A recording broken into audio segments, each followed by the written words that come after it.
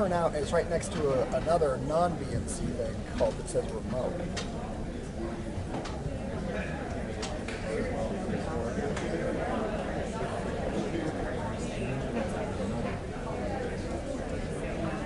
So your camera's different because prompt for me is back.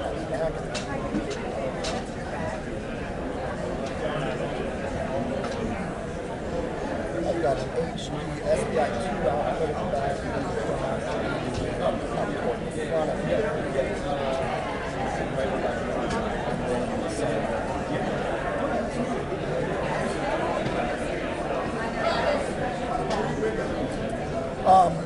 Well, no, for return, I'm plugged in at the front. Is my return. In the back is just my video.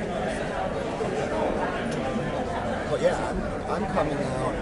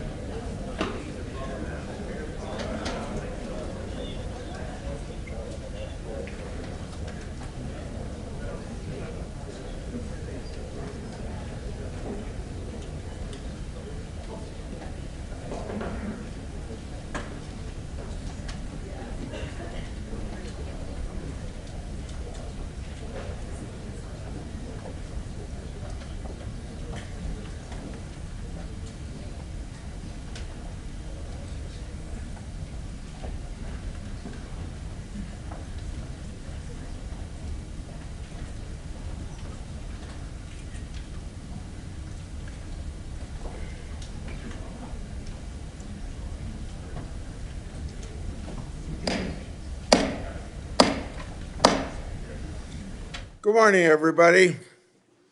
I welcome all of you to this very important hearing to consider the nomination of former Florida Attorney General Pam Bondi. She's serving as the 87th Attorney General of the United States after her approval. Congratulations to your nomination, Ms. Bondi, and thank you for your willingness to serve. I thank Senator Durbin for his leadership as chairman of the committee over the last 4 years. Although he and I have differences of policies, I think the public could say we worked well together on many issues over the years. As he steps into his role as ranking member, I will work closely with Senator Durbin to serve the American people. I also would like to welcome three brand new members of the committee and a person that's repeating his service here after a stint off. I welcome to the committee Senator Britt, Senator Schmidt, Senator Crapel, and Senator Schiff. Welcome. Before we get started, I'd like to set out a couple ground rules. I want to handle this hearing using a similar structure to how Senator Durbin handled the nomination hearing of Attorney General Garland. I want everyone here to be able to watch the hearing without obstruction. If people stand up and block the view of those behind them or speak out of turn, it's not fair or considerate to others, so officers will immediately remove those individuals. Now, before I turn to my opening statement, let me explain how we're going to proceed today. I'll give my opening remarks, and then I'll invite Ranking Member Durbin to give his opening remarks. Then I'll call on Senator Scott and Schmidt to introduce this nominee. And following those introductions and Ms. Bondi's statement, we'll begin the first round of questioning. Each senator will have an initial 7-minute round for question. After the first round, we'll do a second 4-minute round of questioning. Members should do their very best to adhere to these time limits so that we can proceed efficiently with the hearing. We're here today to considering Pam Bondi's nomination to serve as Attorney General of the United States.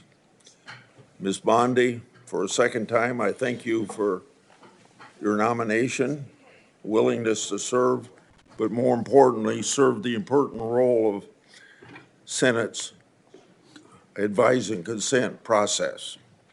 You're nominated to one of the most important offices in our country. It took let's see, a lot of work on your part just to get here today. The more than 14,000 pages of records, hundreds of hours of media files, and more than 3,400 responsive entries you disclosed to this committee are a testament to your long career in public eye and your cooperation with this committee. I'd like to also thank your family for being here today. I know that many of them have traveled some distance to celebrate with you. I'd like to explain and expect that Ms. Bondi be treated fairly. During Attorney General Garland's confirmation hearing, Republicans treated him with respect. We asked tough but fair questions, and we ultimately voted him out of committee on a bipartisan basis. Although Attorney General Garland wasn't who we on this side of the aisle would have chosen to lead the Department of Justice, we recognize that President Biden won that election and that he was entitled to choose his Attorney General. We were ultimately disappointed with some of the things that General Garland and his department did, but at the time of his nomination, we gave him the benefit of the doubt. As the recent terrorist attacks in New Orleans and around the world have shown, our national security must be a high priority. The American people deserve a secure homeland and borders, safe streets, orderly markets, civil rights, and a protected environment. So, delivering on these promises required the swift confirmation of an Attorney General. This committee should give Ms. Bondi the same benefit of the doubt that this committee gave to Attorney General Garland.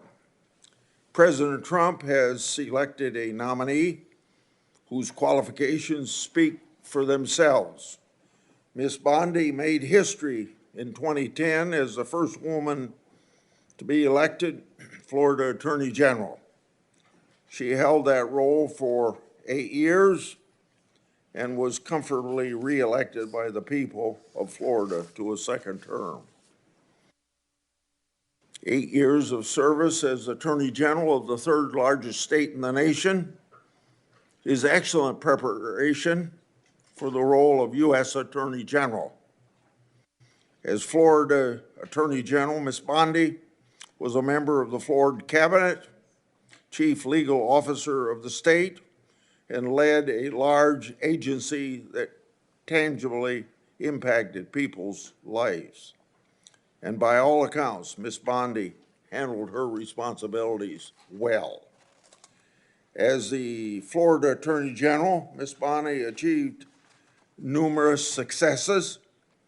She engaged in key initiatives to fight human trafficking, counter the opioid epidemic, and protect consumers and protect the citizens of Florida from violence. She didn't shy away from hard work or complicated problems. She engaged in an aggressive campaign to eliminate pill mills, took a leading role in securing a $3.25 billion settlement following the Deepwater Horizon oil spill, and eliminated the backlog of rape test kits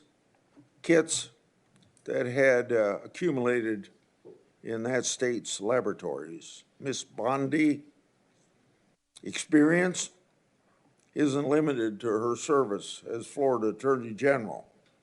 She also served as a prosecutor in Hillsborough County for 18 years and prosecuted terrible crimes.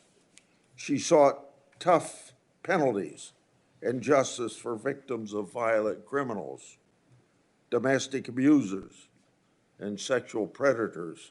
She prosecuted drug traffickers and thus protected her community.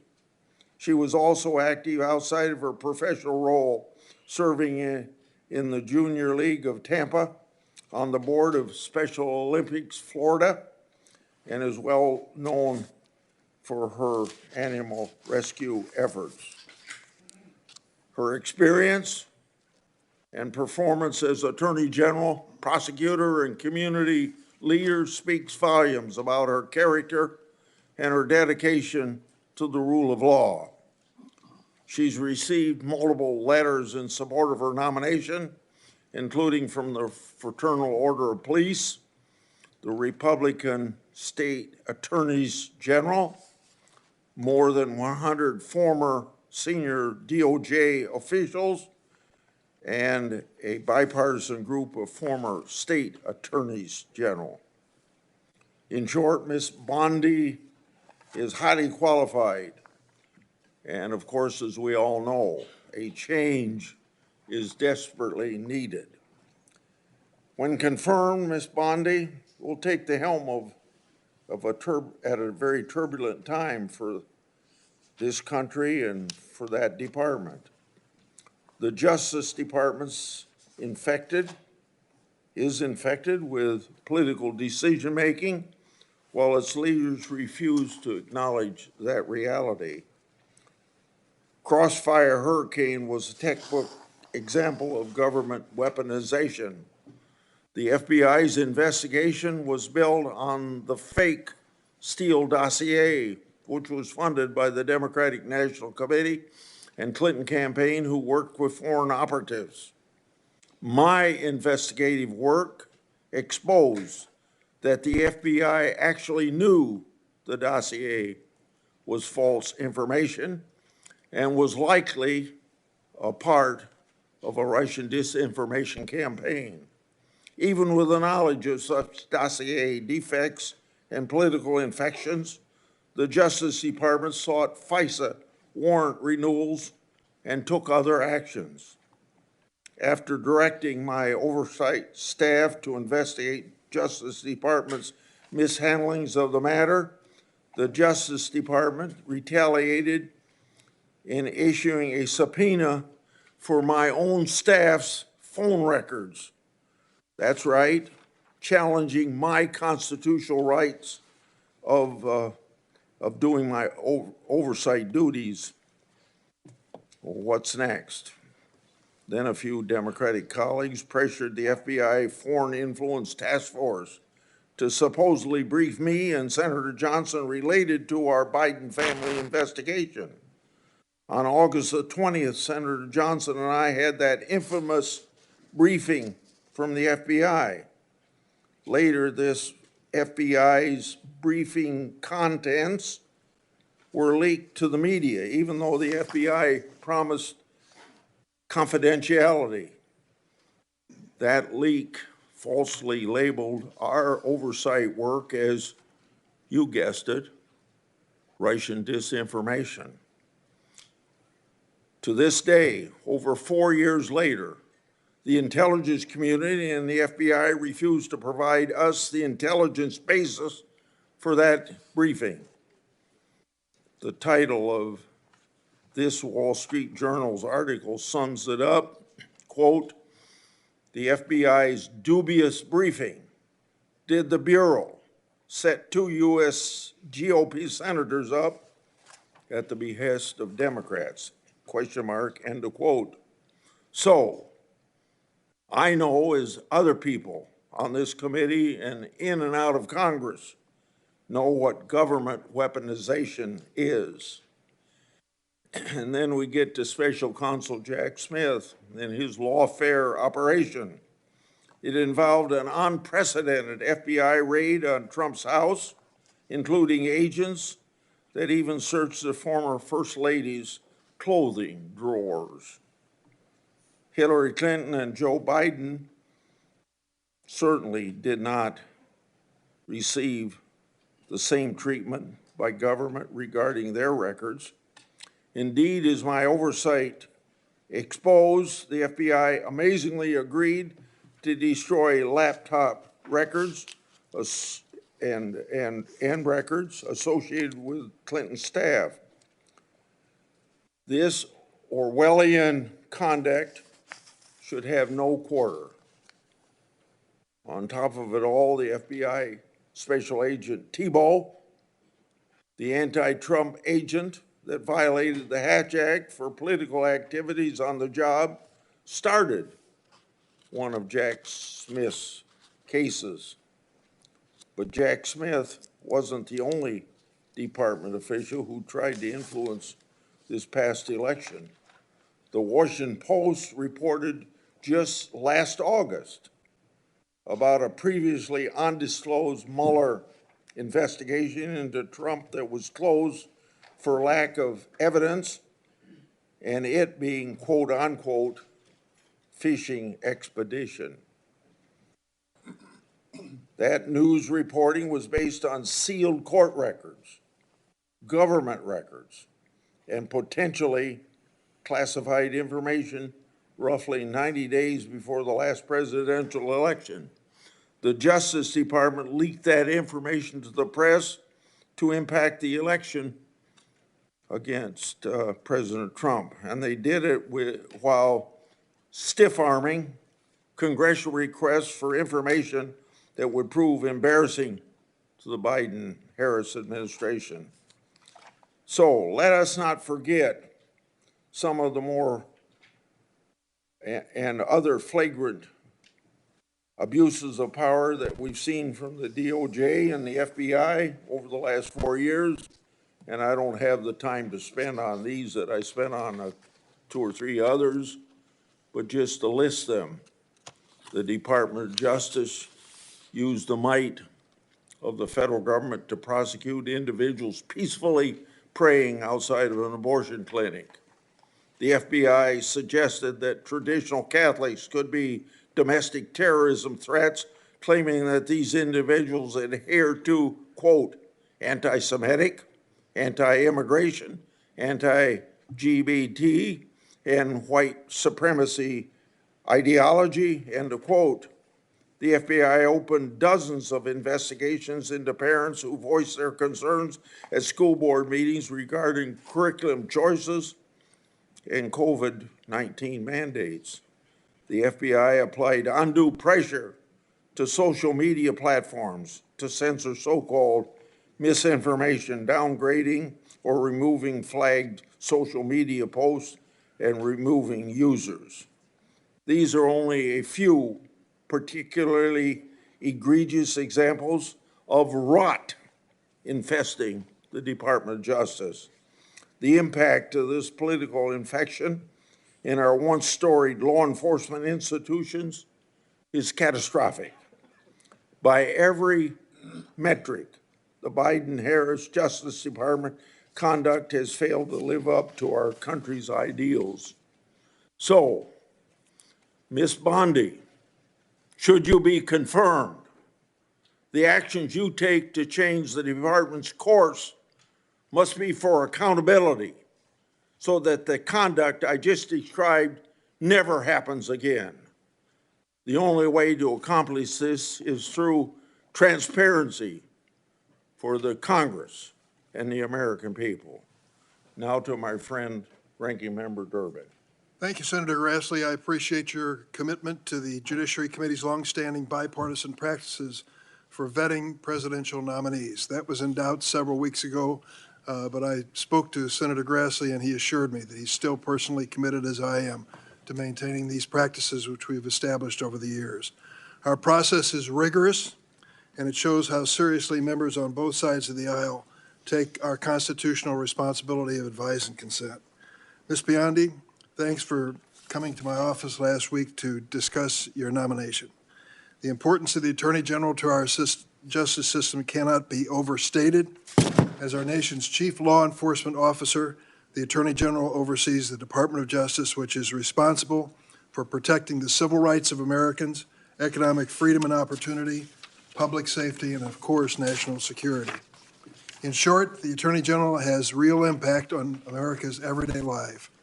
It is critical that any nominee for this position be committed first and foremost to the Constitution and the American people, not any president or political agenda.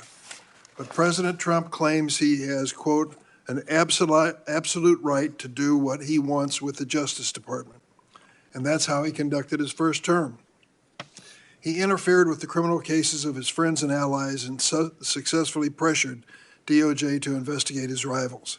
He even tried to use the Justice Department to overturn the results of the 2020 presidential election. The president-elect made it clear that he values one thing above all else, and he said it over and over again: loyalty. Speaking about Attorney General Sessions, Donald Trump said, quote, "The only reason I gave him the job is because I felt loyalty. He was an original supporter."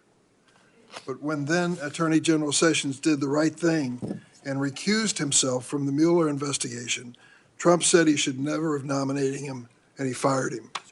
Trump then nominated Bill Barr to succeed Sessions. Barr successfully auditioned for the job in an unsolicited memo to DOJ that sharply criticized the Mueller investigation. Once confirmed, Barr misrepresented and blocked the release of the report, intervened in multiple criminal cases of Trump's political allies, and spread falsehoods about election fraud. But in December of 2020, when Bill Barr finally announced there was no evidence of widespread voter fraud that would change the outcome of the election, Trump dismissed him, fired his second attorney general. This time around, President-elect Trump has vowed not just to use the Justice Department to advance his political interests, but also to seek, quote, retribution against, quote, the enemy within. He has repeatedly threatened to arrest, prosecute, jail, and otherwise punish those he considers his enemies. This includes reporters, prosecutors, judges, poll workers, military officials, and even his own former political appointees. Even before taking office, Trump has forced out his own FBI director that he appointed, Chris Wray, and he's trying to replace Wray with Kash Patel, whose main qualification to be FBI director seems to be his loyalty to Donald Trump. Patel has even compiled an enemies list of, quote, government gangsters to target that even includes former Trump appointees like Director Wray, Attorney General Barr, and Defense Secretary Esper.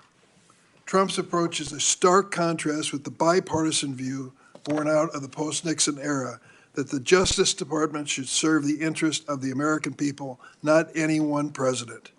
For those who need a reminder, Richard Nixon ordered department officials to fire Archibald Cox, the special prosecutor investigating Watergate. Two of those officials, Elliot Richardson and William Ruckelshaus, resigned rather than carry out Richard Nixon's orders.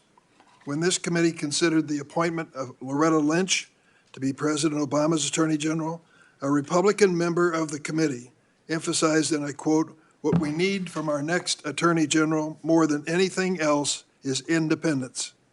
That same member, who now still serves on the committee, said, and I quote, "The job is not to be the president's wingman. The job is to represent all Americans. The Attorney General must be willing to stand up to the president and say no when the office demands it." When Attorney General nominee Merrick Garland came before this committee, another one of my Republican colleagues still serving told Garland, and I quote, "My sole criterion for voting for your confirmation is your pledge to make sure that politics does not affect your job as Attorney General." So the view that the Justice Department must be insulated from political influence should not be weaponized against political rivals has historically been bipartisan, certainly on this committee. At this crucial moment in history, that view, not Mr. Trump's view, must prevail. Ms. Bondi, you have many years of experience in law enforcement, including nearly a decade of service as Attorney General in one of the largest states of the nation. But I need to know that you would tell the president no if you're asked to do something that is wrong, illegal, or unconstitutional. Ms. Bondi, you are one of 4 Trump personal lawyers that he has already selected for top positions in the Department of Justice. You joined Mr. Trump in working to overturn the 2020 election. You've repeatedly described investigations and prosecutions of Mr. Trump as witch hunts, and you have echoed his calls for investigating and prosecuting his political opponents. This flies in the face of evidence, like Mr. Trump's call to Georgia Secretary of State Brad Raffensperger. We've all heard that audio recording. These are the kinds of anti-democratic efforts that in the past you have defended, and it's critical that we understand whether you remain supportive of Mr. Trump's actions. I also have questions whether you will focus on the needs of the American people rather than wealthy special interests. I'm concerned that you failed to identify your extensive lobbying for foreign governments and big corporations as potential conflicts of interest. There will be questions in this hearing on that issue. That's why I've asked the Justice Department and the National Archives for information on lobbying of the Trump White House. And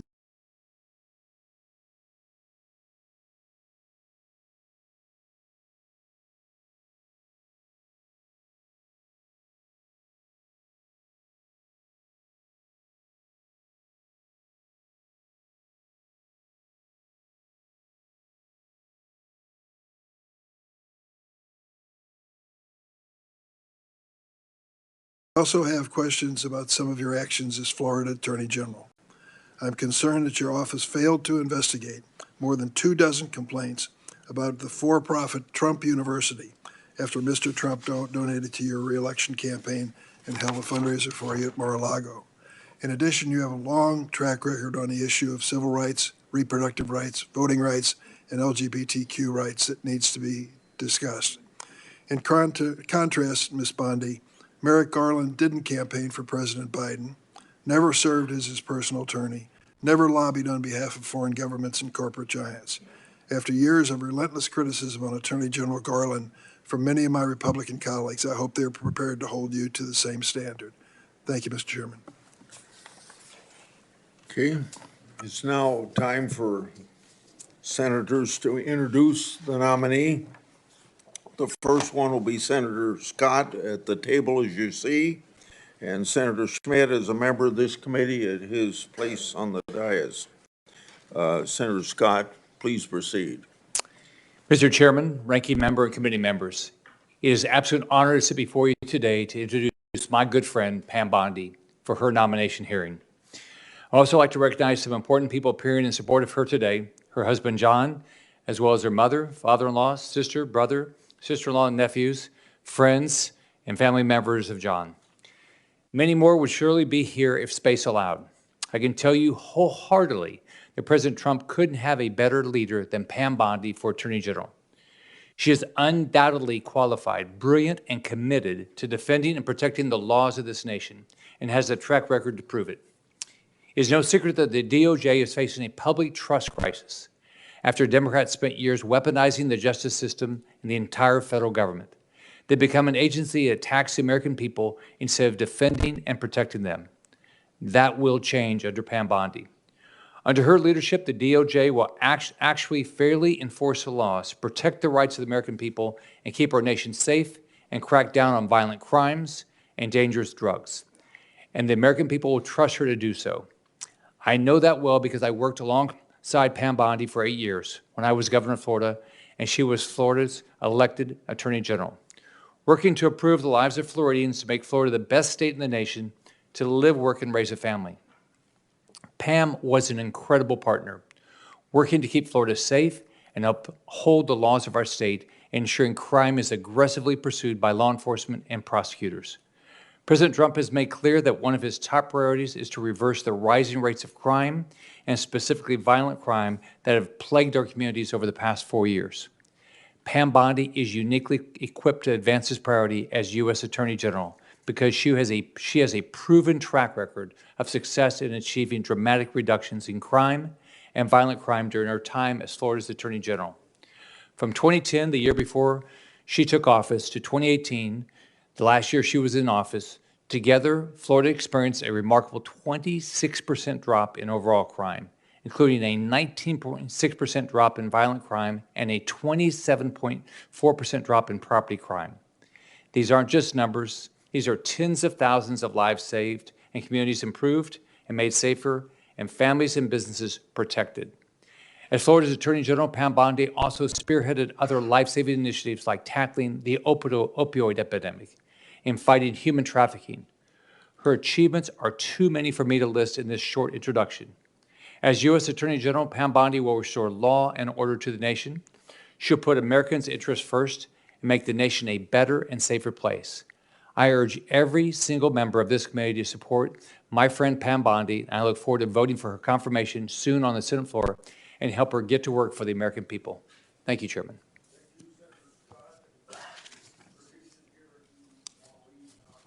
Thank you. Thank you, Mr. Chairman, Ranking Member Durbin, and members of the committee. It is an honor for me and a privilege to introduce Pam Bondi, President Trump's nominee to be the 87th Attorney General of the United States. I have known and worked closely with Pam for years, and I'm glad to call her a friend. When Pam was nominated by President Trump, my reaction was, this is a home run. As many of us are, I was only to be outdone by Senator Graham, who described the nomination as a grand slam, touchdown, hole-in-one, ace, hat trick, slam dunk, Olympic gold medal pick, and he's right. As the letter joined by more than 100 former Justice Department officials put it, quote, it's all too rare for senior Justice Department officials, much less attorneys general, to have such a wealth of experience in the day-to-day work of keeping our communities safe, end quote. Pam exemplifies and personifies the Department of Justice's mission to uphold the rule of law, to keep our communities safe, and to protect our rights and liberties as Americans. Pam has distinguished herself in her career in public service that has taken her from her small-town upbringing in Temple Terrace, Florida, to a hearing before this esteemed committee. After attending the University of Florida and Stetson University College of Law, she started her career as a local prosecutor in Hillsborough County, Florida. As a local prosecutor for nearly 2 decades, Pam kept her community safe, prosecuting violent criminals, drug dealers, those who had threatened the local community, and those who stood in opposition to the rule of law. Pam's fellow Floridians then elected her to serve as Florida's Attorney General, where she was the first woman in state history elected to that office. As a former state attorney general myself, I can vouch for the deep experience that Pam Bondi has developed from serving in that role. As the chief law enforcement official in her state, she worked with local prosecutors to fight crime, worked to protect our constitutional rights, or the constitutional rights of Floridians, and stood up for the little guy by taking on abuses of power. As Florida's Attorney General, she worked tirelessly to combat the opioid crisis, fighting pill mills, and helping to combat the widespread misuse and trafficking of deadly drugs, including fentanyl, which have devastated families and communities all across our country. She stood up for Floridians in the wake of a 2008 financial crisis, leading to the National Mortgage Settlement Act, resulting in $56 billion in compensation to victims. And after the Deepwater Horizon oil spill, Pam was there and stood up for Floridians by getting $2 billion from the companies responsible. On a more personal note, Pam has always taken it upon herself to help others. She's incredibly generous and someone I could always count on. She's truthful, she's tough, and she's a born leader. She has charted her own course with the rare combination of backbone and heart. The next Attorney General of the United States must restore trust by reversing the weaponization we've seen the last 4 years and refocusing that department to its core mission, administering justice. The next Attorney General must promote the rule of law, take on violent crime, keep our communities safe, and safeguard the God-given rights that each American has protected in our Constitution. I can think of no one more up to that task than Pam Bondi, a career prosecutor and widely respected Attorney General with the prudence, fortitude, and temperance for this incredibly important job. Mr. Chairman, it is truly an honor for me to introduce Pam Bondi to this committee and to our country here.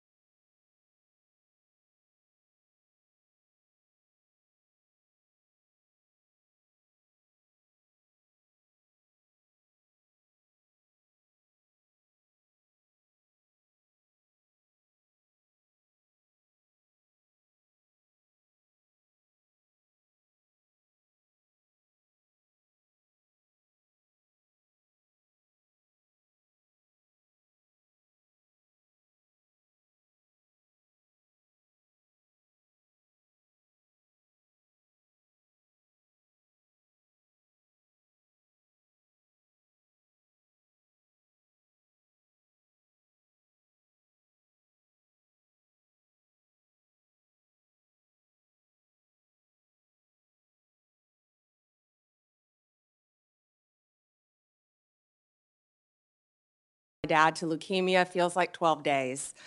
My amazing husband, John, and his 2 incredible girls, Collins and Finley. Collins is a senior at University of Florida, and I think all of you on this committee will be very happy to know Finley is in cybersecurity. There's a third who is traveling abroad. I wish she could be here. My amazing father-in-law, David, my sister, Beth. My brother-in-law is home with my niece. My nephews, if you could just raise your hand, Evan, Jake, and soon-to-be niece Savannah. My brother, Brad, a brilliant lawyer. My sister-in-law, Tandy, and my nephews, Justin, who just got a 4.0 at UVA. Rex, great college tennis player. Brad, great tennis player. Is Rhea here? And my niece, my beautiful niece Rhea, and the little guy is in school because he's 10. My friends, Leslie, Kathy, Dina, Tiffany, Kim, Paula, and so many of my former coworkers. And Ranking Member Durbin, if you want to get dirt on me, these women have known me since I was a child. Seriously, most of them. So thank you for indulging me in that. They've all made a very long trip to be here, and thank you for holding my hearing as well and not postponing it. I appreciate that. Thank you all. From the moment I interned at the state attorney's office in Tampa, Florida, all I wanted to do was be a prosecutor. The Supreme Court certified me, and I had 4 jury trials while still in law school. Lost most of them, but had 4 jury trials and never wanted to do anything else. I continued my career there, trying everything from DUIs, domestic violence cases, capital murder cases, the whole gamut. I became a lead trial attorney in courtroom every day, trying career criminals, was deputy chief of a division, and then ultimately was felony bureau chief, and eventually left to become Florida's 37th Attorney General for the state of Florida. Nothing has impacted my career more than my experience as a state prosecutor, because I got to know and still keep in touch with many victims and their families from when I was a prosecutor. Upon becoming Attorney General in 2011, I proudly served for 2 terms. I was term limited. I would probably still be there right now had I not been kicked out of office by term limits. I loved being Attorney General. I did my best to keep Florida safe, to continue to stand up for victims of crime, and to fight the opioid crisis and the drug crisis that was not only facing Florida, but this entire country. Out of the top 100, this is one of the things I'm the most proud of, oxycodone dispensers in the entire country, I believe it was 98 of them, 90 or 98 of them, lived in Florida. We fought for tough legislation. Kids were dropping dead every day. We fought for tough legislation, and after that legislation, none of those opioid dealers, doctors, practiced in Florida. We fought to eliminate human trafficking by raising awareness and prevention and talking to parents and talking to children. We also provided critical resources, including safe houses, that my state was lacking. On the civil side, we worked to protect consumers. We tackled everything, including off-label prescription marketing, which affects, as you know, many, many people who can't afford prescriptions as well. We partnered with states' attorneys general from both parties and federal agencies across administrations. We went after price gougers during hurricanes. If confirmed as the next Attorney General of the United States, my overriding objective will be to return the Department of Justice to its core mission of keeping Americans safe and vigorously prosecuting criminals. And that includes getting back to basics: gangs, drugs, terrorists, cartels, our border, and our foreign adversaries. That is what the American people expect, and that is what they deserve from the Department of Justice. If confirmed, I will do everything in my power, and it will be my great responsibility to make America safe again.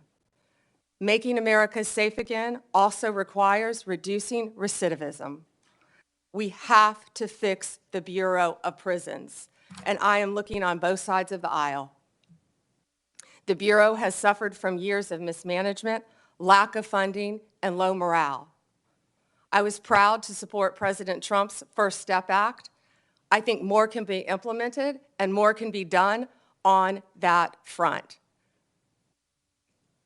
President Trump's leadership on criminal justice reform has demonstrated what is possible when a president is unafraid to do things that have been deemed to be too difficult. We have to reach across the aisle and get solutions for all of these problems. Like the president, I believe we are on the cusp of a new golden age where the Department of Justice can and will do better if I am confirmed. Lastly, and most importantly, if confirmed, I will fight every day to restore confidence and integrity to the Department of Justice and each of its components. The partisanship, the weaponization will be gone. America will have one tier of justice for all. In all this work, I'll collaborate closely with this committee. I will work with all of you, as I've committed to do when I met with almost all of you.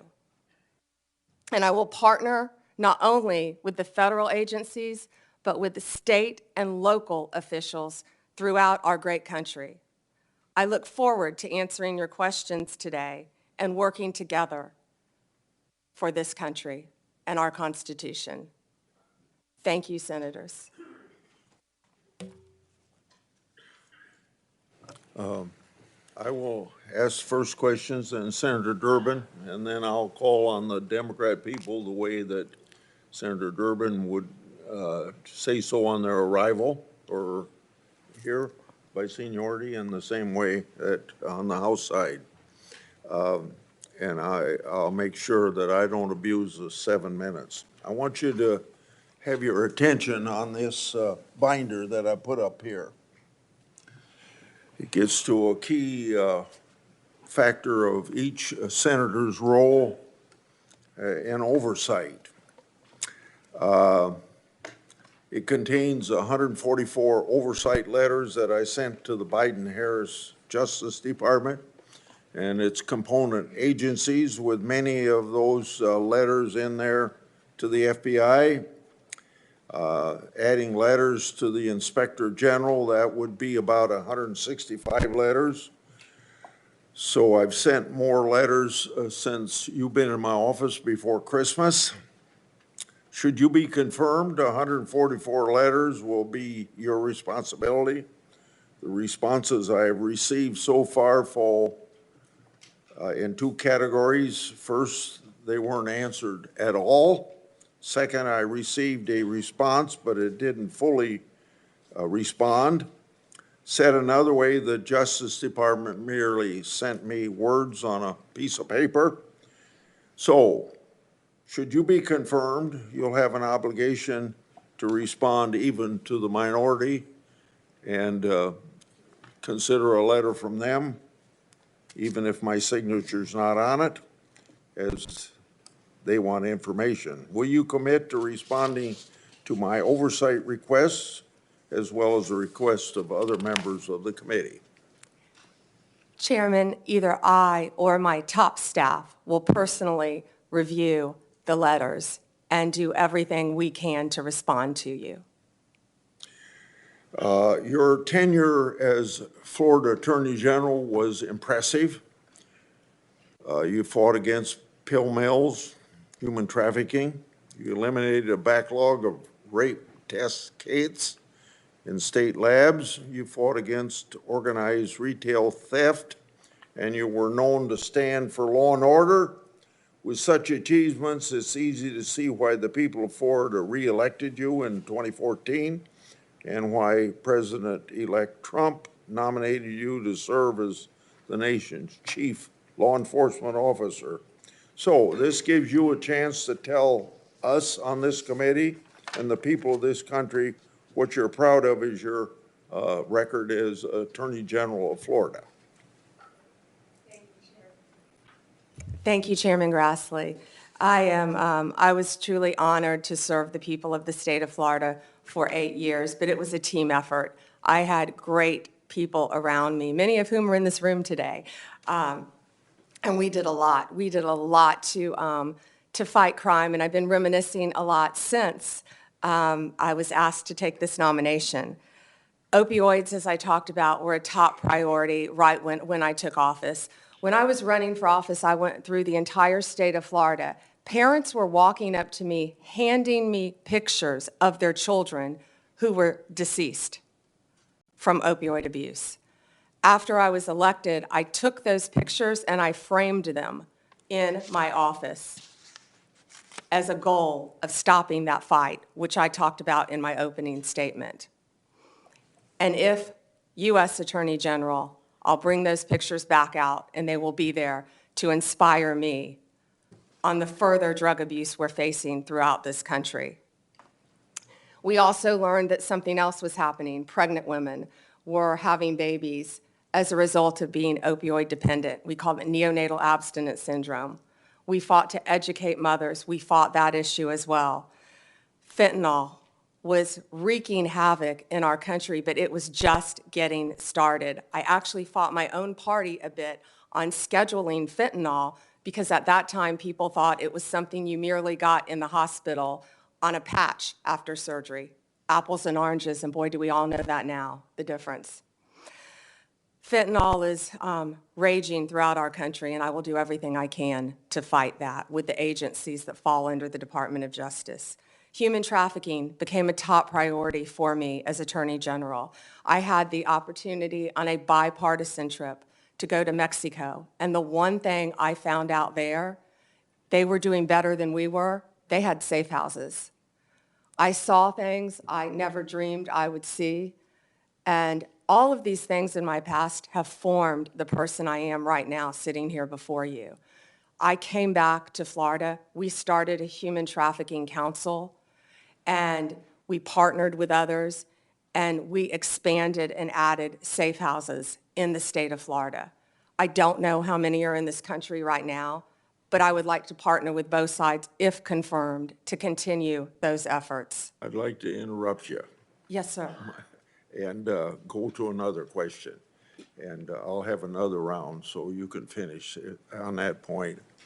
I'd like to ask you about something that's central to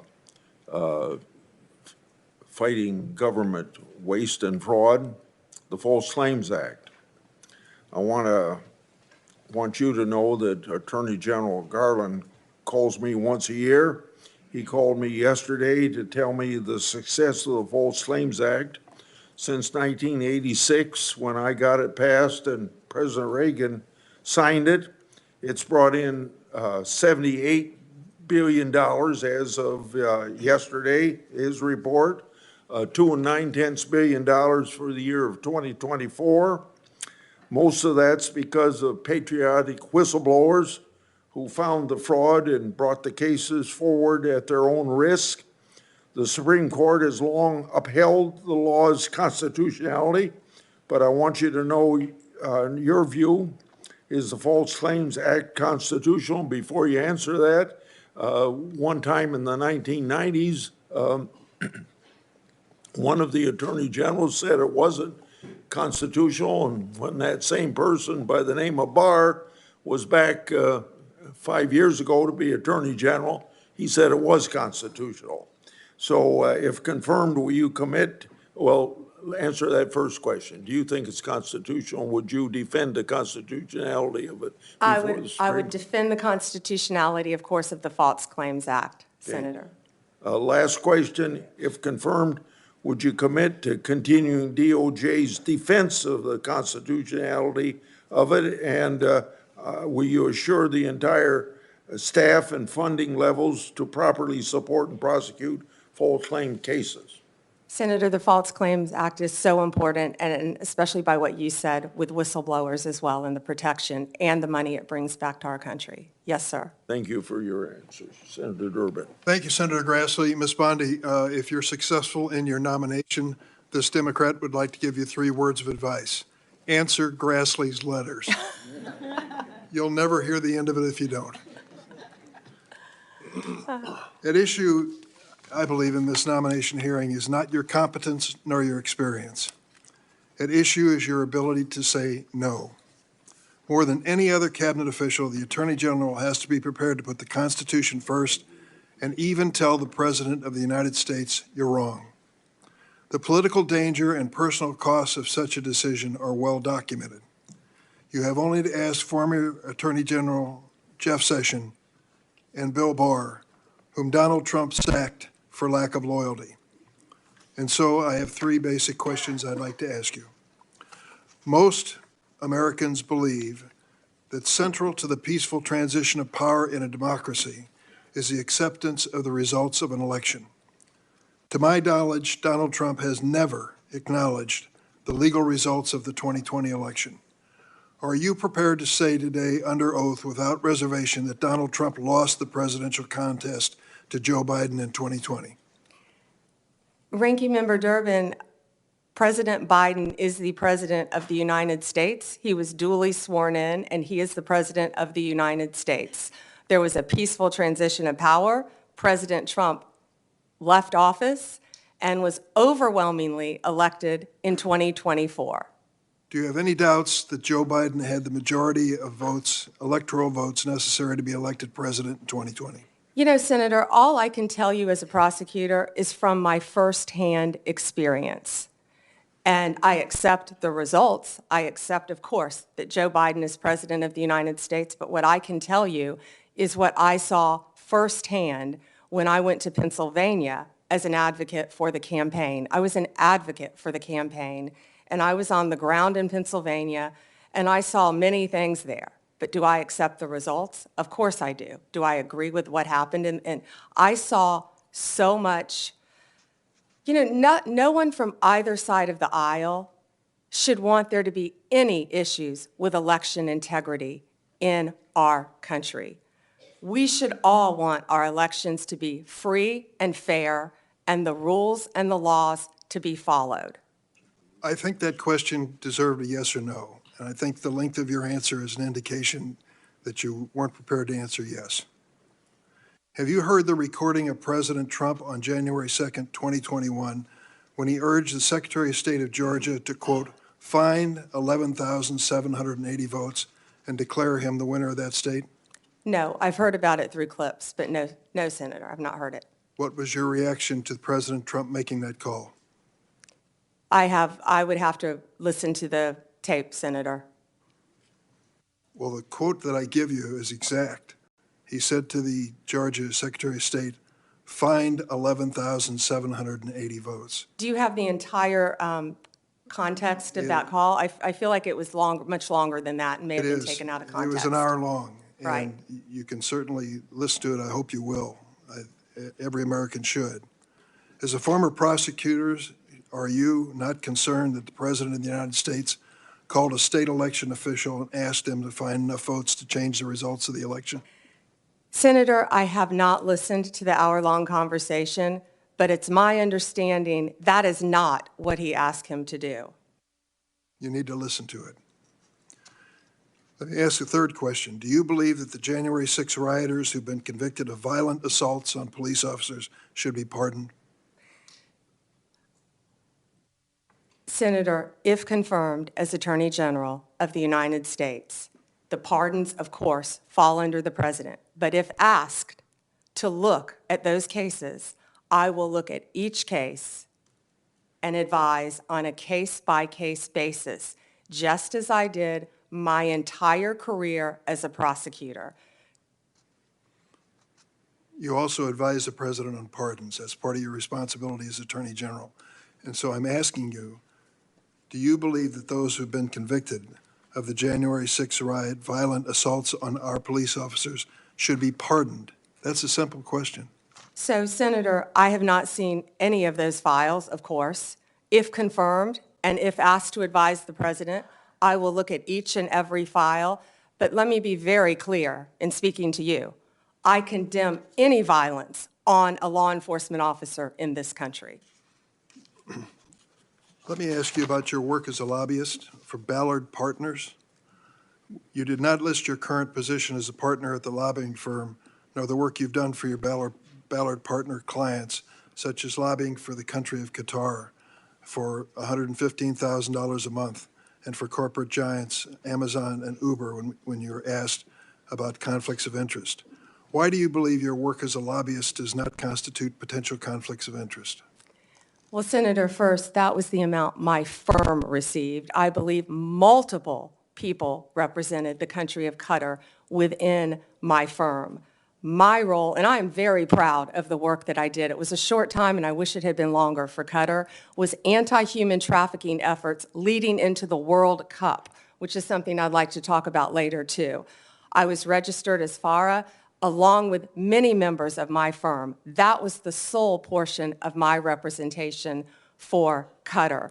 Now, if there are any conflicts with anyone I represented in private practice, I would consult with the career ethics officials within the department and make the appropriate decision.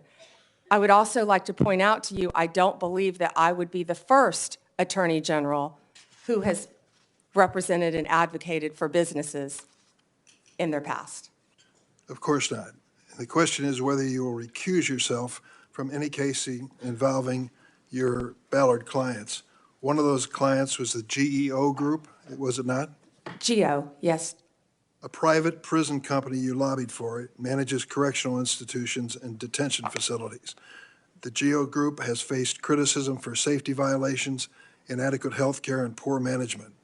The U.S. Immigration and Customs Enforcement is GEO's largest source of revenue. Under the Trump administration, GEO stands to earn hundreds of millions of dollars by detaining immigrants if there is this mass deportation. Would you sense any conflict of interest if you're asked to judge the performance of this government contractor? Senator, I will consult with the career ethics officials within the Department of Justice and make the appropriate decision. Thank you, Mr. Chairman. Senator Graham. Thank you. Congratulations. Thank You you. forgot to say that John's family was from South Carolina. The upstate, I'm sorry. Yeah. I'll give you a pass on that. From Anderson, by the way. So, listen, President Trump asked a bunch of us, who would you pick for Attorney General? How many of you got asked that on our side? Probably didn't ask Dick, but he asked me. I said Pam Bondi. That's like an easy decision. I couldn't think of anybody more qualified, that he knew, that he trusted. And it's okay to have, you were his lawyer, right? Yes, sir. I represented him when they tried to impeach him the first time as part of White House Counsel, Office of Special Counsel. Being Trump's lawyer prepares you for many things. So, yeah, you have a longstanding relationship with the president. He trusts you. That's a good thing. That's probably why President Kennedy picked his brother, Bobby Kennedy. I guess you can say no to your older brother. I'm sure he would. But this idea there's something bad is ridiculous. Who do you pick? You pick people you know. You pick people you trust, people that you're qualified. I'm glad he picked you. He knows you, he trusts you, and you're highly qualified. So the idea that there's something wrong with that is just absolutely ridiculous. So let's talk about the job you're about to have here. Do you support making certain drug cartels in Mexico foreign terrorist organization? Senator, I personally went to Mexico. I personally dealt with these cartels when I was a state prosecutor, and they are a grave and violent threat to our country. Yes, Senator. Advising the president? Good, good. Now, when it comes to Crossfire Hurricane, are those days over if you're Attorney General? Absolutely. Okay. Lake and Riley, are you familiar with that case? Sadly, I am, Senator Graham. Do you know why the man who killed her was released from custody? He was paroled to the detention capacity at the Central Processing Center in El Paso, Texas. Now, that's not your call. You'll be DOJ. But do you agree with me that the statute regarding parole doesn't allow parole to be based on we don't have detention beds? There's nothing in that statute would authorize parole based on lack of capacity. Are you familiar with that statute? Yes, sir, and that's frightening. Yeah, well, it is frightening. Are you going to fix it? I am going to do everything in my power to fix it if confirmed as Attorney You're going to General. advise President Trump we need more beds. Tom Holman's the guy that's going to do this, but would you as Attorney General say we need more bed space so Lake and Riley never happens again? Senator, my job, if confirmed as Attorney General, will be to keep America safe. Do you think we need more detention space? And that includes having enough space for violent criminals, for people that should not be in this country who Yeah. have committed violent crimes. To And the Laken public. Riley is one of many. Yeah, but 41,000 beds in this country to detain people. We got like millions of people here illegally. We let this dude go because we didn't have any place to put him. I hope those days are over. And if, Tom, you're listening out there, I hope you'll create enough detention space to make sure we don't find this dilemma ever again. Do you think we're at war? And if so, who with? Oh, Senator, we're at war on so many fronts. Are we at war with ISIS? Of course, we're at war with ISIS. They're at war with us. Do you agree with that? Absolutely, Senator. Do you think since our withdrawal from Afghanistan, threats to our homeland have gone up from ISIS? Yes. Okay, March 7th, 2024, General Corella. I assess ISIS-K retains the capability and will to attack the U.S. and Western interests abroad in as little as 6 months with little or no warning. That's March of 2024. General McKenzie, ISIS-K has a strong desire to attack the United States after it began to grow in Afghanistan following U.S. exit in August 2021. He also stated the threat to ISIS-K from ISIS-K is growing. Major General Quantock, the U.S. remains target number one for ISIS-K. Do you agree with that? Senator, I don't have my security clearance, but from everything I've read and heard, ISIS is one of the greatest threats. Okay, well, when you get your security clearance, you're going to find out these people are coming after us and they want to kill us. So I would like to have a strategy to deal with the ISIS threat that's beyond just the law enforcement model. Does that make sense to you, that we should use every tool in the toolbox? Senator, that includes wrapping in our state and local officials too, and better cooperation throughout our country and our world. I totally agree. Do you support reauthorizing FISA in 2025? Senator, I believe 702 is up in 2026. Okay, I'm I sorry, believe it's 26. 2026, and we will closely be looking at that. FISA is a very Do you important agree tool. that the 702 provides important intel gathering capability to protect our nation? Extremely important. Okay. So, Pam, you're about to step into a job that's one of the most important jobs in any democracy. Let's go back to pardons. If I'm a lawyer for somebody in jail, would you promise to listen to the application and read it before you made a decision? Yes. Okay. No matter who you are. Good. That's the way it works. People want to bargain with you up here. Will you do this? Will you do that? All I ask you to do is call it as you see it, hire good, competent people, and give the president the best legal advice you can, run the Department of Justice in a manner that other people would want to join it one day. Growing up, I had a fondness for the FBI. I watched the show, I think it's every Sunday, wanted to be an FBI agent. Right now, the FBI needs an image overhaul. So you have a real task ahead of you in two areas: to restore trust to many Americans who have lost trust in the Department of Justice, and to make sure that this country is safe from drug cartels that are killing 3,000 Americans every 2 weeks for money, to go after these people and to protect our homeland that's under siege. I think you're the perfect pick at one of the most dangerous times in American history, and I look forward to supporting you. Thank you, Senator. Senator Whitehouse. Thank you, Chairman. Welcome, Ms. Bondi. Thank you, Senator, and thank you for meeting with me. I greatly appreciate that. It was a pleasure. Ms. Bondi, you were a courtroom prosecutor for a great many years. As a courtroom prosecutor, did you ever have an enemies list? No, Senator. And you went on to be Florida's Attorney General. As Florida's Attorney General, did you ever have an enemies list? No, Senator. As Florida's Attorney General, you were responsible for hiring into the Florida Department of Attorney General, correct? Senator, the Attorney General's office in Florida is the third largest in the state, approximately 1,400 employees and approximately 400 lawyers. Only California and Texas are our bigger offices. And you were So, responsible yes. for hiring into that office while you were Attorney General?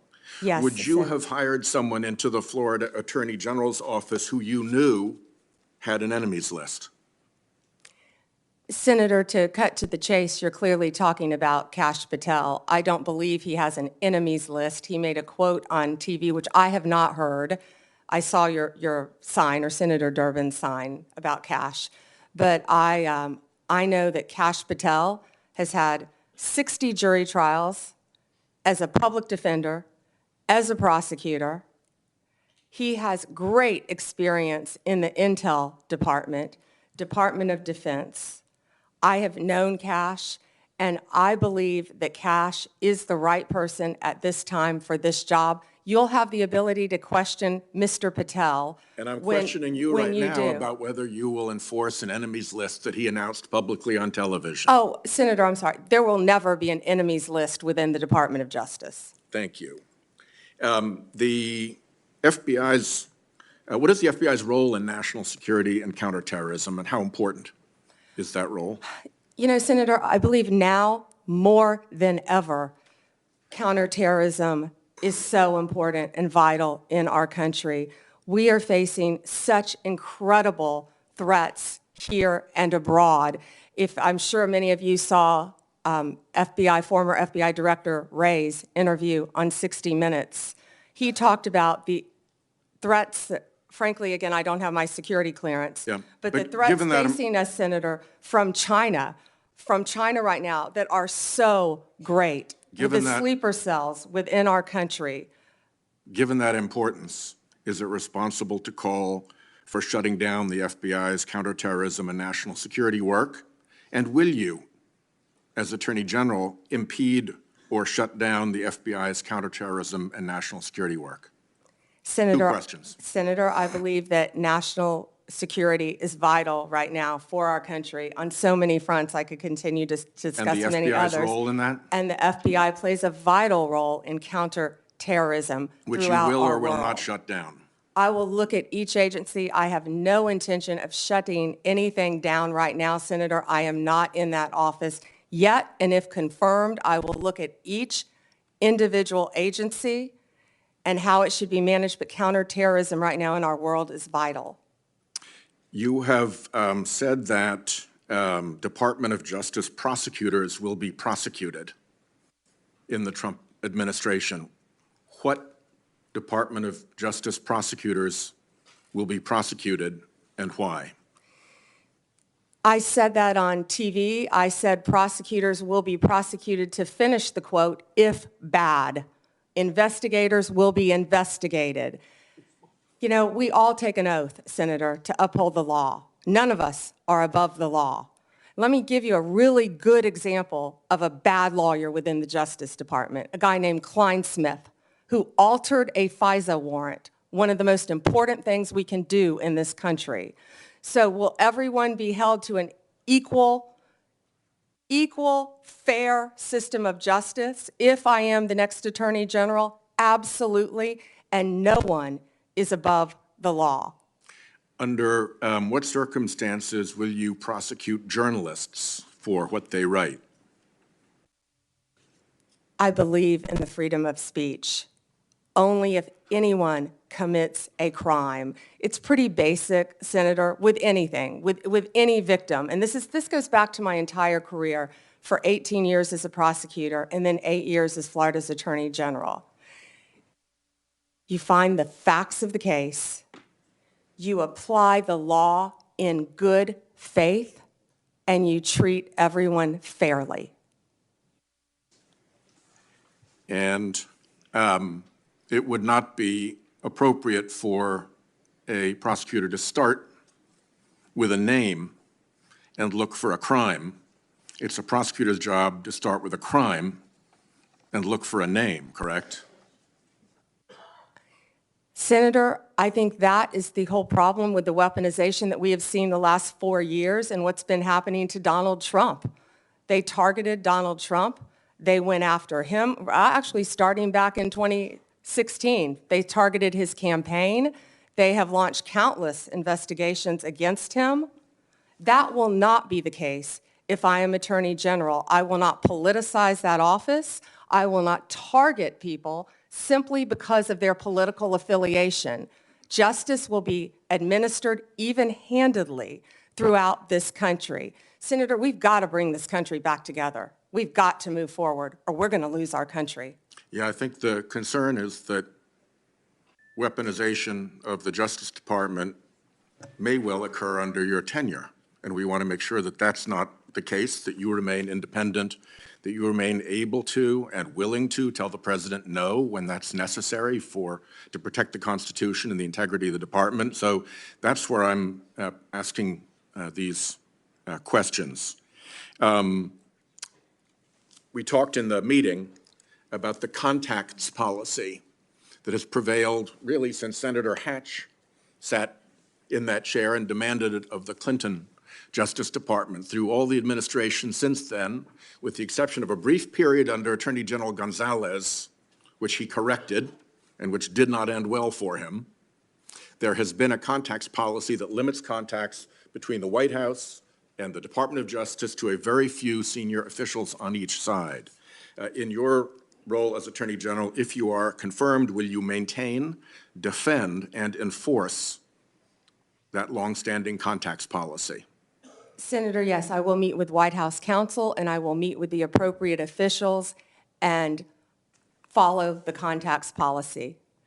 My time has expired. Thank you, Ms. Bondi. Senator Cornyn. Ms. Bondi, your testimony is music to my ears. Thank you.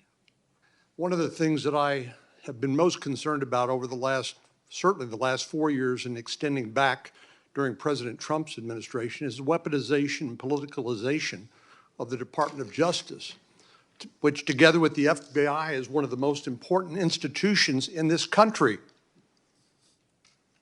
If people don't trust that their elected officials will faithfully enforce the law or administer equal justice under the law, they've lost faith in America. And that disturbs me greatly, and I know it does you too, based on what you said. So I'm delighted to hear you say what you have said. But I want to talk about some specific topics. Time is short. First, the border.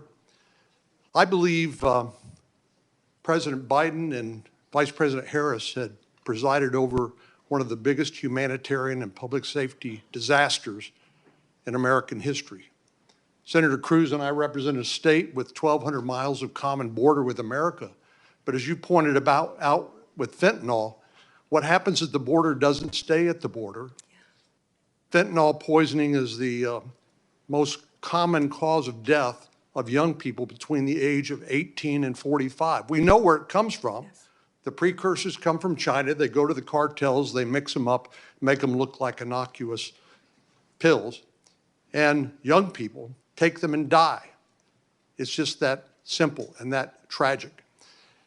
So there's just so much that we could talk about with regard to the border, but you know, I know people voted for President Trump in large part because of his promise to restore security at the border. Will you do everything within your power as Attorney General to enforce the laws on the books, including the President's executive orders, which I anticipate he will be signing on January the 20th when he is sworn in, and help do everything you can and the Department of Justice can is to restore security to our southern border? Yes, Senator, absolutely. One example is, of course, if you come here to the from anywhere in the country and you show up at the border under the Biden and Harris administration policies, you'll simply be released into the interior of the country, either to await a trial date, which may never occur due to the enormous backlog, or you will simply be paroled. And I know parole has a special connotation in the criminal law, but in this context, as you know, it's designed to be administered on a case-by-case basis.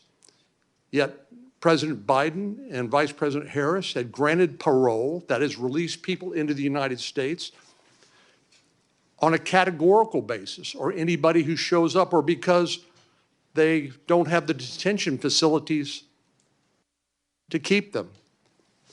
So do you believe Lake and Riley would be alive today if President Biden and Vice President Harris had enforced the law and secured the border? Senator, he should not have been in our country. and then Laken Riley would have been alive. And I don't think it's just Laken Riley. There are so many victims throughout our country. Not only that, we're all familiar with the violent gangs who are coming into our country, walking into our country freely through the open border. The cartels, the gangs, Venezuela's let people out of their prisons. It's been reported. I don't have the security clearance yet to see what's happening, but I know, we all know, there are criminals throughout our country, and it is my commitment to you on both sides of the aisle that I will do everything in my power with the agencies that fall under me if I am confirmed to make America safe again. We have to do that, Senator. Well, many of us, of course, see classified information on the Intelligence Committee or just generally in our duties as a senator. And so you're not going to feel any better about the blinking lights, the danger that Director Wray has talked about. In my closing moments here, I want to revisit an issue that is of particular importance. 60% of the President's daily brief, which is the intelligence brief that the Director of National Intelligence and the CIA Director delivered to the President, comes from Section 702 of the Foreign Intelligence Surveillance Act. I've called this the most important law that most people have never heard of. I know you have, and you're familiar with it, but I want to ask you a few questions about that. It's been called the crown jewel of U.S. intelligence. And of course, it cannot be legally used to spy on American citizens. And if it is, it ought to be prosecuted to the fullest extent of the law. I know you would agree with that. But there have been some, as you know, and as you pointed out to Senator Graham, we have a temporary extension of the existing authorization for the use of the intelligence community to target foreign threats to our national security that expires in 2026. And I'd like you just to confirm here on the record that you will enforce that law and you can support the law as it is written. Senator, I haven't read the entire 702 in front of you, but I will commit to reading that and doing everything I can to keep America safe again. Of course you will. So Director Ratliff, who's going to be, I'm going to go to his hearing on for CIA Director. Of course, he was confirmed as Director of National Intelligence. Some have argued that in order to query or look at lawfully collected FISA 702 product, that you need to get a warrant requirement in order to show probable cause that a crime, including espionage, perhaps has been committed. But Director Ratliff has written that a warrant requirement may not achieve its intended objectives and could hinder national security efforts. Do you share Director Ratliff's concerns? I would read his memo, and I will speak to you after I read his memo, Senator. Well, we need to have I hope you and I can continue this conversation after this, because I think there's a lot of misinformation with regard to how Section 702 works. I'm happen to be one of the members of the Senate Intelligence Committee. We read that product on a regular basis, and it is not used to spy on American people. I think what's fundamentally missing is a lack of trust in the intelligence community, including the FBI, which I'm hoping you and Mr. Patel can restore. Thank you. Thank you. Senator Klobuchar. Thank you. Thank you, Mr. Chair. We had a good meeting this week. Thank you for that. And I appreciated your priorities on human trafficking that you mentioned today, that work, as well as fentanyl and some of your other prosecution experience. We had some similar backgrounds in doing that. And I want to talk about, first of all, the U.S. Attorney's Office in Minnesota, one of the premier offices in the country. This office has been instrumental in combating violent crime, dismantling street gangs, taking fentanyl off our streets, enforcing civil rights laws after George Floyd's murder, ensuring victims of fraud get justice. Do you agree that it should be a priority to support U.S. attorneys, frontline prosecutors, and case agents who work hard every single day on our streets? Senator, I think that is one of the most important things in our country right now, and there are so many good men and women within the Justice Department throughout our country, as well as all the law enforcement agencies. Yes, they work very hard and they will be supported. I'm concerned about some of the proposals that could put cuts in the COPS program, burn JAG programs. I know you're familiar with those. Senator Murkowski and I lead the COPS reauthorization bill. Just will you commit to continue to support those programs? Senator, I will read everything about those programs because that is a top priority of mine, and I would love to meet with you on that and Senator Murkowski to support law enforcement and those programs. Thank you.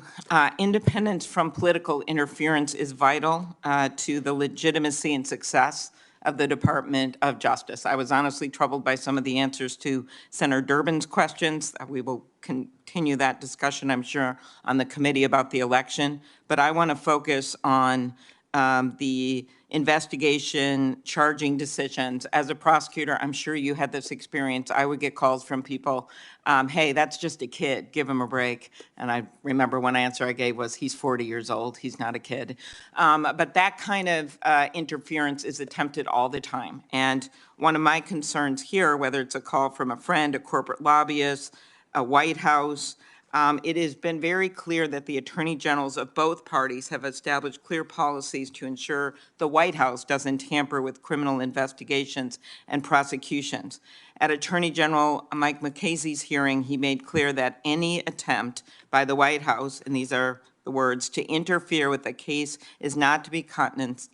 Any call to a line assistant or to a United States attorney from a political person relating to a case is to be cut and curtailed. Do you agree with this statement? Senator, yes, I believe that the Justice Department must be independent and must act independently. The number one job is to enforce the law fairly and even-handedly, and that's what will be done if I am confirmed as the Attorney General.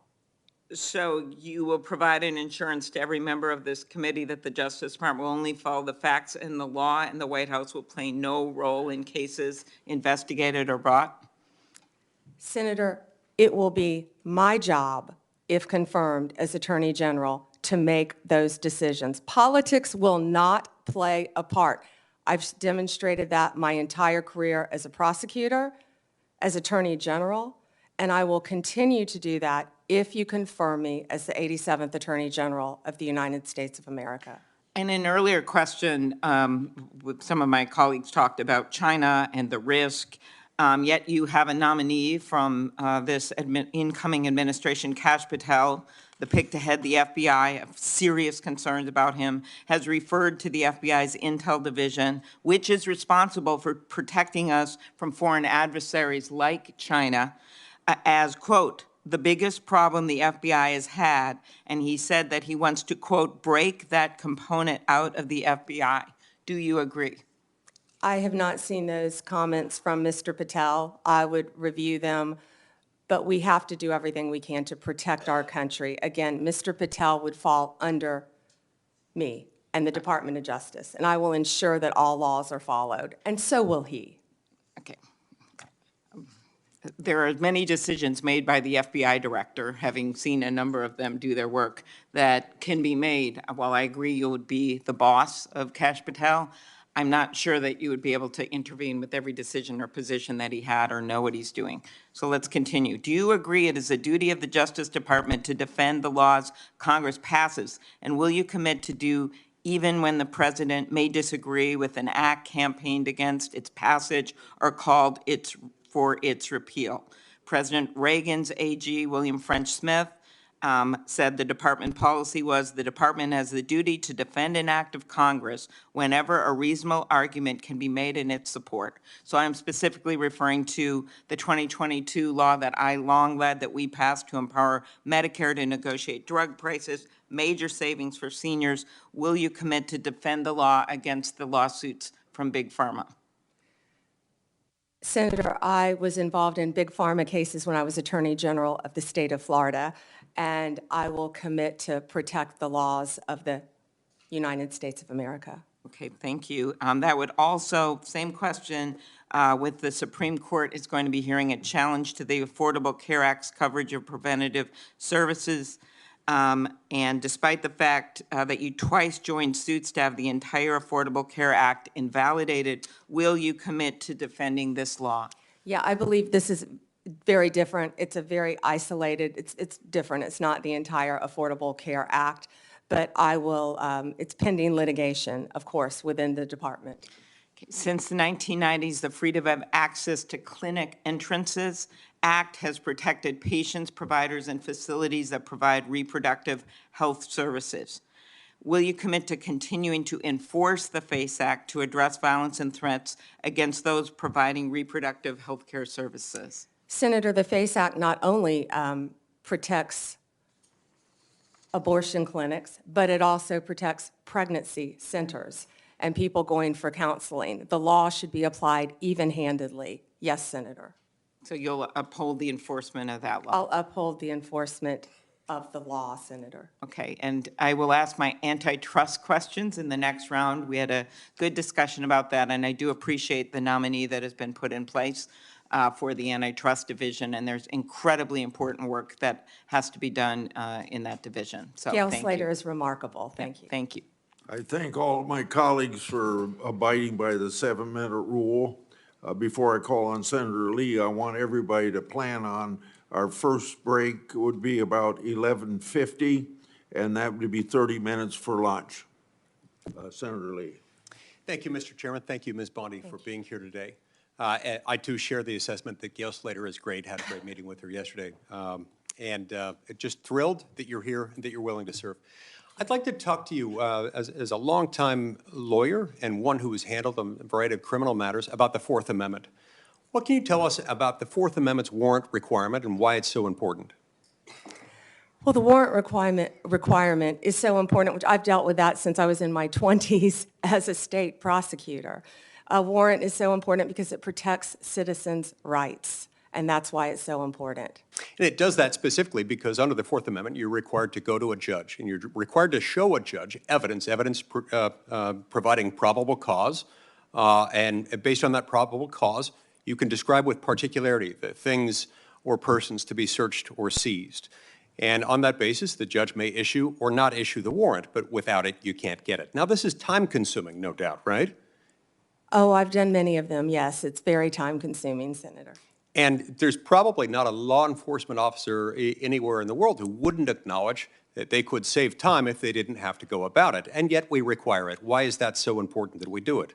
Well, it's so important for the reasons you just laid out. When I said I've done many of them, I've approved them and not approved them as a state prosecutor, because law enforcement, there are checks and balances, and law enforcement must bring these warrants to prosecutors to see if there is sufficient evidence. Then after that's done, they have to take them to a judge to have a judge sign them. So there have to be sufficient checks and balances throughout our system. So even after you as Attorney General, as the chief law enforcement officer and prosecutorial authority in the state of Florida approved it within your office, you still had to go to the judge.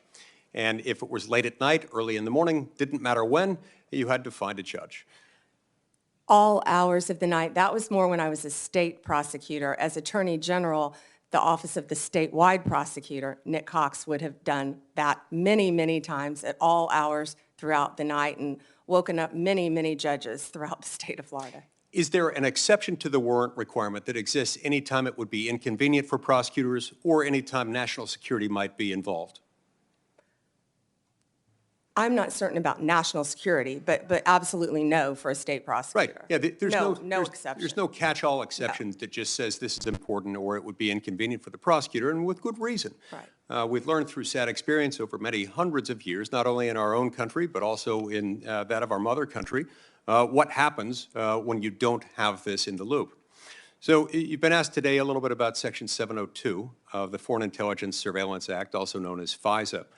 There are those who have repeatedly assured members of this committee, including myself, that don't worry, content of phone calls or electronic communications involving American citizens, sometimes resulting in the quote-unquote incidental collection of American citizens' private conversations, don't worry, their Fourth Amendment rights are just fine. And yet, when they incidentally collect the communications of American citizens, either because they're perhaps unwittingly talking to somebody who might be an agent of a foreign power and themselves under 702 surveillance, they get onto this big database. And at times, there are those in the government, including the Federal Bureau of Investigation, who have gotten into that database and done so, of course, without a warrant because there currently is no warrant requirement. This has the effect of what we call a de facto backdoor warrantless search. Would you agree with me that that is potentially concerning anytime an American citizen's private conversations are intercepted, stored, whether as an incidental collection or otherwise, they ought not be searched without some kind of probable cause showing? I assume you'd agree with me on that. Yes. Yeah, it's important. Sometimes people will defend that by saying national security is involved, as if that's the beginning and the end of the inquiry. That has never been the case, and I hope and pray it never will be the case, because that's not what the Fourth Amendment says, not what it does, not what it ever can be. So it's my sincere hope that the next time FISA 702 comes up for reauthorization, Congress finally do what it has been avoiding for a long time, which is to ensure that this doesn't happen. We've heard again and again from people who, if you're confirmed to this position, will soon be your predecessors, prior occupants of the position to which you've been nominated and to which Mr. Patel has been nominated. Don't worry, we have good people. Don't worry, we have good systems in place. Don't worry, it's as good as a warrant requirement, the internal approval procedure that we have within our system. And yet we've found out time and time again that this has happened, by some accounts, hundreds of thousands of times.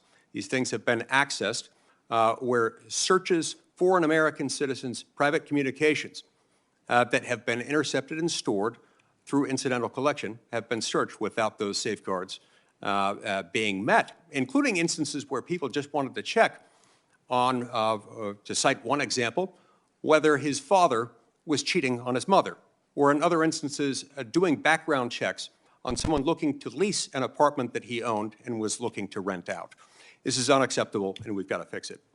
Speaking of unacceptable, we have seen over the last few years the weaponization of government, specifically within the Department of Justice, against law-abiding Americans. Law-abiding Americans whose offense was something along the lines of, them exercising their constitutional rights, ranging from Catholics attempting to practice their faith, to parents showing up to school board meetings, to people showing up to engage in peaceful protesting outside of abortion clinics. As Attorney General, how will you prevent the weaponization of the Department of Justice against Americans? And Senator, you just gave the classic example of what's been happening regarding the weaponization. Going after parents at a school board meeting has got to stop. For practicing your religion, sending informants in to Catholic churches must stop. What about branding parents as domestic terrorists or trying to incarcerate one's political opponent as a sitting president of the United States? Will stop, must stop. Your Senator. It is exactly the sort of answer I was hoping and expecting to receive from you, and I look forward to doing everything I can to help get you confirmed. I've been pleased with your answers thus far. I've enjoyed knowing you, considering you a friend for many years, and look forward to the great things you will do as Attorney General of the United States. You have my emphatic support and my vote. Thank you, Senator. Senator Coons. Thank you, Mr. Chairman. Welcome, Attorney General Bondi, and to your family and supporters. Thank you for your service, and I look forward to our conversation today. I have a simple three-factor test when considering the executive branch nominees before us. Do you have the qualifications and experience to do the job, policy views to do the job in the best interest of the American people, and the character and integrity to conduct your job, and yours in particular, with the independence that the role requires? You demonstrably have the relevant experience. I understand we will not see eye to eye on some or even many policies, but we had a constructive conversation last week about our shared interest in fighting the opioid epidemic, countering human trafficking, criminal justice reform, and supporting law enforcement. But I need to know that you share a core value, ensuring the Department of Justice remains free from partisan or political influence, in particular by the White House. So I look forward to our discussion about that today. As Attorney General, if confirmed, who would be your client? My oath would be to support and defend the Constitution of the United States of America. The people of America would be my client. And it is also my job to advise the president. My client are the people of America. A simple question of constitutional interpretation. Is President-elect Trump eligible to run for another term as president in 2028? No, Senator, not unless they change the Constitution. Thank you. One of the concerns I've raised with you is safeguarding the Department of Justice's independence in the face of some promises on the campaign trail by then-candidate Trump that he would use the department to target his political adversaries, or that he might interfere with prosecution. What would you do if your career DOJ prosecutors came to you with a case to prosecute, grounded in the facts and law, but the White House directs you to drop the case? Senator, if I thought that would happen, I would not be sitting here today. That will not happen, will not happen. Every case will be prosecuted based on the facts and the law that is applied in good faith, period. Politics have got to be taken out of the system. I agree with This department you. has been weaponized for years and years and years, But let and me, it has if to I might, stop. thank you. Let me, if I might, Madam Attorney General, refer you back to Senator Durbin's opening comments about previous attorneys general, our former colleague Jeff Sessions, Bill Barr. I don't think it's credible to say that it may never happen that the president-elect would direct an unethical or illegal act. I think both of those attorneys general found themselves crosswise with the then president by doing things he didn't welcome or approve of. Just answer the question for me, if you would. I know you may not expect it. I know you wouldn't have accepted this nomination if you thought it possible. But let's imagine that once again, President-elect Trump issues a directive or order to you or to the FBI director that is outside the boundaries of ethics or law. What will you do? Senator, I will never speak on a hypothetical, especially one saying that the president would do something illegal. What I can tell you is my duty, if confirmed as the Attorney General, will be to the Constitution and the United States of America. And the most important oath, part of that oath that I will take, are the last four words, "So help me God." Given the importance of that oath, I hope you can understand the importance of repeated questions from some of us about the importance of having independence in the Department of Justice. It has a long tradition of independent special prosecutors, especially to handle high-profile or often political cases.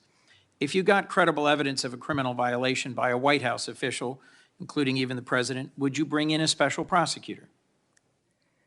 Senator, that's a hypothetical. I can tell you what I do know is special prosecutors have been abused in the past on both sides. We have seen that for many, many years. They have cost the taxpayers countless dollars, countless.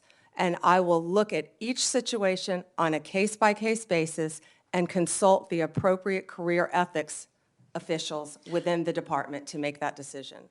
Attorney General, do you think special counsels need to be confirmed by the Senate? I will follow the law and I will consult with the appropriate ethics officials regarding the law. Right now, they do not need to be Senate confirmed, of course. But you did sign an 11th Circuit brief arguing that they should be.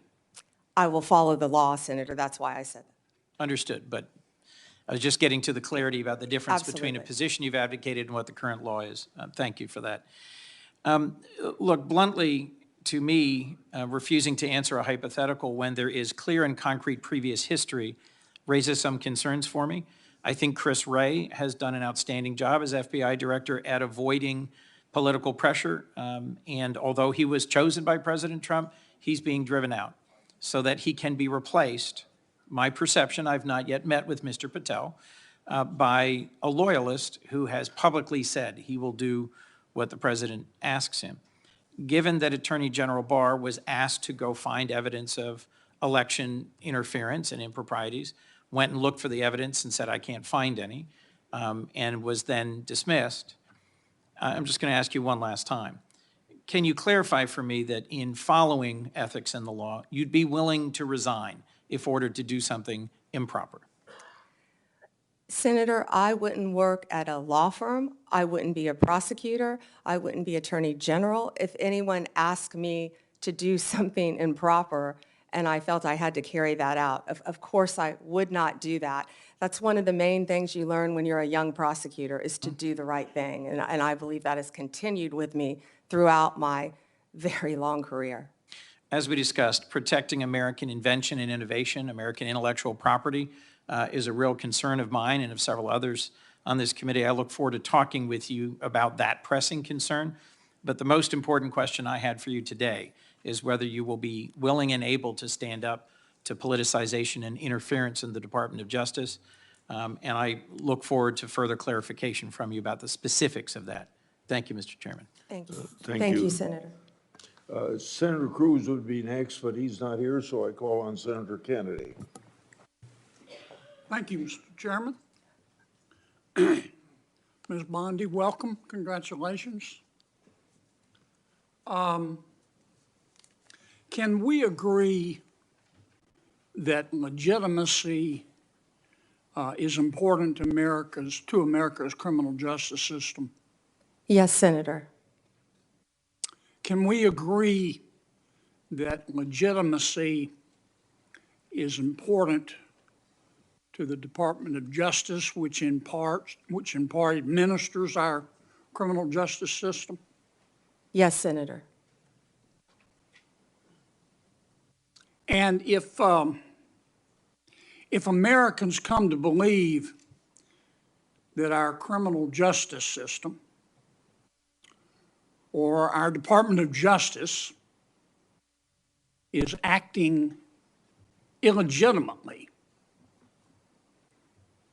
that makes Americans less likely to accept the results of that system, does it not? Yes, Senator. And that makes Americans less likely to follow the substantive laws that we pass that are administered by the Department of Justice. Isn't that true? Yes, Senator. And if that happens, we have chaos, don't we? Chaos. And the social contract is breached, isn't it? Yes. Do you remember a person by the name of Michael Avenatti? Yes. Several years ago, he was a media star here in Washington. An attorney, correct? Yes. He was a media star. And many members of our media loved him because he persistently bashed Donald Trump. And he was on TV every day. He was on CNN more than Wolf Blitzer. Do you know where Mr. Avenatti is today? I believe he's sitting in prison, Senator. He's in jail because he was a crook. And the Department of Justice helped put him there, didn't it? Yes, Senator.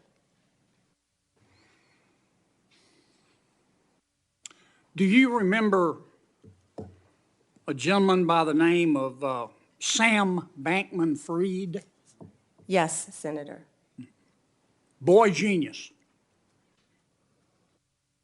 So smart and so powerful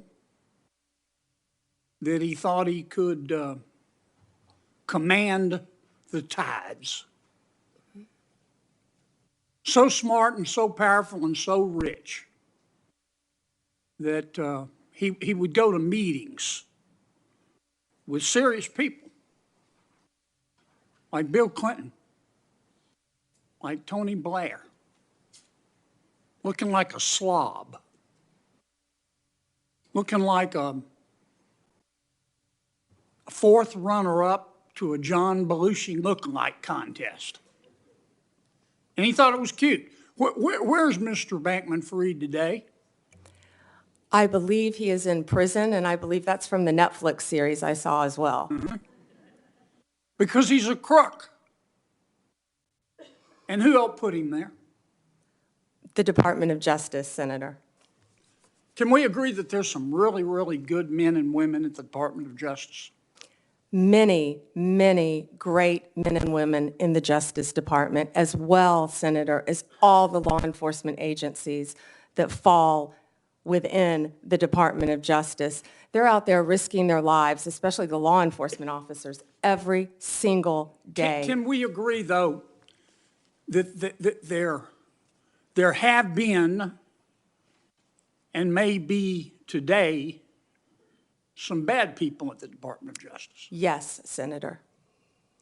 We don't know for sure because for the last 4 years, the curtains there have been tightly drawn. But I think a minority of people there have delegitimized America's criminal justice system. The most destabilizing act that I saw in the past 4 years, maybe in the history of the department, is when Attorney General Garland decided on the basis of dubious facts and untested legal theories to criminally prosecute a former president of the United States. And not only that, this is the special part. He decided to do it after the former president of the United States had announced that he was going to run against Attorney General Garland's boss, didn't he? Senator, are you referring to going after a political opponent? I think so. Now, this is one person's opinion. That kind of stupid takes a plan. And I say that because, number one, this is America. That had never happened before in America. That's the sort of thing that happens in a country whose Powerball jackpot is 287 chickens and a goat. It doesn't happen here. And I call it stupid because it broke the seal. It broke the seal. It normalized it. There are a lot of ambitious prosecutors in America, Democrat and Republican. And I'll bet you right now there's some prosecutor in a particular state thinking about, well, maybe I ought to file criminal charges against President Biden's inner circle for conspiring to conceal his mental decline. And that's the road we're headed down.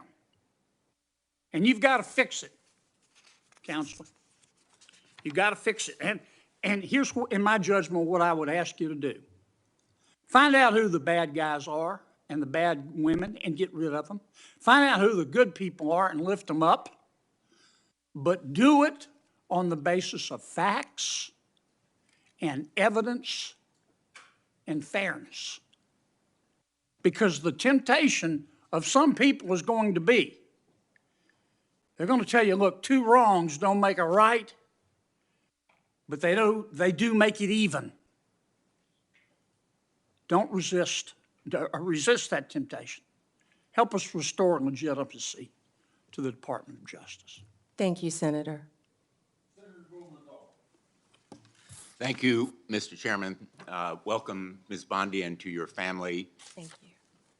Thank you for visiting with me in my office. And I have to say, I'm sympathetic always to a former Attorney General, particularly having been one myself. But I am, I have to say also, really troubled, deeply disturbed by some of your responses and non-responses to the question that you've been asked today.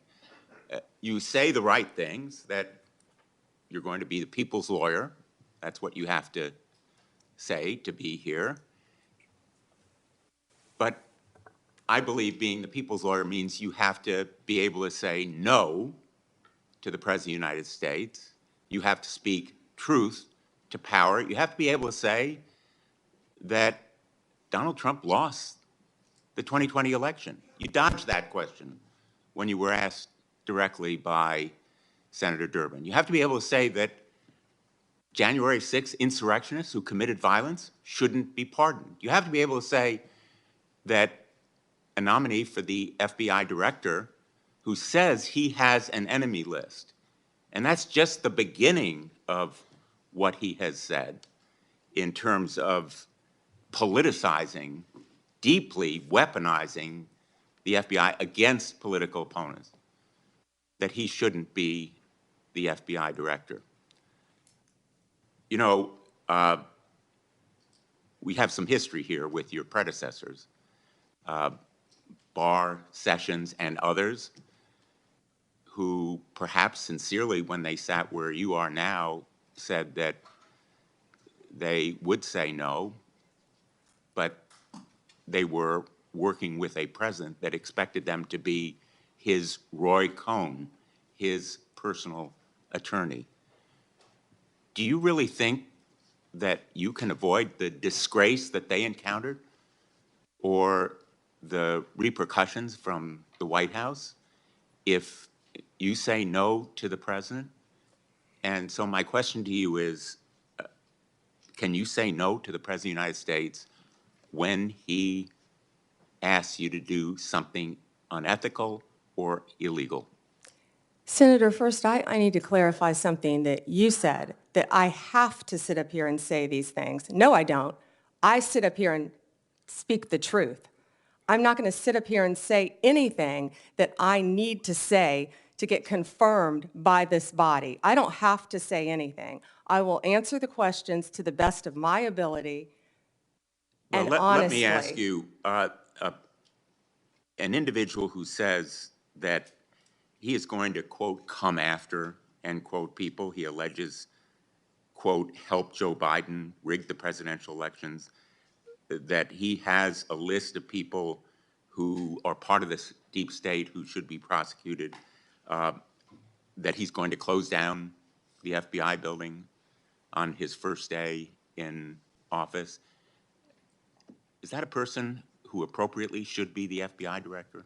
Aren't those comments inappropriate? Shouldn't you disavow them and ask him to recant them? Senator, I am not familiar with all those comments. I have not discussed those comments with Mr. Patel. What I do know is I'm Mr. asking Patel, you for your excuse view. me, what I do know is Mr. Patel was a career prosecutor. He was a career public defender, defending people, and he also has great experience within the intelligence community. What I can sit here and tell you is Mr. Patel, if he works with running the FBI, if he is confirmed, and if I am confirmed, he will follow the law if I am the Attorney General of the United States of America, and I don't believe he would do anything otherwise. Well, let me just submit that the response that I would have hoped to hear from you is that those comments are inappropriate and that you will ask him to disavow or recant them when he comes before this committee, because they are indeed chilling to fair enforcement and the rule of law. Let me ask you on another topic. When we met, I welcomed your support for the goals of the Kids Online Safety Act. And Senator Blackburn and I have spent a lot of time, devoted a lot of effort to the passage of the Kids Online Safety Act, which happened by an overwhelming vote of 91-3, 72 co-sponsors, including Vice President-elect Vance. I appreciated our discussion and your support for protecting kids online when we met last week. I'm hopeful that this area is one where we can work together. Can we count on your support in working together to protect kids online? Senator, absolutely, and thank you for that legislation, and Senator Blackburn. I believe in this world right now, we have to find the things we have in common, and that is certainly one of them, Senator, protecting our children from online predators. You've done so much on that front, and I thank you.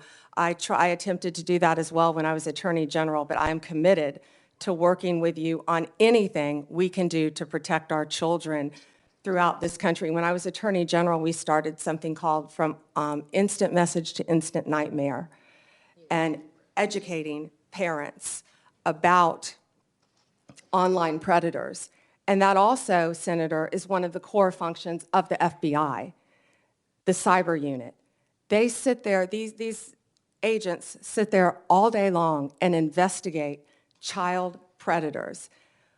We tell parents constantly, you think Ms. you're talking Bondi, to another I child, apologize. and you're I'm not. going to interrupt you. I welcome Sure. your positive response. I have Oh, one go ahead. more question that I'm going to try to fit into Sure. this round. TikTok will be banned unless it is sold because it has become a tool for the Chinese to collect information and do surveillance and endanger our national security. Can you commit that you will enforce that law promptly and effectively? And I ask this question because President Trump's pick for your Solicitor General in the Department of Justice went to the United States Supreme Court arguing that the ban should be delayed. Will you commit to enforce that law on your first day when you are, if you are confirmed? Senator, as I discussed with you during our meeting, that is pending litigation within the Department of Justice. Well, it's pending litigation, but will you enforce that law? I can't discuss pending litigation, but I will talk to all the career Well, again, prosecutors who are handling the case. Absolutely, Senator. Discuss with them. Thank you. Thank you, Mr. Chairman. Senator Tillis. Ms. Bondi, thank you for being here. I think I told you when we met, thank you for the time we met. I was born in Florida, have a lot of friends and family, and follow Florida politics pretty closely, and you've had a very impressive career there, though I do also have to admit I'm a Gator hater, so for the Florida alum, I'm University of Tennessee. But anyway, I actually, in some of these hearings, I created a bingo card to see what some of my colleagues on the other side of the aisle were going to hit. I want to go back to a few of them really quickly. One was about you being a lobbyist paid for and on the payroll of Qatar. Would you mind going back and repeating what you said in case people did not hear the involvement of your law firm and precisely what you were doing for the government of Qatar? Yes, Senator, I was very proud of that work. It was anti-human trafficking in advance of the World Cup, and human trafficking has been something that's been very important to me my entire career, especially when I was Attorney General of the And you state also of made Florida. it clear that you had a number of practitioners within the firm working on it, so this narrative that you were getting $115,000 a month from Qatar is correct or not? Not correct. Okay, thank you. I want to talk a little bit about, well, first off, I want to go back. You should be happy that so many comments have been directed towards Kash Patel, whose confirmation I am supporting. In fact, I'm meeting with him today, because that means they're out of stuff for you. So if it comes up again, you will once again know that you've got a great reputation and a great resume, and they are just trying to find things to put your integrity into question. You have answered the question repeatedly that that you will be loyal to the Constitution and you will live up to the oath to the Constitution and to protecting the American people. And I think Mr. Patel, when he becomes here, he'll be able to get rid of the myth in the same way that you did as a lobbyist for Qatar. He'll be able to get rid of that list of the enemies, be able to deal with the enemies list, and the marketing department for your opposition is going to have to come up with new material because that stuff is getting old. Section 702. You heard Senator Lee talk about some concerns that he has with 702. I believe it's one of the most important things that you can do early into your confirmation. You will be confirmed, and hopefully with some Democrat support. There have been dramatic reforms to 702. I've sat through an extensive presentation to try and make sure that the abuses never occur again and that you have a throat to choke if somebody abuses the protocol that's in place. I believe that we need to codify a lot of that. As a matter of fact, when I went through it, I felt like there were so many blinding flashes of the obvious. How could this not have already been a part of the approval matrix? So can you, after you're confirmed, commit that you or a designate will come back and provide for this committee an update on all of the protocols that have changed and recommended legislation for codifying, so that when we do go to reauthorization, we'll have what we need to make sure that that program stays in place? Senator, I or a designee will review all of 702 before it terms, of course, in 2026, and come back and report to you on both sides of the aisle. Thank you. You have a great perspective with your time in the state and working with the Department of Justice. Give me an idea of things that we need to do better in terms of, and I'm talking primarily in the law enforcement role. I think many people don't understand the joint task forces, the law enforcement efforts that are going every single day in every one of our states. What an incredible job they do. So can you give me some sense of things that you would look at to say maybe we could do it better from your perspective of having been a prosecutor in Florida? Yes, thank you, Senator. Yeah, having been a career prosecutor, I think I have a unique perspective because I was a state prosecutor, of course, prior to becoming Attorney General. So I worked on a daily basis with local law enforcement and state and federal, not daily with federal, but I worked consistently with state, local, and federal. Then when I was Attorney General, I worked with all three as well. I feel like we have to have better coordination among all our agencies, especially given all the terrorism issues that we've discussed earlier in this hearing. We have to wrap in and communicate better with our local and state law enforcement officers throughout this country. There are so many great men and women in law enforcement, and we have to, I don't know exactly how yet, but we have to figure out a better way to work together with the federal authorities. Thank you, and I'm going to do a second round as well, but I think I also checked the bingo card for election denier. There were some people, that seemed to suggest that you were denying the election. I think that you said that President Biden is our president. President Biden is the President of the United States of America, and President Trump will be the 47th president.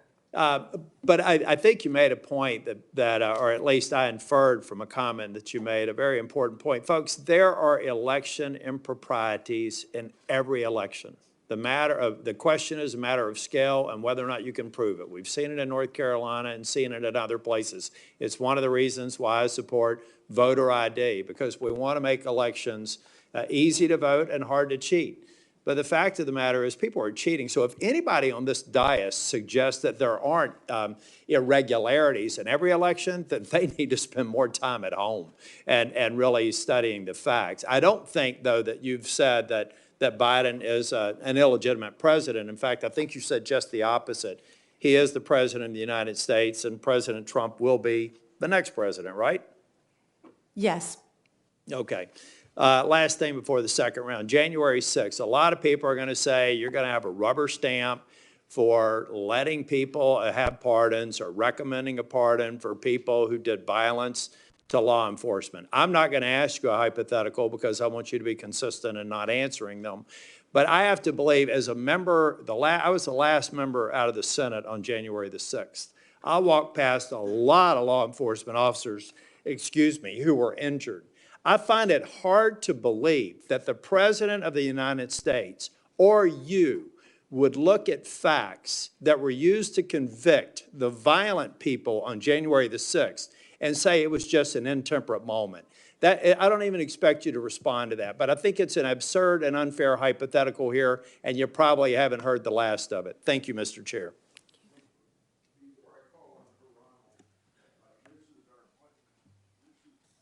Before I call on Senator Hirano, after her and Cruz's testimony, then we'll take a lunch break, and that break will be for 30 minutes.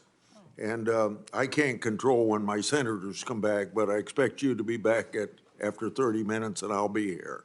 Yes, Chairman. And then I may leave the meeting to open the Senate, so whoever's on our side is acting chairman during that period of time. Senator Hirano. Thank you, Mr. Chairman. As part of my responsibility to ensure the fitness of all nominees, I ask the following two initial questions. First, since you became a legal adult, have you ever made unwanted requests for sexual favors or committed any verbal or physical harassment or assault of a sexual nature? No, Senator. Have you ever faced discipline or entered into a settlement relating to this kind of conduct? No, Senator.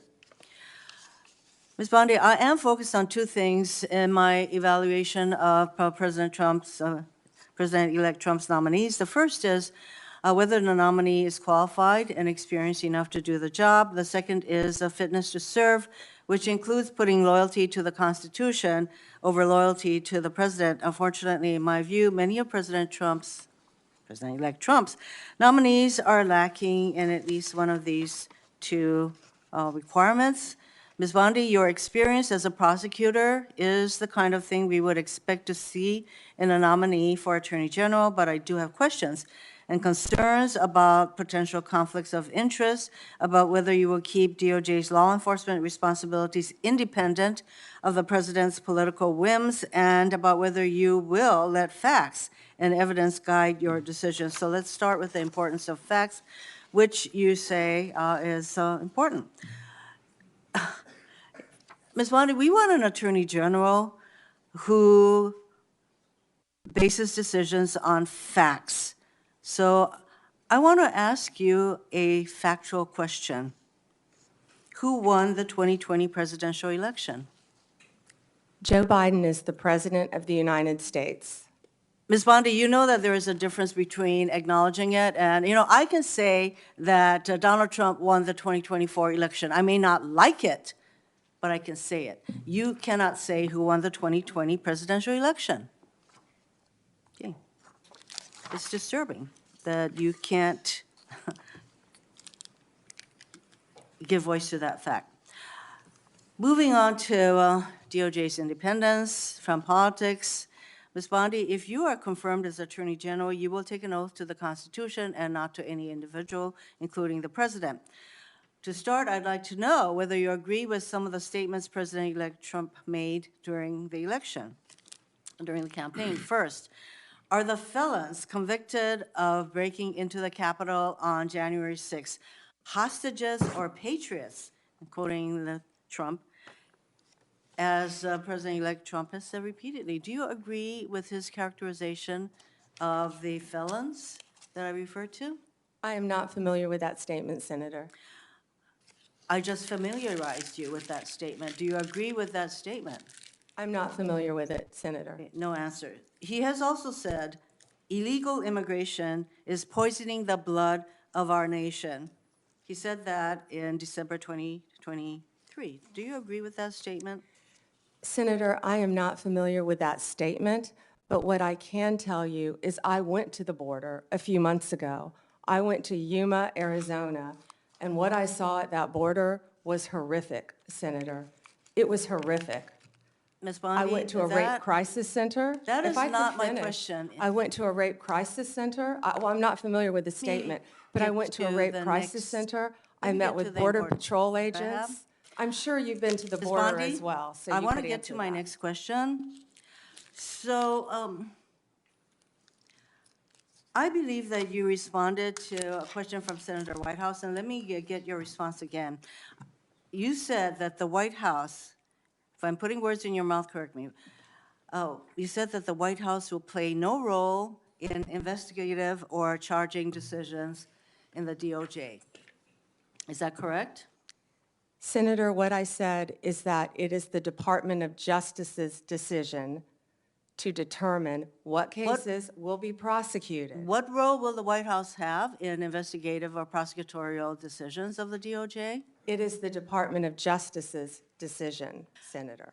So that sounds to me that you're saying that the White House will not have any kind of role. Meanwhile, though, you have an incoming president who said, I have the absolute right to do what I want to do with the Justice Department. And in fact, President-elect Trump considers the DOJ to be his law firm. I ask you this. If President-elect Trump asks, suggests, or hints that you as Attorney General should investigate one of his perceived political enemies, would you do so? Senator Hirono, I wish you had met with me. Had you met with me, we could have discussed many things and gotten to know. I am You could listening have to you gotten to now. know me. Could you respond to the question? Yeah, you were the only one who refused to meet with me, Senator. But what we would have discussed is that it is the job of the Attorney General to I'm very follow happy to the listen to your law. responses under oath, Ms. Bondi. So I think it's really important to us that the Attorney General be independent of the White House. And you have a president-elect who considers the AG's office his law firm. I would like to know whether if the president suggests, hints, asks, that you as Attorney General should investigate one of his perceived enemies? Senator, I do? certainly have not heard the president say that, but what I will tell you is 2/3 of Americans have lost faith in the Department of Justice. And it's statements like that, I believe, Ms. that make Bondi. people continue to lose faith. If I am confirmed as Attorney General, it will be my job Getting to on not to my only next keep question, America you're not safe, responding. but restore integrity to that department. Why don't we And that's move what on I to plan something on that doing you said? every single day as Attorney General. On August 25th, 2025, on Fox News, you said, when Republicans take back the White House, the Department of Justice, the prosecutors will be prosecuted, the bad ones, the investigators will be investigated. Ms. Bondi, is Jack Smith one of those bad prosecutors that you will prosecute as AG? Senator, you hesitated a bit when I said the bad ones. Every decision will Sometimes be badness made in the eyes of the beholder. I'm just asking whether you would consider Jack Smith Senator, to be one of the people. How about Liz Cheney? Senator, How about Merrick Garland? I am not going to answer hypotheticals. No one has been prejudged, nor will I anyone am be asking whether prejudged if I am these are the confirmed. kind of people, these are in fact the people that you would prosecute. I'm not Your, getting an your answer. time is up. Would you like to? My time is, Would you like to Mr. respond? Chairman, she is clearly not going to answer that question, so let me get on to, Would you like to? I do have I'd love to questions for respond. the second round. You'll have a second round. Would you like to speak before I call on Senator Cruz? No, sir. Thank you. Okay. Senator Cruz. Thank you, Mr. Chairman. General Bondi, welcome. Thank you for Thank you. your long career in public service, and thank you for your willingness to take on this incredibly important office. You know, I have to say, I don't know that there is a more important position in this new administration than the position to which you have been nominated, Attorney General of the United States. I thought the exchange just a moment ago with Senator Hirono was illustrative. She asked you how you would respond if the president asked you to target his political enemies. It's rather striking because it's not a hypothetical. It has happened over the last 4 years. And I think perhaps the most tragic legacy of the Biden-Harris administration has been the politicization and the weaponization of the United States Department of Justice. And we don't need to ask hypothetically because Joe Biden publicly mused and allowed the New York Times to report it, calling on Merrick Garland, why will he not prosecute Trump more quickly? And Merrick Garland, sadly, he sat in that chair and promised to be apolitical, and he broke that promise almost the instant he walked into the Department of Justice. If you look on the west pediment of the Supreme Court of the United States, just above the entrance, there's a simple yet profound four-word phrase, equal justice under law.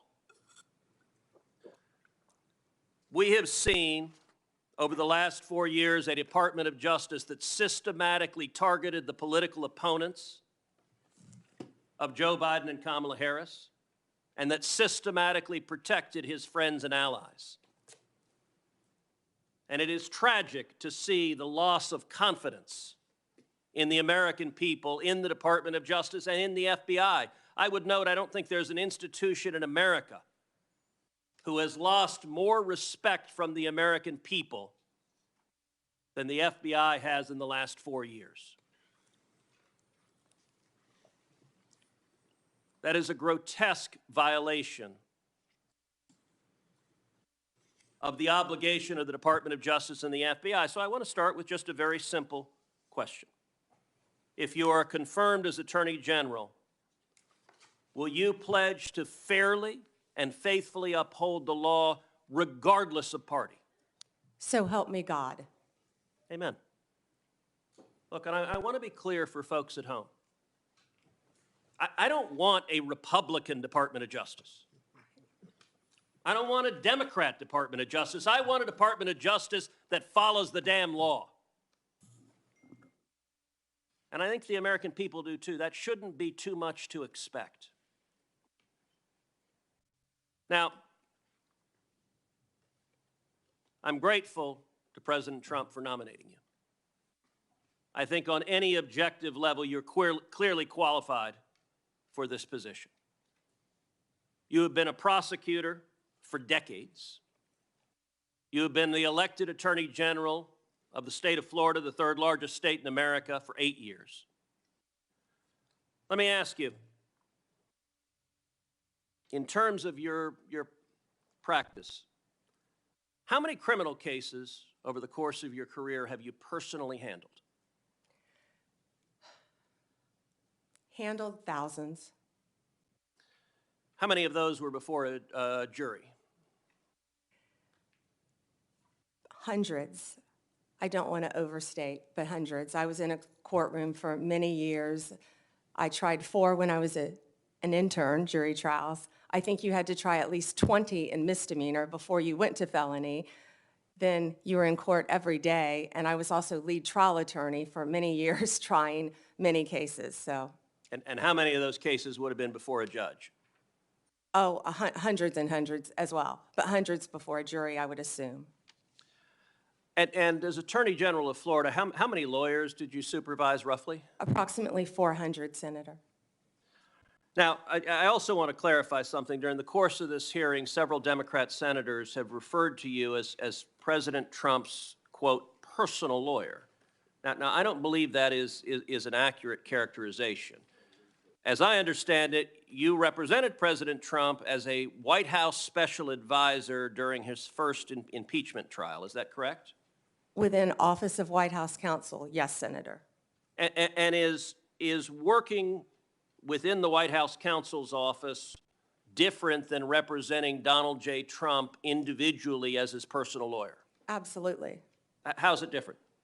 You're working for the government. You're working for the Office of White House Counsel. You're not representing him in his personal capacity. And so you have not represented him in his business affairs, in his personal life, or in any of the criminal trials he has faced?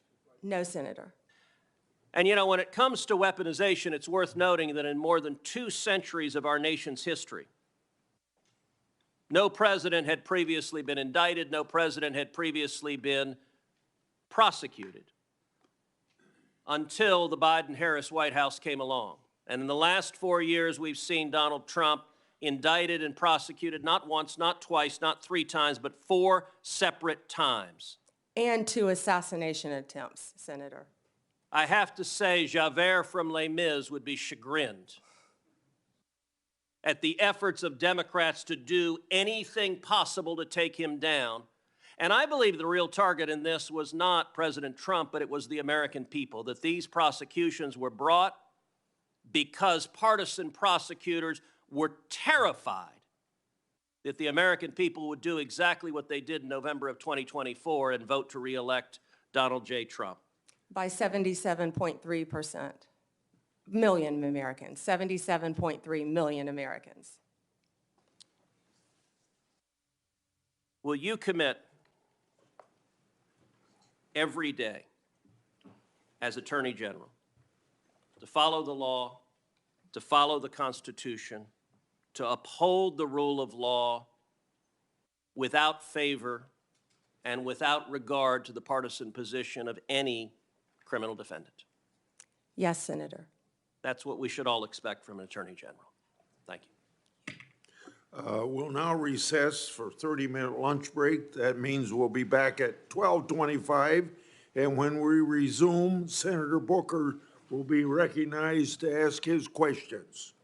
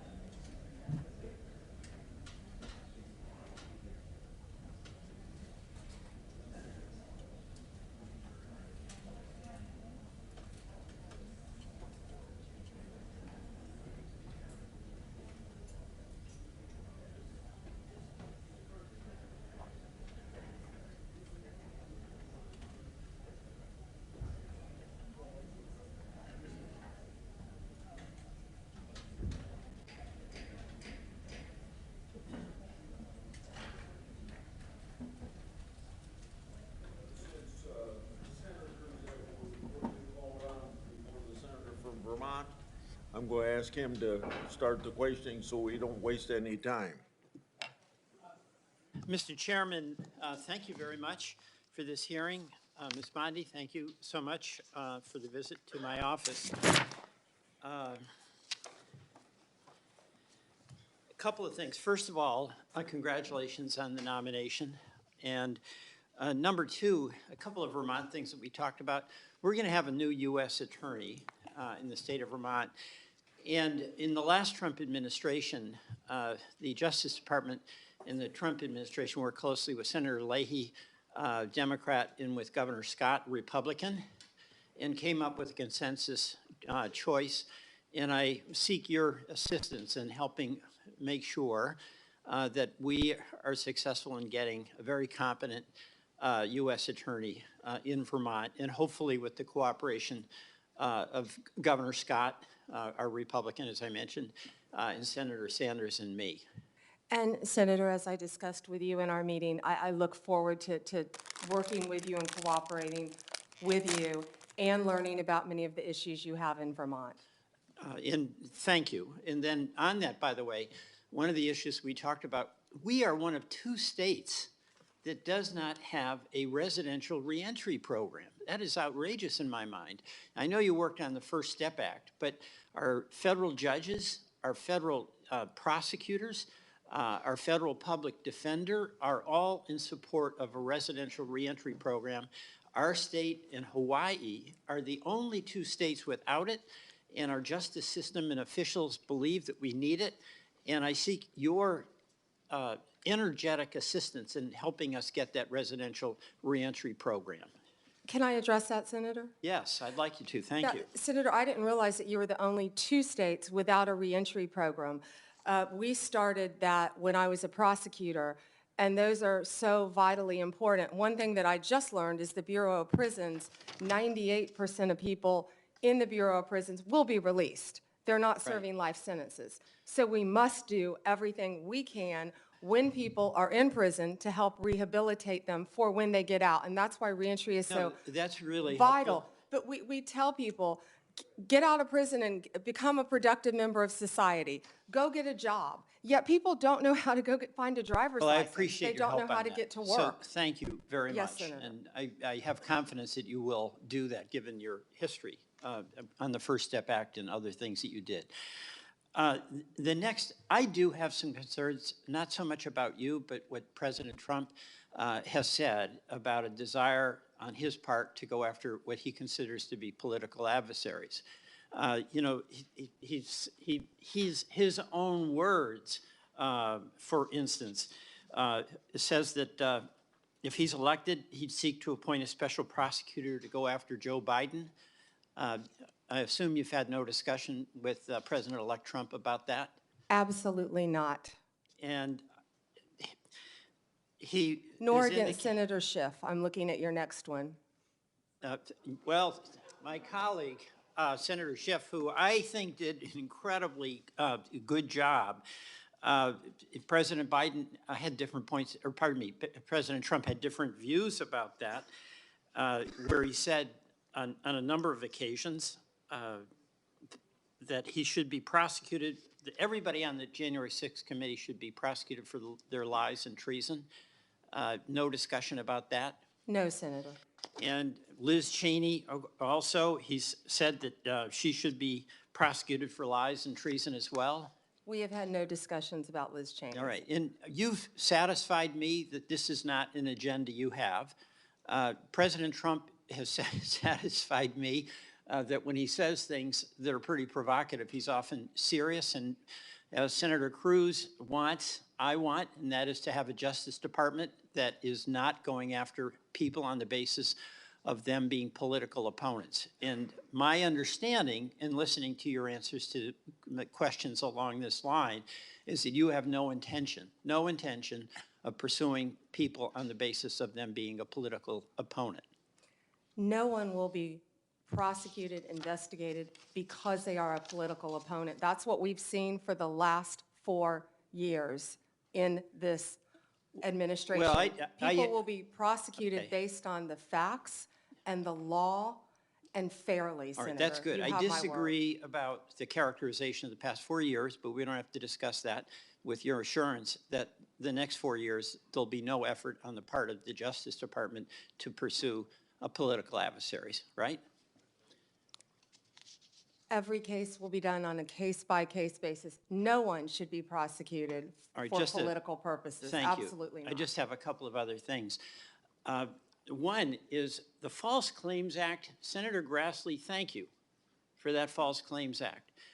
In Vermont, there are incredible challenges for folks trying to get health care. It's really expensive. And there was a shocking report in the Wall Street Journal about a major insurer that is ripping off taxpayers by overbilling, overprescribing on Medicare Advantage, billions of dollars. And the report indicated that insurers are adding diagnosis basically to make money, not to help the patient, that insurers sent nurses to find diagnoses that doctors didn't find, that insurers got paid to cover patients who were already getting your coverage through the VA, and it adds up to billions of dollars, and Vermonters are struggling under the weight of incredibly expensive health care. The False Claims Act, Senator Grassley authored, is an area where the Attorney General can protect consumers against ripoffs. I'm not asking you to comment on this particular Wall Street report, but I want your assurance that in addition to fighting crime, and we're all for you doing that, you're going to be there protecting consumers and taxpayers from ripoffs. Absolutely, Senator. When I was Attorney General, we went after a pharmaceutical company. It was Medicaid fraud. I can't remember the settlement value. It may even be ongoing, but it was a large number. And that, you know, people don't understand that's hurting the taxpayers of Florida, of Vermont. So use that False Claims Act that we can thank Senator Grassley for. It's cold out there in Vermont. We need vigorous enforcement to protect taxpayers and Vermonters from ripoff charges. Thank you. I yield. Senator Schmidt. Thank you, Mr. Chairman. And it's good to see you. Thank you. And I meant every word of those introductory remarks. I have the greatest deal of respect for you personally and professionally. This is a great pick by President Trump. You're going to do a great job. Thank you. Thank you. I do want to say, though, that it appears as though Trump derangement syndrome is alive and well. The focus of these questions today are disturbing. I don't think my Democrat colleagues learned very much from the November 5th election. The American people rejected all this. Their obsession with President Trump didn't bode well for them electorally, and I think if they stay on this path, they'll be in a permanent minority. But that's up to 112 electoral votes, Senator. the landslide. But that's up for them. That's up to them to decide. I do want to comment a little bit, I guess, on this newfound religion on independence from the Attorney General. I will remind my colleagues that the last 3 Democratic attorneys general for the United States of America were perhaps the most biased, politically biased AGs we've had in modern political history in the United States. And there are some receipts. Eric Holder described himself as Obama's heat shield and wingman. This committee moved forward, and one of my colleagues referenced that the Attorney General shouldn't be the wingman of the president. Eric Holder's bragged about it. He bragged about it. Loretta Lynch met with Bill Clinton on the tarmac in a private meeting while she was investigating Hillary Clinton. And Merrick Garland probably gets however many gold stars you want to give for the most politicized, weaponized Department of Justice we have ever seen. And I think it's worth exploring that, and then I want to get your comment on it. To just sort of take a step back, I think part of leadership is understanding the moment that you're in and the landscape. We've never seen anything like this.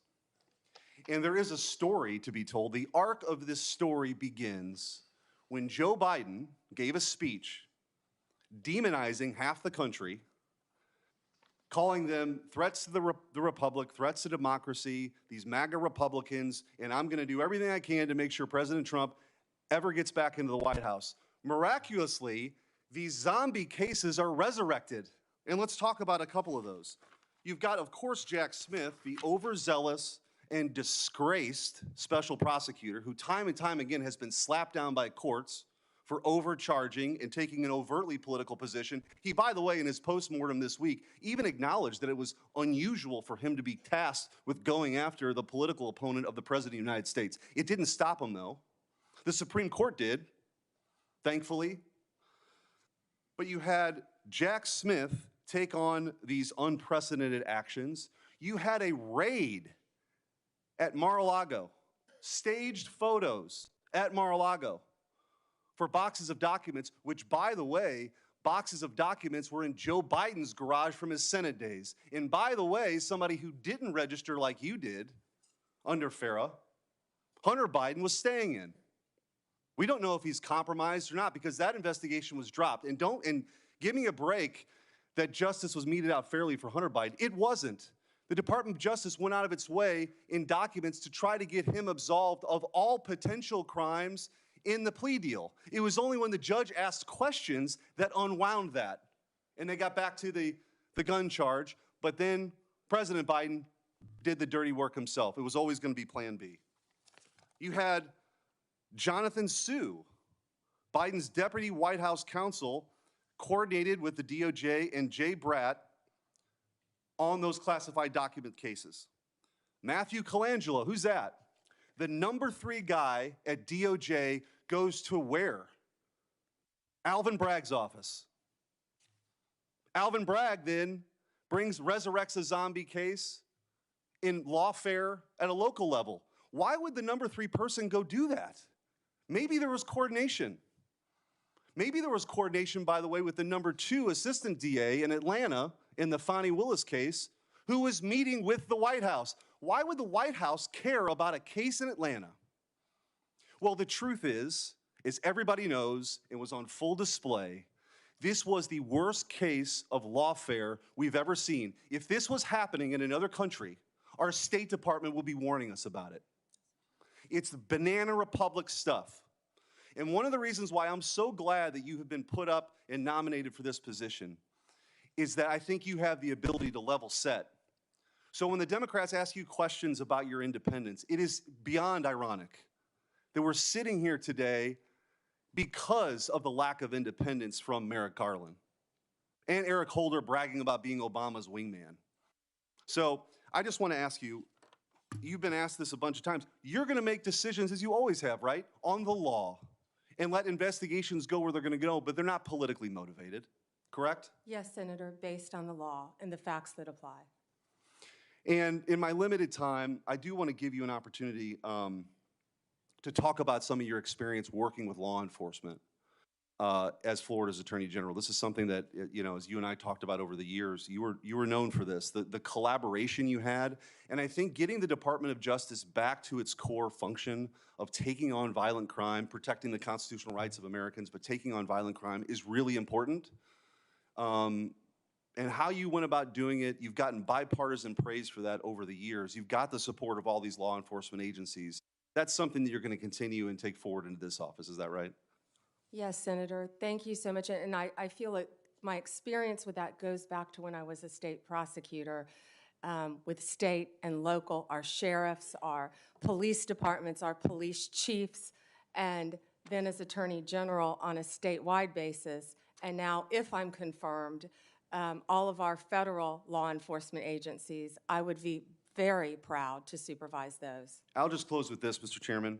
We heard one of my Democrat colleagues ask you the question that you're not going to pursue a case because of a name, but because of the crime. I would argue that the current Department of Justice adopted Lenin's claim, which was, show me the man and I'll show you the crime. And they did everything they could to throw President Trump in jail for the rest of his life because they didn't want to lose the ballot box. That is not what this country is about. That is not what this republic is about. But they did it. And it's up to you now to restore the integrity of that agency, of the Department of Justice, and I have full confidence that you will. Thank you, Senator. Thank you. Thank you, Mr. Chair. Before I begin, I just want to remind us all for the record that the 34 convictions, not indictments, convictions of former President incoming President Trump or by a jury of his peers. Thank you, Ms. Bondi, for being here today, and I too would like to welcome your family and friends who are here. Thank you. Appreciated the opportunity to meet yesterday to learn about your priorities and discuss a number of issues that are important to me. But I got to tell you, as I reflected on our conversation yesterday and as I've observed the hearing today, I continue to have significant reservations on your ability to function as a truly independent Attorney General for your friend. Let's say you keep referring to him, your friend, President-elect Trump. So I hope you can address some of these concerns through your responses to my questions here. Now, the first issue area is something that we didn't get a chance to touch on yesterday. So I actually want to follow up on some of Senator Durbin's questions from earlier about the 2020 election. And to be specific, on the day after the 2020 presidential general election, you traveled to Philadelphia to appear alongside President Trump's then attorney, Rudy Giuliani. And together, you falsely asserted that President Trump had, quote, won Pennsylvania in that election. Now, I want to be clear, at that moment, there were still at least 1 million ballots left to be counted in Pennsylvania. Of course, President Biden went on to win the state by more than 80,000 votes. But in the following days, even after the results were clear, you continued to double down on the big lie, promoting falsehoods about election fraud and cheating without offering any actual evidence. And I remember it clearly because I served as California Secretary of State at the time, and I invited anybody associated with the Trump campaign who was making these claims to come forward with evidence of irregularities in the election or massive voter fraud. 4 years later, I still have seen none. So I ask you today, do you have any evidence of election fraud or irregularities in the 2020 election? So, First Senator. Yes or no? It's a yes or no question. First Senator. Do you have evidence, yes or no? First Senator. I'm so sorry about the fires to you and Senator Schiff and what you're going through in your states. I have to say that. I And appreciate think that, all but my of our, clock is I'll ticking, answer and I your want to question. All hear of our your answer. hearts go out to everyone in California for what you're facing right now. I'm glad you asked the question about Pennsylvania. It's a yes or no question. I was Do hoping you have evidence, someone yes or would. no? Senator, I was hoping you'd ask the question. Do you have evidence, yes or no? I traveled to Pennsylvania. Do you have the evidence, yes or no? I traveled, Senator, to Pennsylvania. Okay. You're not answering my question. If you have no evidence to offer, let me ask you this. Will you now retract your previous statements that Trump won Pennsylvania in the 2020 election, yes or no? Oh, Senator, I traveled to Pennsylvania, and let me tell you what I saw firsthand. Yes or no? I didn't talk about California because I was not in California. I talked about... Yes or no? Last time I'm going to ask. I talked about Pennsylvania because Mr. I Chair, was there. I'm going to move on because she's got a clearly not court answering my order questions. And to I want to know, observe. colleagues, for everybody, members of the committee and everybody watching, that the attorney who stood beside Mr. Giuliani was making very similar statements. And he has since been disbarred from multiple jurisdictions for making these false claims about the 2020 election in court. And like Mr. Giuliani, as you've noted today, you've taken an oath to uphold the Constitution just as an attorney. And now you're asking us to consider you to serve as the chief law enforcement officer in our country. So it's imperative, Ms. Bondi, that you subscribe to facts and evidence and not politically convenient conspiracy theories. Your job will be, your job will be to protect voters and election workers, not to undermine and dox them. Now, I know that earlier you agreed that Joe Biden is in fact president, but many of the president-elect's inner circle continue to spread the big lie about the 2020 election. Then we'll move on to a different topic. Senator, you were speaking. May I speak? You cut me off when I was speaking. When I ask you the next question, you can speak, and I hope you answer, Ms. Bondi. Well, I'd now, like when to we answer met the previous one, Senator. When we met yesterday, you pointed your finger at me and you said did not you were seem speaking. to be familiar Let me answer with my question. the I'm not going to be Citizenship bullied Clause, by you, the Senator 14th Padilla. Amendment of the United States of America, which was deeply disappointing.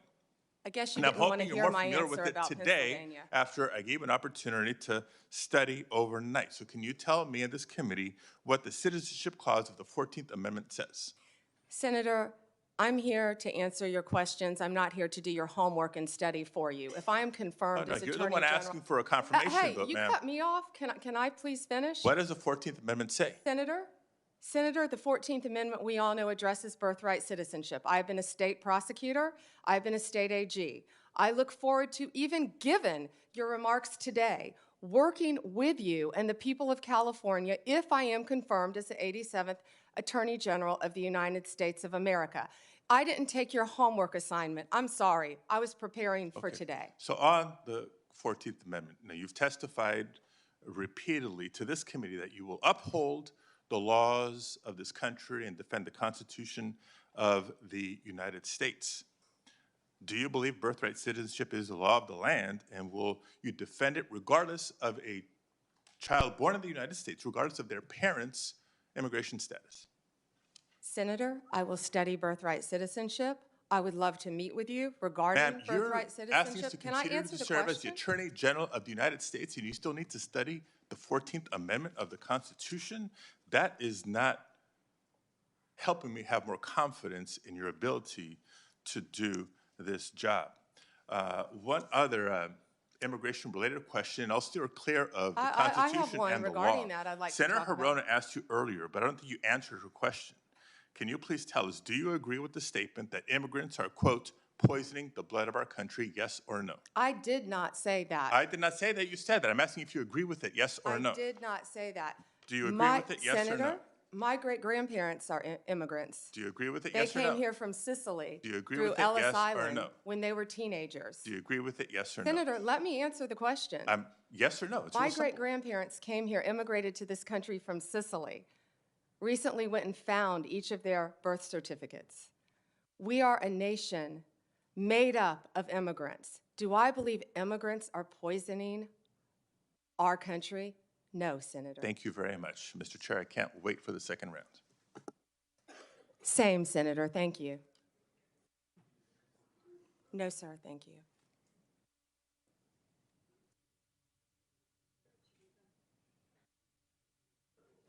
Suggestions about unfair statements about the 2020 election.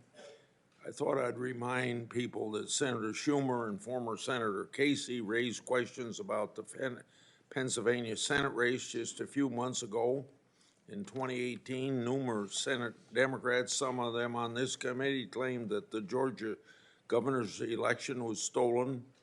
In 2016, Hillary Clinton and a host of Democrats claimed the election was stolen or illegitimate and blamed Russia for the loss. And every one of my Democrat colleagues voted last month to confirm Judge Anthony Brzezinski.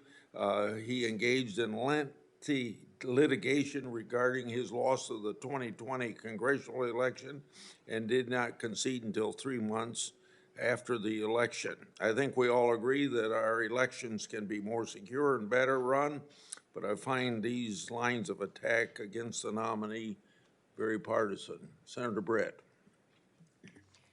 Thank you, Mr. Chairman. And thank you so much for being here today, and really glad to see your family. I had the opportunity to help them find where to come back in. Thank you, Senator. They are all so excited, and rightfully so, and so proud of who you are and the work that you've done. And speaking of, I think it is absolutely, completely ridiculous that anyone on the other side of the aisle would ever say that you are anything but immensely qualified for this job. From your time as a career prosecutor to then a two-time Attorney General of the third largest state with regards to all of the people that operated underneath you, with what you were able to achieve. It is truly remarkable. The United States of America could only be so fortunate if you were confirmed and to have someone of your caliber, of your intellect, and of your experience running a department that unfortunately has been run into the ground. So I think that that is full-on gaslighting, which, by the way, I had to get my children to explain to me what that was. Not only that, but to act like you would be the one that would weaponize the Department of Justice. What I have heard you say time and time and time again is that you will follow the law. And this is coming from a side of the aisle that has allowed the Biden administration, by saying nothing, they've allowed them to go after parents who are at school board meetings, who want nothing more than their children to be taught and not indoctrinated. They have allowed them to go after people who are trying to practice their faith. And they have sat idly by while the weaponization of the Department of Justice has undermined the credibility and credence that Americans believe that they should have in equal justice under the law. So I know that you will, as you have said here, you will follow the law and you will return this department to where it should be in the eyes of Americans. So thank you. And I wish the gaslighting on the other side of the aisle would stop, because from my perspective, I'm over it. And I believe that's exactly what the American people have said too. And speaking of, my distinguished colleague, who I have a great deal of respect from on the other side of the aisle, just said, tried to make you answer a question about immigrants and, quote, poisoning the blood of America. When actually the previous question by our colleague from Hawaii was illegal immigration. We are a nation of immigrants, but we are also a nation of laws. And the lawlessness under the Biden-Harris administration has made every single state in this nation a border state. I am so thrilled about what you've done when it comes to opioid use and human trafficking, and I look forward to you instituting that at the Department of Justice. Your credentials speak for themselves. When opioid and fentanyl overdoses are the leading cause of death between the ages of 18 and 45 in this nation, we need someone who takes it serious. You not only take that serious, you have a track record of proving to the American people you've done it for the people of Florida, and I look forward to what that means to the families that I have met. You talked about the families you met across Florida that showed you pictures of their loved ones that they lost, their brother, their sister, their cousin, their friend, their mother. And I know that there will be more lives that are saved as a result of your service when you are confirmed. So on that, I say thank you. And when it comes to illegal immigration, which we need to put a stop to, I want to ask you a question that you and I had an opportunity to discuss a little bit. You share my desire, I know, to not only get away from the weaponization and wokeness that we are seeing in the department right now, but really prioritizing safety and security. And I want to say thank you for that commitment and your commitment to blind justice.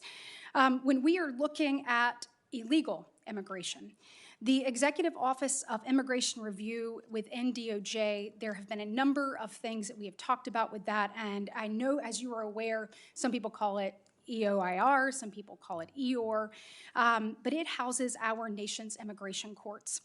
Over the course of the Biden administration, the immigration court backlog has grown from 1.4 million at the end of 2021 to 3.5 million at the end of 2024. Over that same period, the Biden administration pursued policies both at DOJ and DHS to foster a culture within EOR of failure to adjudicate cases. As an example, between FY25 and FY24, immigration judges failed to adjudicate over 340,000 asylum claims. That is compared to just under 13,000 non-adjudicated asylum claims in the previous 6 fiscal years combined. Between cases dismissed, terminations, administrative closures, and failures to adjudicate, EOR during the Biden administration has allowed around 1 million illegal aliens to remain in the United States on an indefinite basis.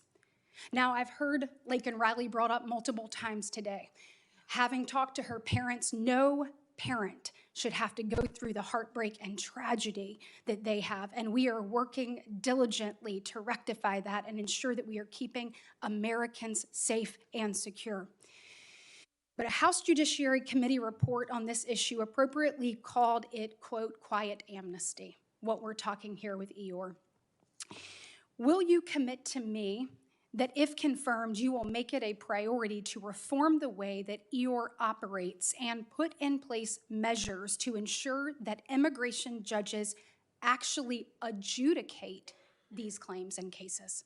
Yeah, Senator, thank you for meeting with me in advance, and I learned so much from you about this topic, and I look forward to learning more and working with you to do everything we can to make sure that functions properly. Thank you. If I am confirmed, Senator. Thank you. Well, you are going to be confirmed because America needs you. As a part of this effort, I hope that you will consider a number of things, including reinstating the performance metrics for immigration judges, similar to that were in place during the first Trump administration, and a reevaluation of the Biden administration's decisions and policies that have encouraged the use of administrative closures. And I assume I have your commitment to examine those issues thoroughly. We'll closely examine those, Senator. Thank you. Thank you. Senator Booker.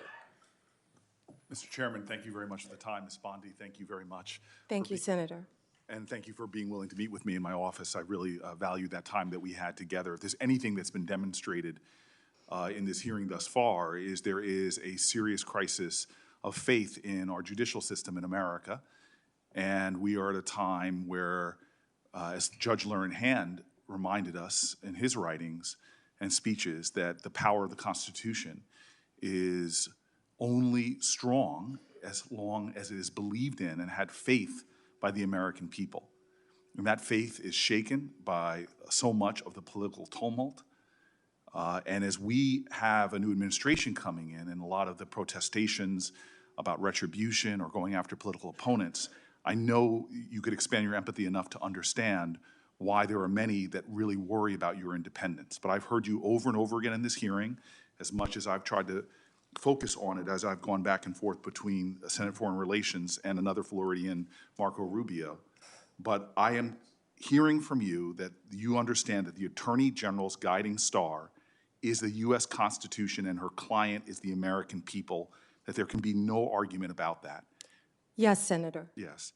And more than that, though, I hope that you, should you be confirmed, understand that there is an urgency in not just demonstrating through your actions that independence, but beginning to heal this country's lack of faith and shaken faith in that independence, in the U.S. Constitution.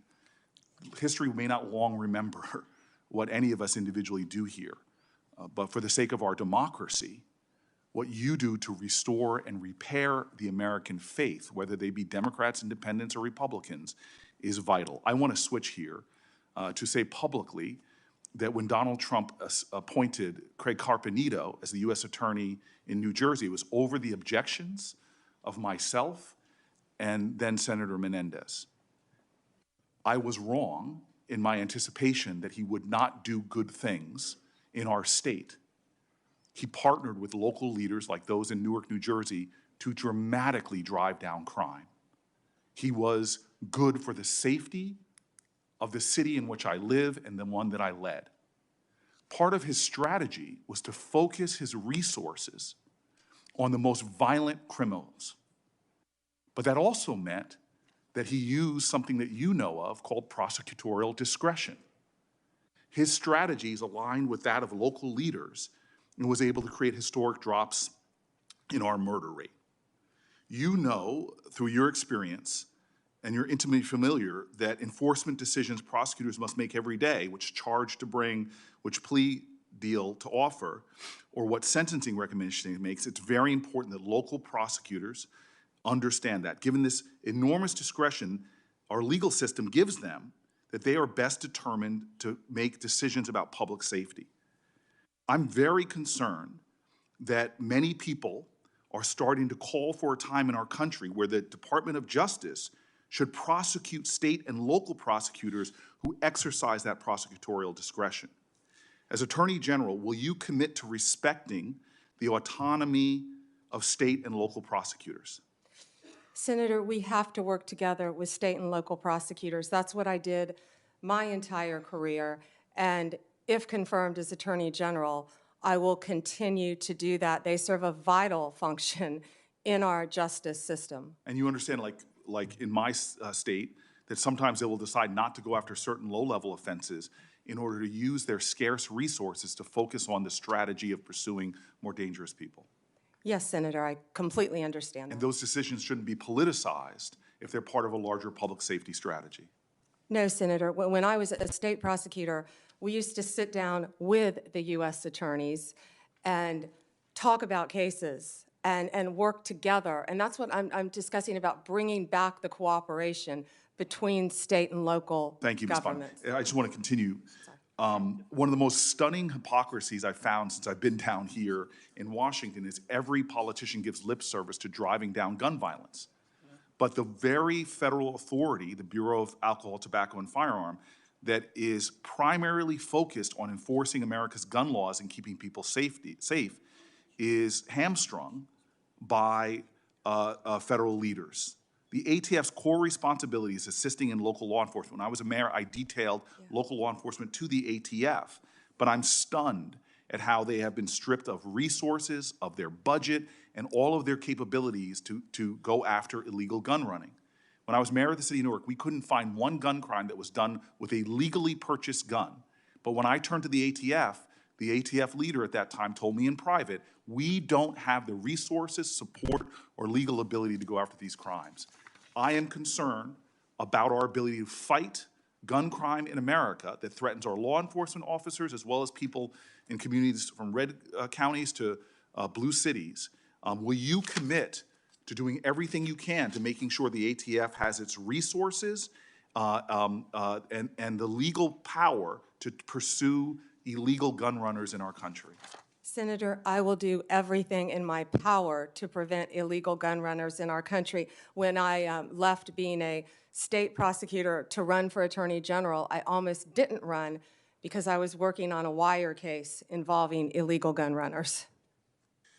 The DOJ issued in 2022 a use of force policy for its federal law enforcement officers. It was approved by the heads of the DEA, FBI, U.S. Marshals, and ATF, and many of them said it is actually a use of force policy that actually protects law enforcement officers as well as protects others from having their rights violated. It was also endorsed by the Fraternal Order of Police and NAPO, the National Association of Police Organizations. This policy is considered best practices in law enforcement. Will you commit to continuing this policy? Senator, I have not read the policy. I will review the policy, and I will report back directly to you if I am confirmed as Attorney General, and consult with law enforcement, absolutely. And I would appreciate if you looked at the policy and I submit questions for the record, hoping that you can elucidate maybe more of your thoughts on this. Certainly. And then I will also say, as my last question, because I see my time has run out and I look forward to a second round, the DOJ issued a policy regarding chokeholds, which limited the use of no-knock warrants and chokeholds. It's worth noting that Florida has outlawed no-knock entries altogether since 1994.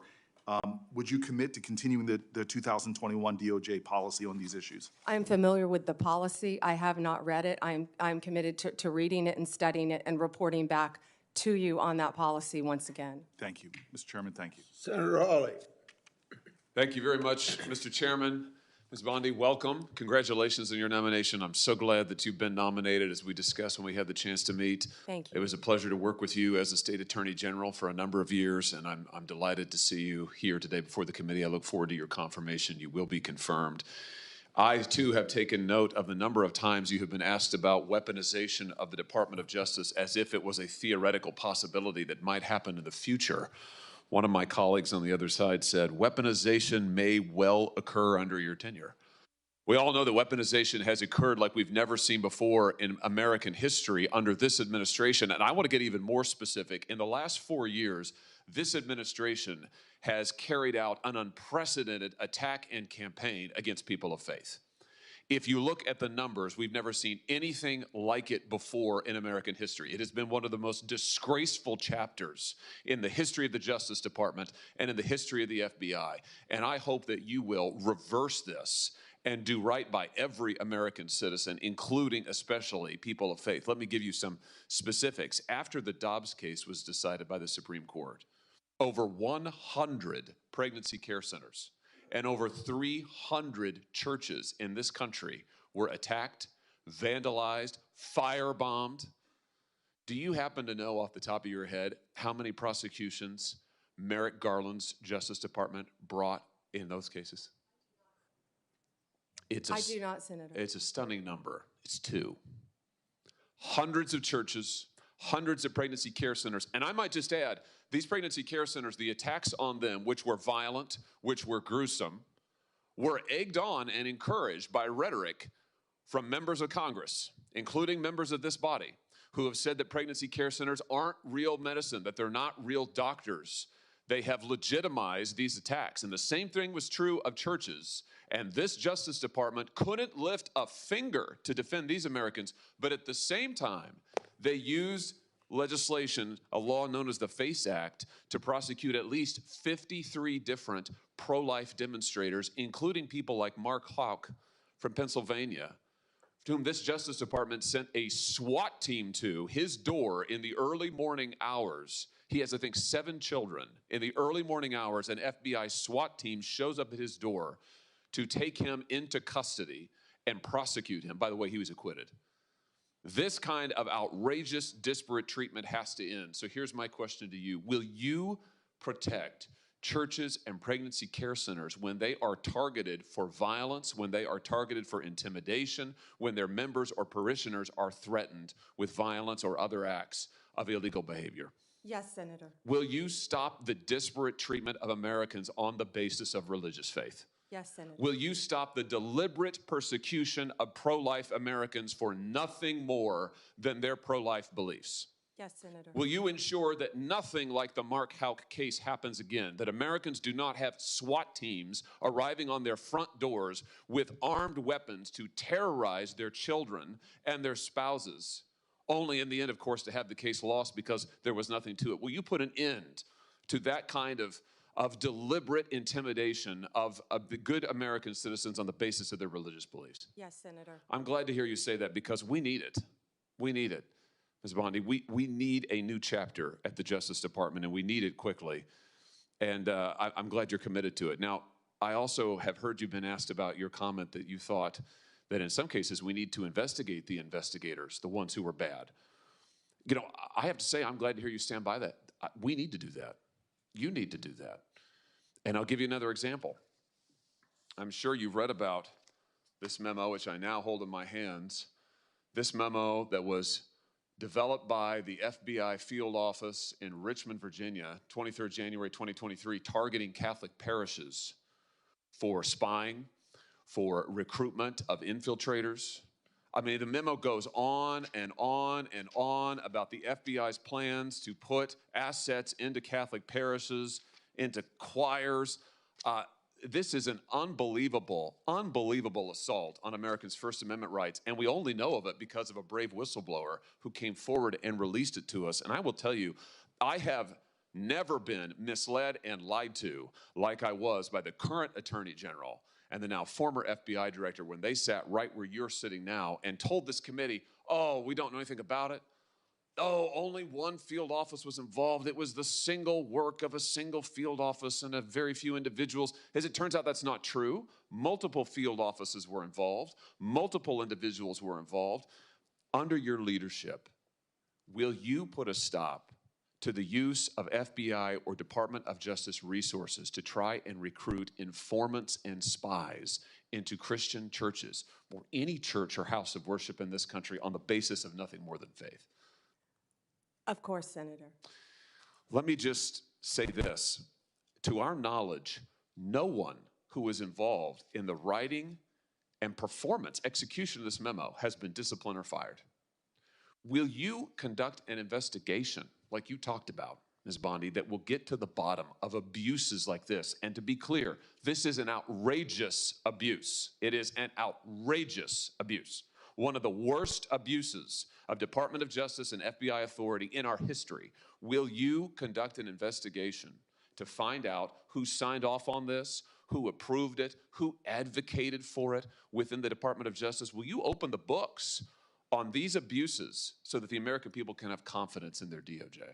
Senator, and I think what you're talking about is the ultimate weaponization, what we've been discussing all day. If I am confirmed as Attorney General, one of the first things I will do, there'll be many, but I will personally read that memo, and if Mr. Patel is confirmed, discuss it with him right away. Fantastic. And will you work with this committee and our relevant subcommittees. I'm going to chair a subcommittee called the Crime and Terrorism Committee. We're going to do our own investigation into what happened here at the FBI and the DOJ. Will you work with us as you discover the nature of these abuses, and as you put a stop to them, will you work with us to make sure the American people get all the facts and this never happens again? And Senator, yes, I look forward to working with you and the Democrats. I would think this is something that we can all agree on both sides, that this should not be happening in the United States of America, and work together on it. That's fantastic. Let me ask you one other question here in my just few seconds that are remaining.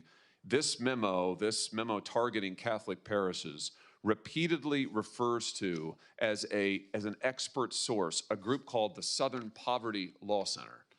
Now, the Southern Poverty Law Center has a long history as an anti-religious group that has repeatedly gone after conservative and religious organizations, called them hate groups, called them sometimes terrorist groups. They're cited in this memo. They once infamously, the SPLC called the Family Research Council a terrorist hate group, and an armed gunman came into their lobby and opened fire. Will you put a stop to the use of the SPLC as an official source for any Department of Justice memorandum or finding?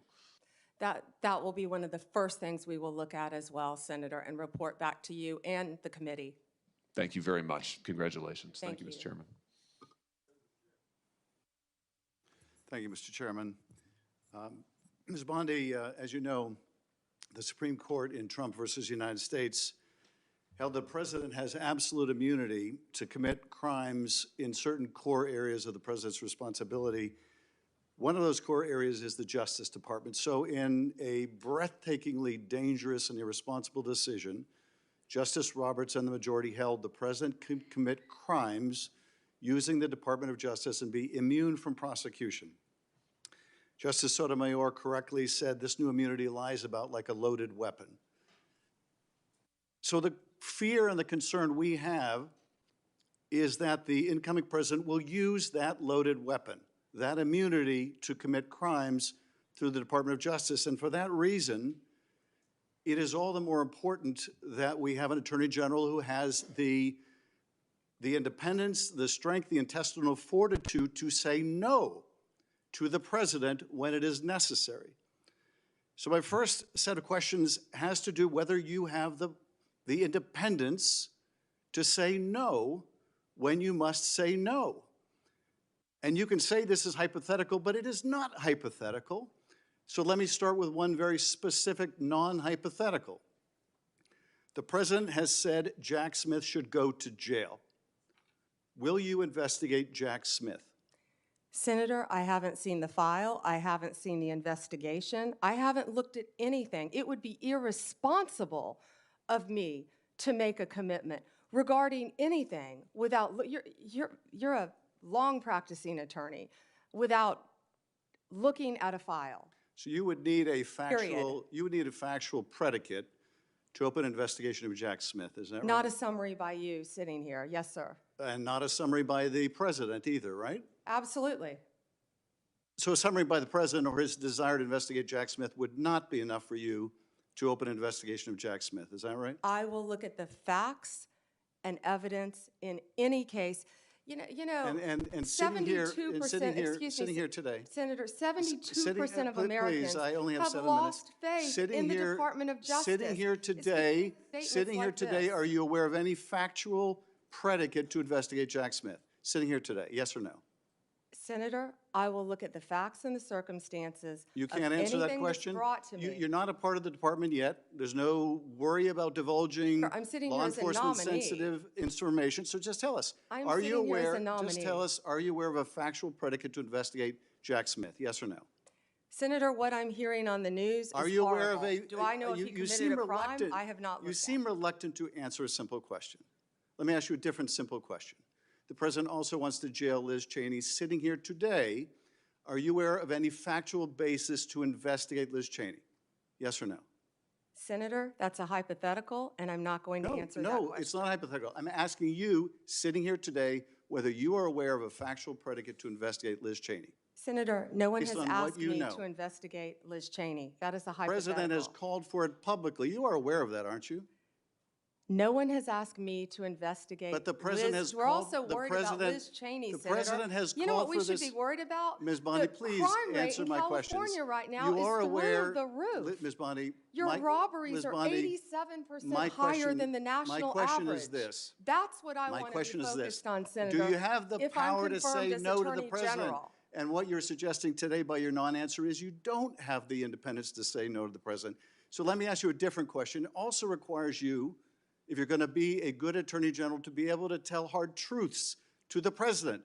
So my questions now are, can you tell hard truths to the president? So let me start with an easy truth that you could speak to the president.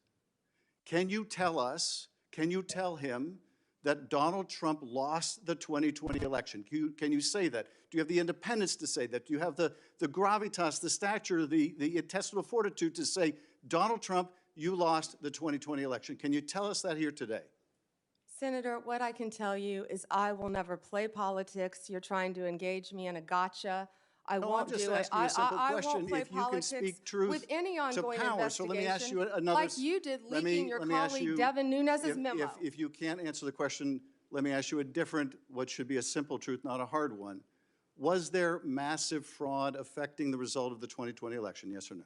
Senator, I'm glad you asked that question, if you'll let me answer what I saw in Pennsylvania. No, I asked a simple question about massive fraud. I can only tell you what I saw in Pennsylvania. I know you want to answer a different question, but my question is, can you tell us whether there was massive fraud affecting the results of the 2020 election, yes or no? Was there or was there not? I can tell you what I saw when I went as an advocate to the campaign. That's not my question. So you can't answer that question. You can't speak that even easy truth to us, let alone to the president.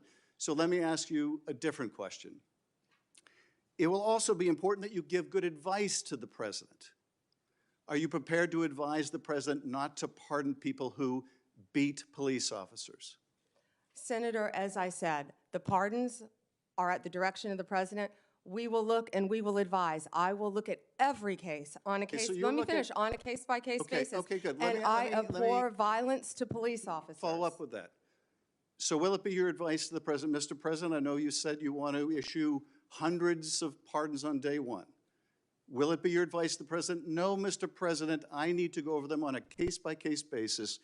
Do not issue blanket pardons. Will that be your advice to the president? Senator, I have not looked at any of those files. If confirmed, I will look at the files for the pardons, as well as the ongoing investigation. Will you be able to review hundreds of cases on day one? I will look at every file I am asked to look at. Of course you won't. So will you advise the president? Can I answer the question? Well, my question is. I would have plenty of staff. You said, of course you want. You'll be able to review hundreds of cases on the first day? I'm not going to mislead this body, nor you. All right, let me ask another question. You don't want to answer that, let me ask another question. You were censured by Congress, Senator, for comments just like this that are so reckless. It will also be important for you to be able to preserve the records, the evidence of the department. Are you ready to commit that none of the evidence in the January 6th investigation will be destroyed under your watch? Senator, I will follow the law. I will consult with ethical officials in the department. Do you see any ethical basis to destroy evidence in the January 6th investigation? Then why can't you answer the question? Why can't you say, I commit to this committee, we will never destroy the evidence in the January 6th investigation? Why can't you give this committee and the American people that assurance? Are you frightened because evidence was destroyed against President Trump that was false? Is that why you're frightened now? I can't believe this is even... Why do you have difficulty answering that question? I can't believe you're asking such a question. Why do you have difficulty promising to preserve evidence at the Department of Justice? Why is that a difficult question? I will follow the law. It shouldn't be a difficult question. Thank you, Mr. Chairman. Ms. Bondi, I know that you are pleased that we are moving to the end of round one. And we appreciate your being here. And I appreciate that you told my California colleagues you were willing to work with them, even in light of the manner in which they have approached you. Now, one thing I think we need to have everybody understand that is watching this hearing today and everyone sitting in here, what we have witnessed over the last 4 years with a weaponized DOJ. My colleagues have talked about this, and the American people know this. They know what was carried out against President Trump and his administration. And in November, they voted to see an end to 2 tiers of justice, 2 tiers of treatment, 2 tiers of access, because they have absolutely had it with the lies, with the accusations, and with the attacks that have come against so many people who were just seeking to live their lives. And then all of a sudden found the FBI or another federal agency or the DOJ knocking at their door. You know, Ms. Bondi, it would make you believe that my colleagues have learned nothing from the elections in November. They don't see this as a movie script that someone may have liked to write. What they see is this is real life. And they want a restoration to equal justice, equal access, equal treatment, abiding by the rule of law. Many of us have talked today about making America safe again. And in Tennessee, I hear a good bit about this. And as we've discussed your nomination, one of the things I've mentioned to people is your career as a prosecutor. And you have touched on that some today. And you are bringing that insight of being a prosecutor to bear. And I do appreciate that. Now, one thing that I think is noteworthy, and in preparation for the hearing, I looked some of these numbers up. During President Trump's first term, violent crime in this country actually fell. Yes. It fell by 17%. And in the first 2 years of the Biden administration, it soared by 43%. This is crime that is taking place in all of our communities. We've seen a rise, whether it's California or Tennessee, we have seen a rise. So I want you to talk to Tennesseans, to Californians, to all Americans about what you're going to do to get this crime rate down in this country. Senator, thank you for that question. And despite the questions from Senator Schiff, I look forward to working with you and the state of California to do everything we can to fight violent crime in California. And you know as well as I, that crime is only going to go through the roof now after these forest fires. You're going to have looting. You're going to have price gouging. You're going to have so many things that I have dealt with in the state of Florida, and I am committed to working with California just as much as I am committed to working with you, Senator Kennedy, in the tragedy that just took place in Louisiana, given all the human beings that were murdered in your state. And we have the Super Bowl coming up in less than 3 weeks now, I believe, Senator. I've been a little busy. But we've got to ensure, if I'm confirmed, that everyone in this country is safe. And I will work with you. I will work with you, Senator. I will work with all of you in this country for everything that Senator Blackburn said. We have got to reduce violent crime, and we have got to restore integrity to our law enforcement officers. Donald Trump, we keep saying he won this election by 77.3 million votes and 312 electoral votes. Look at the map of California, Senator Schiff. It's bright red, the popular vote, for a reason. People want law and order. They want to be safe so they can go to take their children to school, so they can go to church, Senator Hawley. People want safe streets. Of course we care about our economy and what's happening in this world, but if we're not safe, none of that works. We have got to come together. We have got to work together to make America safe again, and that, in turn, will make America great again, and I don't know where that phrase has become a bad word, because I think that's a great one. Making America great again. Let me move on with you to something else that's about law and order, and that is Section 1507. Because making certain that our justices are protected is important, and we also, with our judges, Section 1507 makes illegal any protest outside of a judge's residence if the intent is to influence the judge's decision-making. And we have heard about the protest outside of justices' homes where they were shouting loud and clear things like, and I'm quoting some of that, "If you take away our choices, we will riot," end quote. Another one, "No privacy for us, no peace for you," end quote. In other words, if the justices did not vote to uphold Roe and Casey, the protesters would continue to harass them.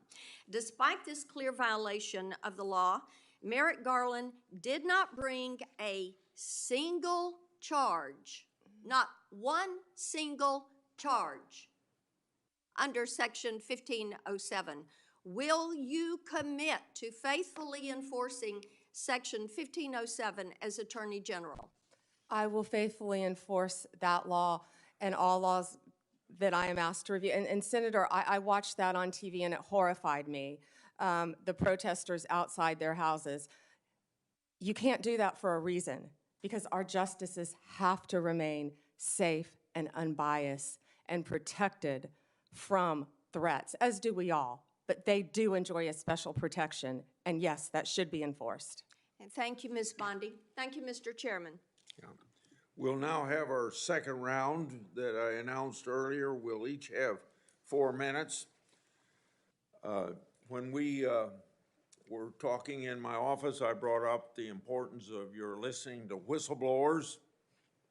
And about 30 or 35 investigations I've got underway of the executive branch, and not just because of a Democrat president. Some of them are probably carryovers from Republican presidents. It's very important that the executive branch understand the cooperation that you must have with us to carry out our responsibilities to see that the president faithfully executes the laws. And I think that too often whistleblowers, being patriotic people they are, wanting government to do what government's just supposed to do, and find something wrong, they want to report it, and they want to report it within the agency. They don't come to Congress unless they don't get any help in the executive branch. It seems to me that it's very important that you respect whistleblowers, but I've seen them treated like a skunk at a picnic by the agency they're in. I've seen them ruin themselves professionally. I see themselves, one time an FBI agent came to me, was escorted out of headquarters with his gun and badge taken away from him, just because the laboratory there was not using science to make sure that crime was actually committed. So now we have a new $40 million science lab so that people are protected and get their constitutional rights. So will you protect whistleblowers from retaliation and promote a culture? And I think that last thing, promote a culture, is more important, that values the important contribution of whistleblowers. Yes, and Senator, I think so people fully understand the importance of whistleblowers. They have to be able to tell the truth and come forward without fear of retaliation. And that's the purpose of the whistleblower statute. And when there's retaliation, the taxpayers' money's paying for that retaliation in most cases. The Biden Justice Department issued guidance telling prosecutors to stop charging mandatory minimums and ignore laws setting penalties on drug type. It also allowed folks to pay civil and criminal fines to politicize non-government organizations instead of the government treasury. I put together a list of their guidance. I find it very concerning and unfair to the taxpaying public, and I'd like to have you review those policies very soon after you're confirmed. Absolutely, Senator. In regard to antitrust, enforcing antitrust laws is extremely important to ensure that markets are fair and that consumers are protected, I've been active in making sure that the Justice Department and the FTC carefully scrutinize mergers and that they look out for anti-competitive behavior and predatory practices.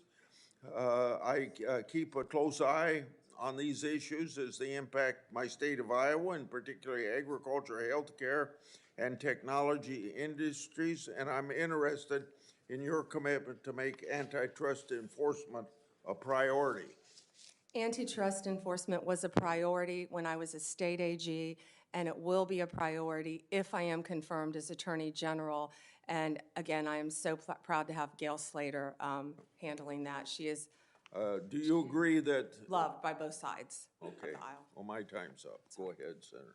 Go ahead if you want. Okay.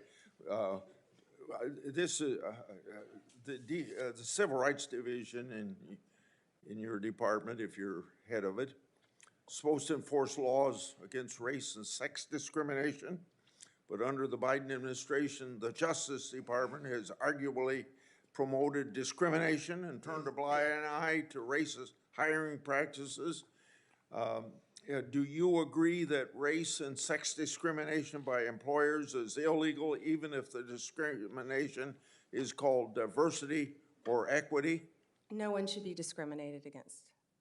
Go ahead. I'm done. You owe me 44 seconds.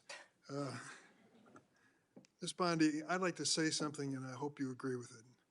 Violence is never acceptable when it comes to political expression. Period. I think I said that initially. Yes, I do agree. Of course I agree. I abhor that sort of thing happening when it comes to conservative Supreme Court justices, and I abhor it when it comes to Nancy Pelosi's husband being attacked in his home. That was horrible. Which we should all say unequivocally both are unacceptable. I think you agree, correct? Horrible. All right. I guess as I reflect on what you've said today, a couple things surprised me. I did not expect you to be as outspoken as you are about Kash Patel. He's been characterized as a professional career defense attorney and a career prosecutor. That's a pretty amazing achievement in his life. But he also has said and done some things which are impossible to understand and justify. For example, are you familiar with something called the QAnon conspiracy? I have heard of it, but I do not know what it is, but I've heard of it many times, Senator. So let me tell you what I've learned about it. Its core belief is that a cabal of satanic, cannibalistic child molesters are embedded within our government and are conspiring against President-elect Trump. They asked Mr. Patel about it, and he said, quote, "I agree with a lot that the movement says," end of quote. Does that sound like a good preparation to run the FBI? Senator, I don't know anything about, I had heard of QAnon, but I've never heard that definition attached to it at all. You're going to have to ask Mr. Patel about those statements. We will.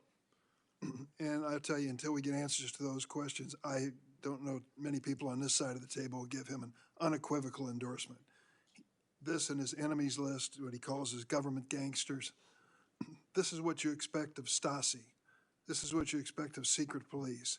It is not what you expect of justice in America, as you've even described it at the table today. So I would say this unequivocal support of Mr. Patel should at least have some reservation until he explains some of these outrageous positions he has taken. I look forward to hearing his testimony about QAnon in front of this committee. You will. Let me say another word about January 6th and what happened. We lived through it, many of us. We'll never forget it. To think that the United States of America's Capitol building was desecrated by an insurrectionist mob that came in and did horrible things, particularly to our police force, that keeps you safe as you sit there and keeps us safe every single day. Over 100 of them were attacked by these demonstrators. One, Kenneth Bonowitz, a member of the so-called Proud Boys, another alt-right group, assaulted at least 6 officers, placed one in a chokehold and lifted him up by the neck. Bonowitz injured one officer so severely he had to retire.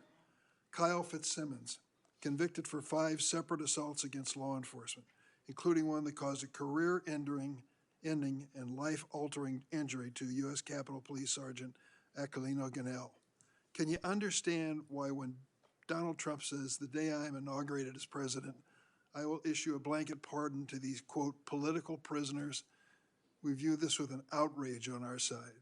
These men and women risk their lives for us every day, and they almost died. Some of them did die in the course of this attack. Why aren't we treating them as such, and why do you have to reserve judgment? Vice President Vance didn't when he was asked this week. He said that pardon should not be extended to those who were guilty of violence against policemen. Yeah, and Senator, I do not agree with violence against anyone, but especially police officers.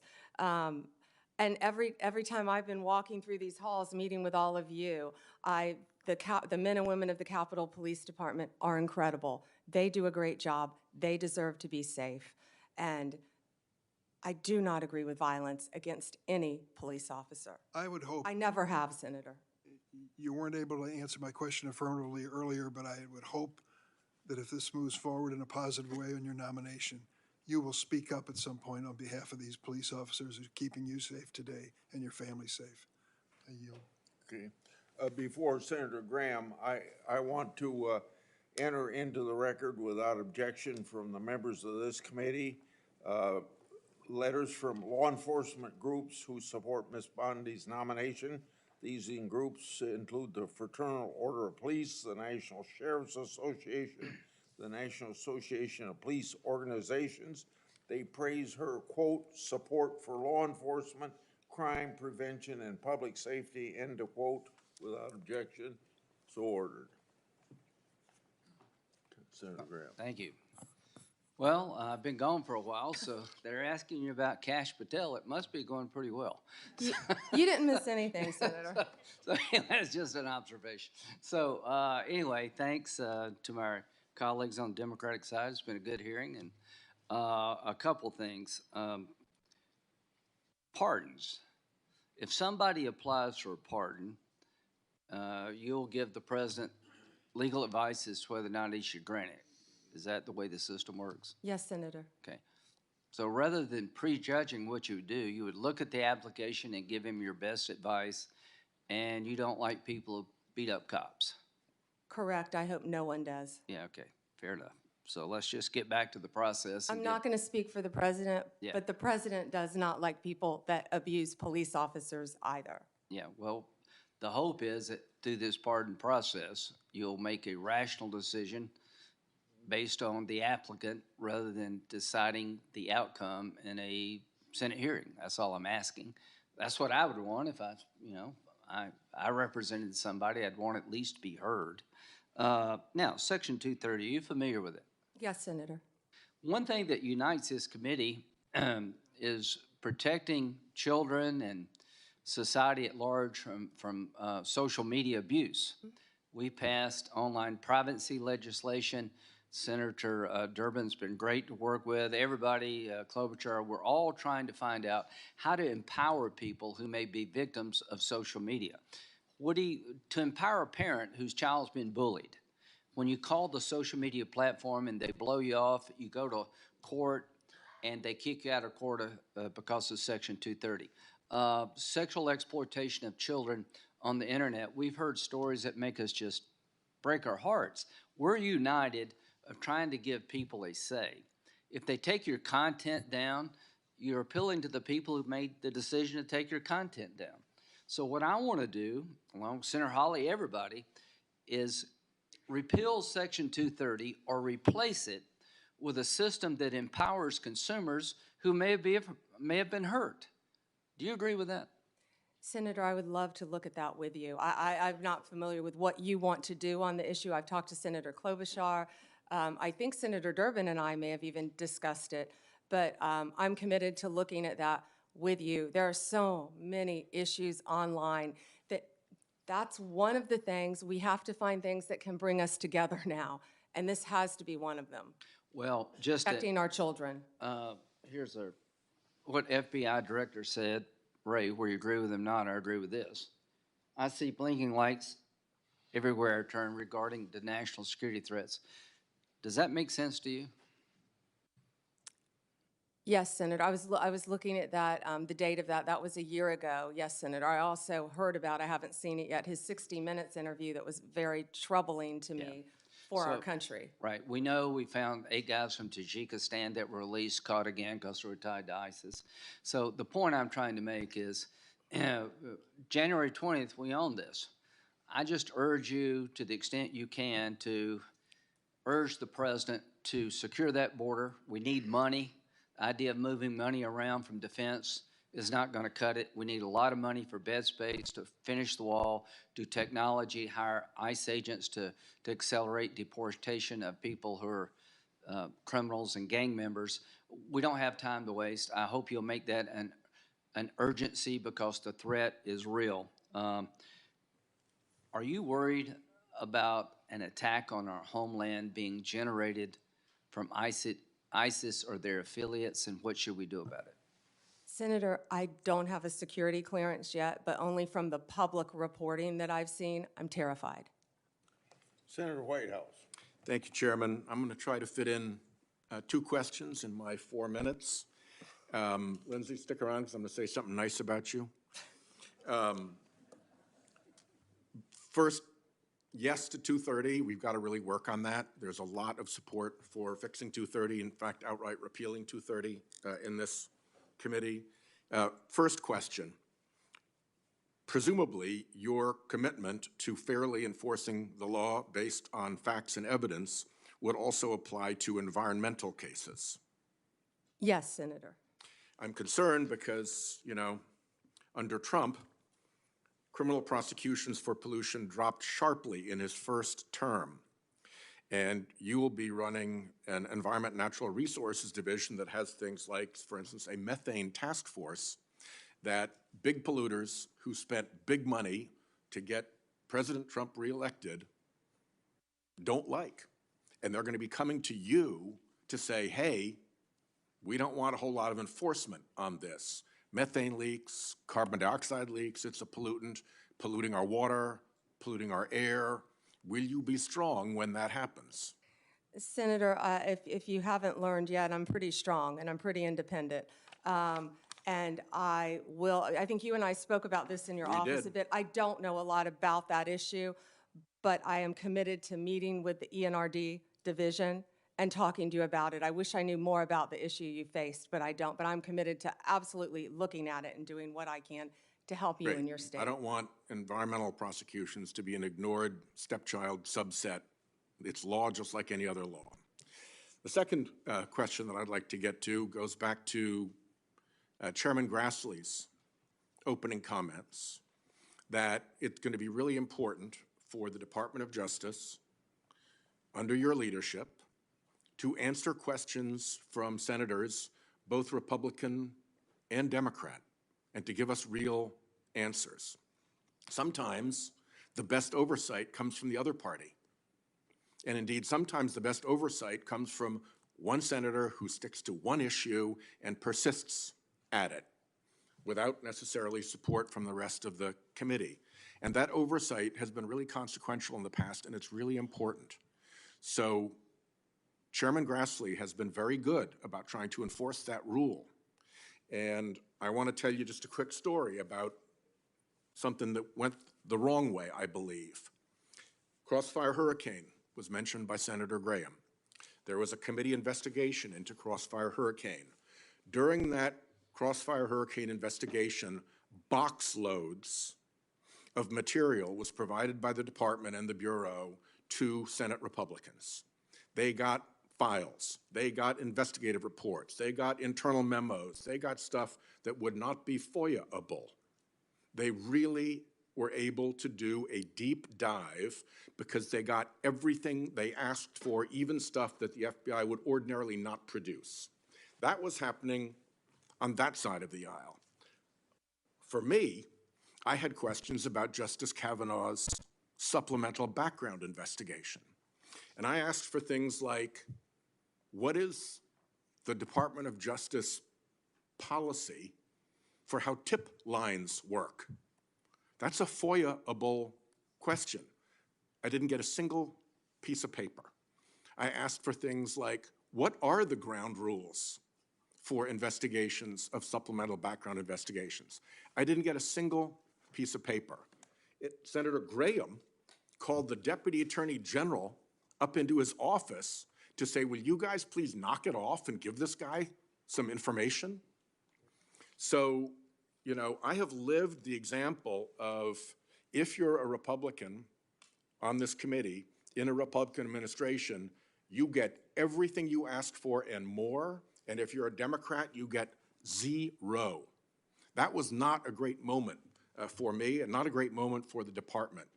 And so I will take the chairman at his word that he wants the department to be responsive to requests from all of us. And I would ask you, will you be responsive to all of us, irrespective of our party affiliation, if we are asking legitimate questions that you have the power to answer? Senator, I think I've said that from the beginning. Yes, especially on Freedom of Information Act, I will follow the laws that apply to the Freedom of Information Act. I believe in that. I actually dealt with the public records when I was a state prosecutor. It's been so long ago, I'd forgotten about that. Yeah. So I handled all the public records. One just sort of point of order here. The FOIA, the Freedom of Information Act process is one thing. Anybody can get information under the Freedom of Information Act process. As senators, we should be able to do better than that. When we're doing worse than that, that's a sign that somebody's hiding something. When we're doing better than that, that's a good thing for congressional oversight. Thank you, Chairman. Thank you. Senator Tillis. Can we take a minute off Senator Schiff, since I'm joking? Since he took an extra minute, I'm joking. Yes, you can. You wanted to say something to Senator Schiff? No, sir, I asked if we could take a minute off Senator Schiff since Senator Whitehouse took an extra minute. I was teasing. I'm sorry. Okay. Senator Tillis. Thank you, Mr. Chairman.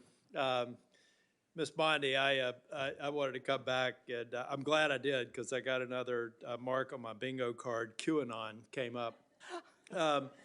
It's a little-known fact, but the so-called, I think I heard someone say that that's an organization, a cabal that has cannibalistic tendencies.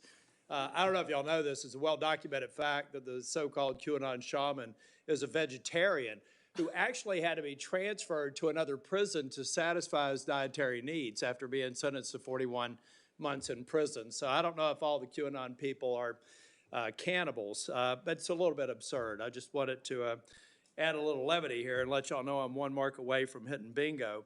Yeah, but you know, it's important to talk about this, folks, because this is the part I don't like about the big committee. I love intellectual property subcommittee, because we don't get into this theater. But it's just absurd to think that, and it was mentioned in reference to a comment that Kash Patel made, who I spoke with earlier today. You know, it's just absurd to kind of throw that stuff out there. Does anybody honestly believe someone with a distinguished career like Kash Patel thinks that a cannibalistic cabal controlling the internals of government really exists? Let me give you an example why I resist that notion. I resist the notion that most of the members here, who all raise tens of millions of dollars through Act Blue, that has a subpage that only until Senator Butler finally told them to take it down, after I spent a year ranting about it, on their Act Blue, a subpage on Act Blue had the all cops are bastards subpage and fundraising drive. I came to this committee for a year and try to encourage my members to say, this is absurd. So would it be fair for me to say that President Biden is embracing an organization that thinks all cops are bastards and you should have a fundraising run for 13.12 miles and protest outside of police departments and put pressure on them? Saying that President Trump or you or anybody else or somehow or Kash Patel have an allegiance, it's so absurd to think in a big hearing like this, we actually just talked about that we actually think someone of the stature and the experience that would come before this committee would actually think a bunch of people-eating cabals controlling the innards of government was real. That's just being, I get the theatrics, I get the marketing department thought it'd be really cool if it was said, but guys, that's not us at our best. And I just thought it was kind of funny that he's a vegetarian too. But I want to go back this is a narrative that people are going to force, and I'm going to trust you to do what you do as a prosecutor. Like you said earlier, you're going to examine the facts of a case. You're going to give the president your best advice. I cannot believe if there is compelling evidence that you as a prosecutor know that this person breached the Capitol and injured a police officer, that the president would even ask you to consider it. And I certainly can't imagine you recommending that they move forward. It's a hypothetical. I don't want you to respond to it, but your track record as a prosecutor would suggest otherwise. Last question.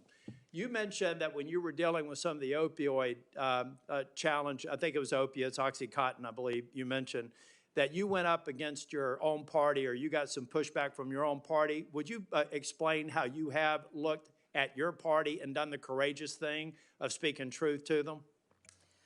Oh, I remember when that started. Several of my former colleagues are behind me. They're probably smiling, but I remember when that started, I said, "Ooh, I'll never get elected to a second term," because yes, I fought for what I believed in based on meeting these victims' families and seeing the need, and I fought the industry. Whew, that was a big industry. And you were in an elected position. And the doctors. You were in an elected position with a lot of people with a target on you, and you stood firm. Thank you. More than once, Senator. Thank you. Senator Coons. Thank you, Chairman Grassley. Attorney General Bondi, in our previous conversation, we talked about criminal justice reform, and in particular, your contribution to the enactment of the First Step Act in the previous Trump administration. And I just want to talk with you about a couple of bipartisan initiatives in this area. Senators Cornyn, Lee, Durbin, Tillis, Booker, and I have introduced a bipartisan bill called the Safer Supervision Act.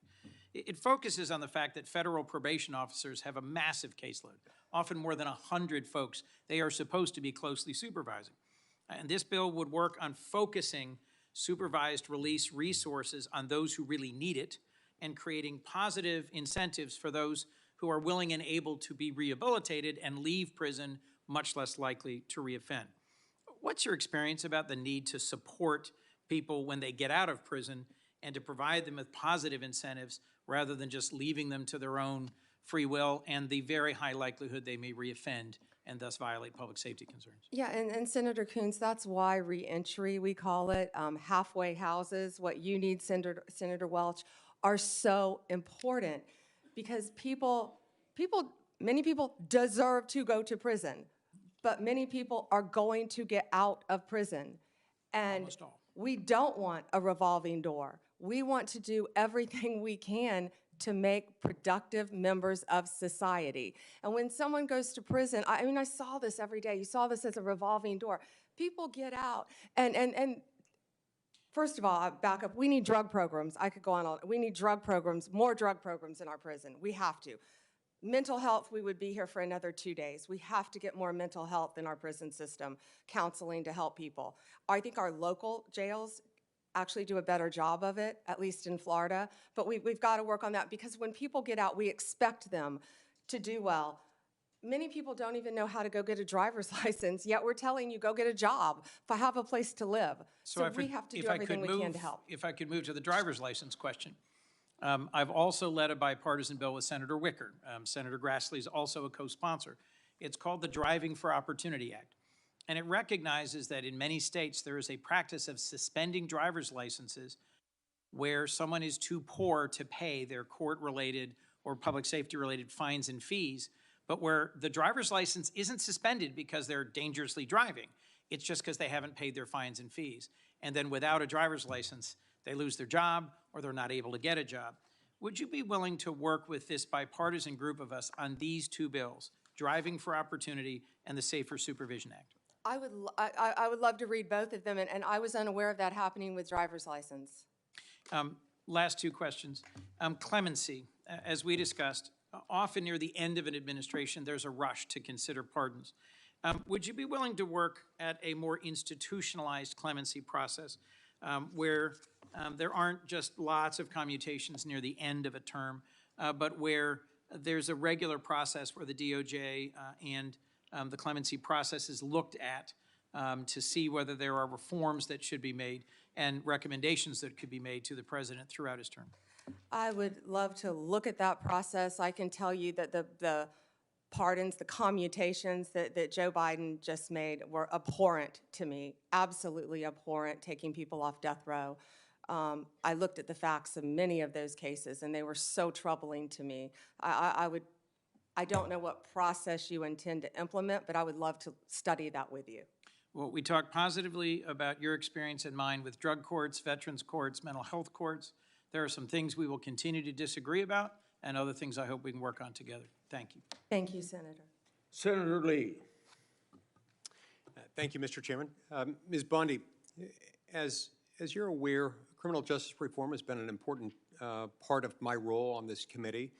I worked for the better part of a decade with Senator Durbin, Chairman Grassley, Senator Whitehouse, Senator Cornyn, Senator Booker, and a bunch of others to eventually pass the First Step Act, which President Trump signed into law in December of 2018. The First Step Act, as the name implies, was intended to be the first of multiple steps. Much remains to be done, including with the implementation of the First Step Act. The credits available under the First Step Act are still being implemented and need more. I assume you'd be willing, if confirmed, to help us continue to implement the First Step Act. Yeah, yes, Senator. And also, I just learned, it's my understanding, I don't know for fact, but it's my understanding that a lot of those beds for halfway houses, for reentry, have not been filled under the First Step Act. So if that's true, I want to look at that right away and figure out why. Right. And I think other reforms like the Safer Supervision Act, of which I'm a co-sponsor, can also be helpful on that front. It's always important to make sure that we're running, although ours is not the largest criminal law enforcement institution in the country, meaning the states themselves have far more criminal cases, far more prisoners under their jurisdiction collectively than the United States government does. And nonetheless, it is a significant presence. And states often look to the federal government, sometimes for good, other times for ill, on leadership as to where they should take their own criminal justice system. And so it's important that we get this right, and especially given that we've been wrong at times in the past. I also think it's important to address the topic of overcriminalization. A few years ago, a few of us on this committee decided that we wanted to find out how many federal crimes are on the books. We reached out to the Congressional Research Service, the CRS, whose job it is to answer such questions like this when members have these questions. The answer that came back was stunning. The answer that came back was to the effect that the answer is unknown and unknowable, but at least 300,000. A lot of the reason for this is that there are a lot of instances in which federal regulations impose criminal penalties. Impose criminal penalties often without Congress independently enacting anything, just using some sort of delegated lawmaking authority from Congress, which ought not be okay, but incorporating elements of a criminal offense into a criminal regulation, which we add to the Code of Federal Regulations at a clip of around 100,000 pages a year, give or take, depending on which parts of the Federal Register that you add to the CFR at the end of each year. This seems highly problematic to me for multiple reasons. Reason number one, of course, are that Article 1, Sections 1 and 7 make clear that you cannot make a federal law or change a federal law without Congress, without both houses of Congress passing the same text, submitting it to the president. Reason number two, oftentimes when this happens, you end up with an either absent or hugely ambiguous mens rea, meaning the standard of intent with which one must have acted in order to commit the criminal offense in question is often absent or at least so murky that nobody can tell what it means. Both of these things, of course, lead to huge problems for defendants and for the liberty interests of the American people. So I'd ask that you, if confirmed, help work with us on these things and share any thoughts you might have on them. Yes, Senator, and I wasn't aware of the mens rea issue, yes. Senator Klobuchar. Very good. Thank you very much, Mr. Chairman, and thank you for mentioning antitrust. I'm really proud of the work you and I have done together, as well as Senator Lee and I. And I know we discussed with you, Ms. Bondi, the work on allowing state AGs, a bill that Senator Lee led, and I was the Democratic lead on letting state AGs keep the antitrust cases involving tech in their states. And Senator Grassley and I successfully passed our bill to finally update the merger fees, which have allowed larger mergers have to pay in more, smaller mergers less, and that has led, along with other reasons, to beef up the antitrust division of antitrust during the last few years. And I want to make sure that you are committed to continuing a strong antitrust division with adequate personnel. And if I am confirmed, I intend on bringing in Gail Slater. She is amazing, and I think bipartisan support for her, and did a lot of antitrust. Well, I had someone who knew antitrust much better than I when I was state attorney general, and it's very important. But how Very about important. the resources for the division? It has been, under this administration, the current outgoing one, they have added lawyers and others to it. And my question was is if you'll continue that. Yes, I was actually looking at the structure of that unit, and if I am confirmed, I've been a little busy, I plan on working with Gail Slater and all the lawyers in that unit. Okay. And then just, you and I discussed some of the important cases, the Google case, Live Nation, Ticketmaster, the Apple case, I don't know if we talked about that one, but RealPage. And will you commit to continue these cases and to pursue remedies that will fully protect consumers from anti-competitive conduct? I'm not asking what the result will be. I can imagine you couldn't answer that, but I'm just asking that under if you are confirmed that you will continue the work on these cases. Yes, Senator, I haven't looked at those on a case-by-case basis, but I'm committed to that type of case and protecting consumers. And I will look at that and have that unit look at that right away. Thank you. At its founding in 1870, the Justice Department's priority was to enforce civil rights. That's what was founded, the reason guaranteed by the 13th, 14th, and 15th Amendments during Reconstruction. Today, civil rights enforcement is led by the Civil Rights Division. Do you believe it is a critical mission of the Justice Department to vigorously enforce our nation's civil rights laws? Yes, Senator. Okay, thank you. Voting rights. Will you commit to properly enforcing federal laws that protect the right to vote that are critical to ensuring free and fair elections like the Voting Rights Act? Yes, Senator. Okay. We're back to the FBI nominee. Again, I express my deep concern, Kash Patel. He has vowed to retaliate against the president-elect's enemies, quote, not just in the government, but in the media, end quote. As we know, the president-elect has already sued a pollster in Iowa whose predictions turned out to be wrong, which happens with pollsters all over the place, as we all know. But a free press is essential to our democracy. Reporters must be able to do their job without fear of being investigated or prosecuted. Will you commit that the Justice Department, under your leadership, if confirmed, will respect the importance of a free press? Absolutely. And if the president or the, depends on who the FBI director is, I have some strong views on that, tries to push to go after the media, how would you respond to that? I have not, clearly he's made some statements, but I haven't talked to Mr. Patel about those statements. But going after the media just because they're the media is wrong, of course. All right, thank you. Senator Kennedy. Thank you, Mr. Chairman. General, I admire your spunk. Coming from you, Senator, that is a huge compliment. You know, I learned the hard way up here.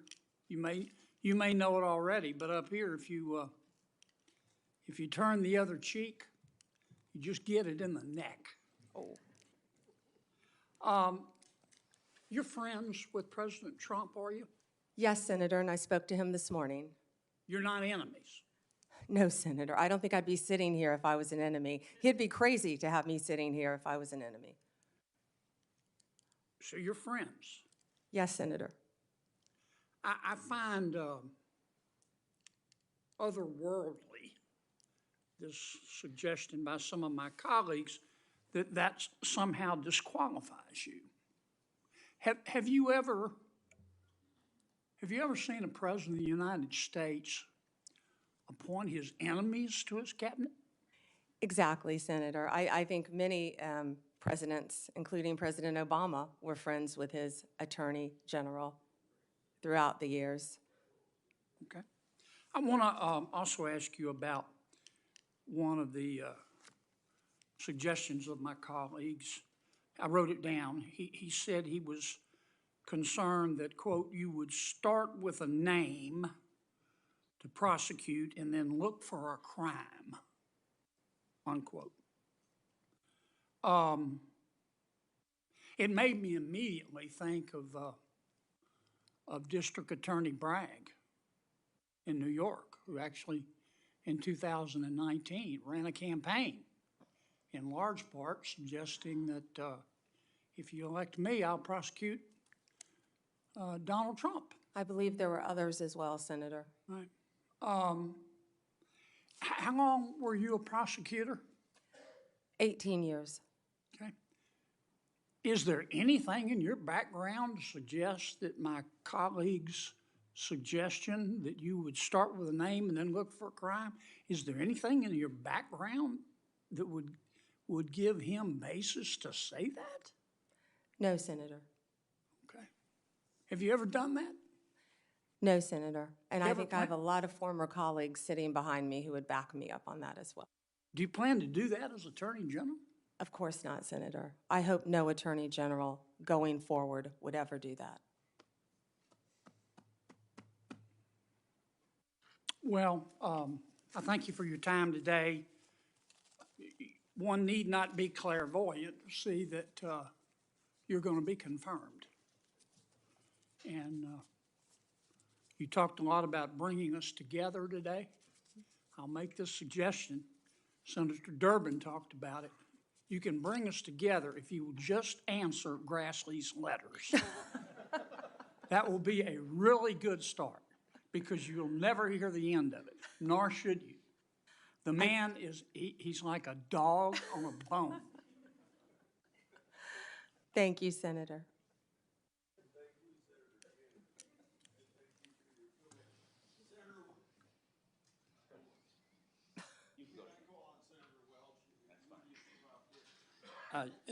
Thank you very much.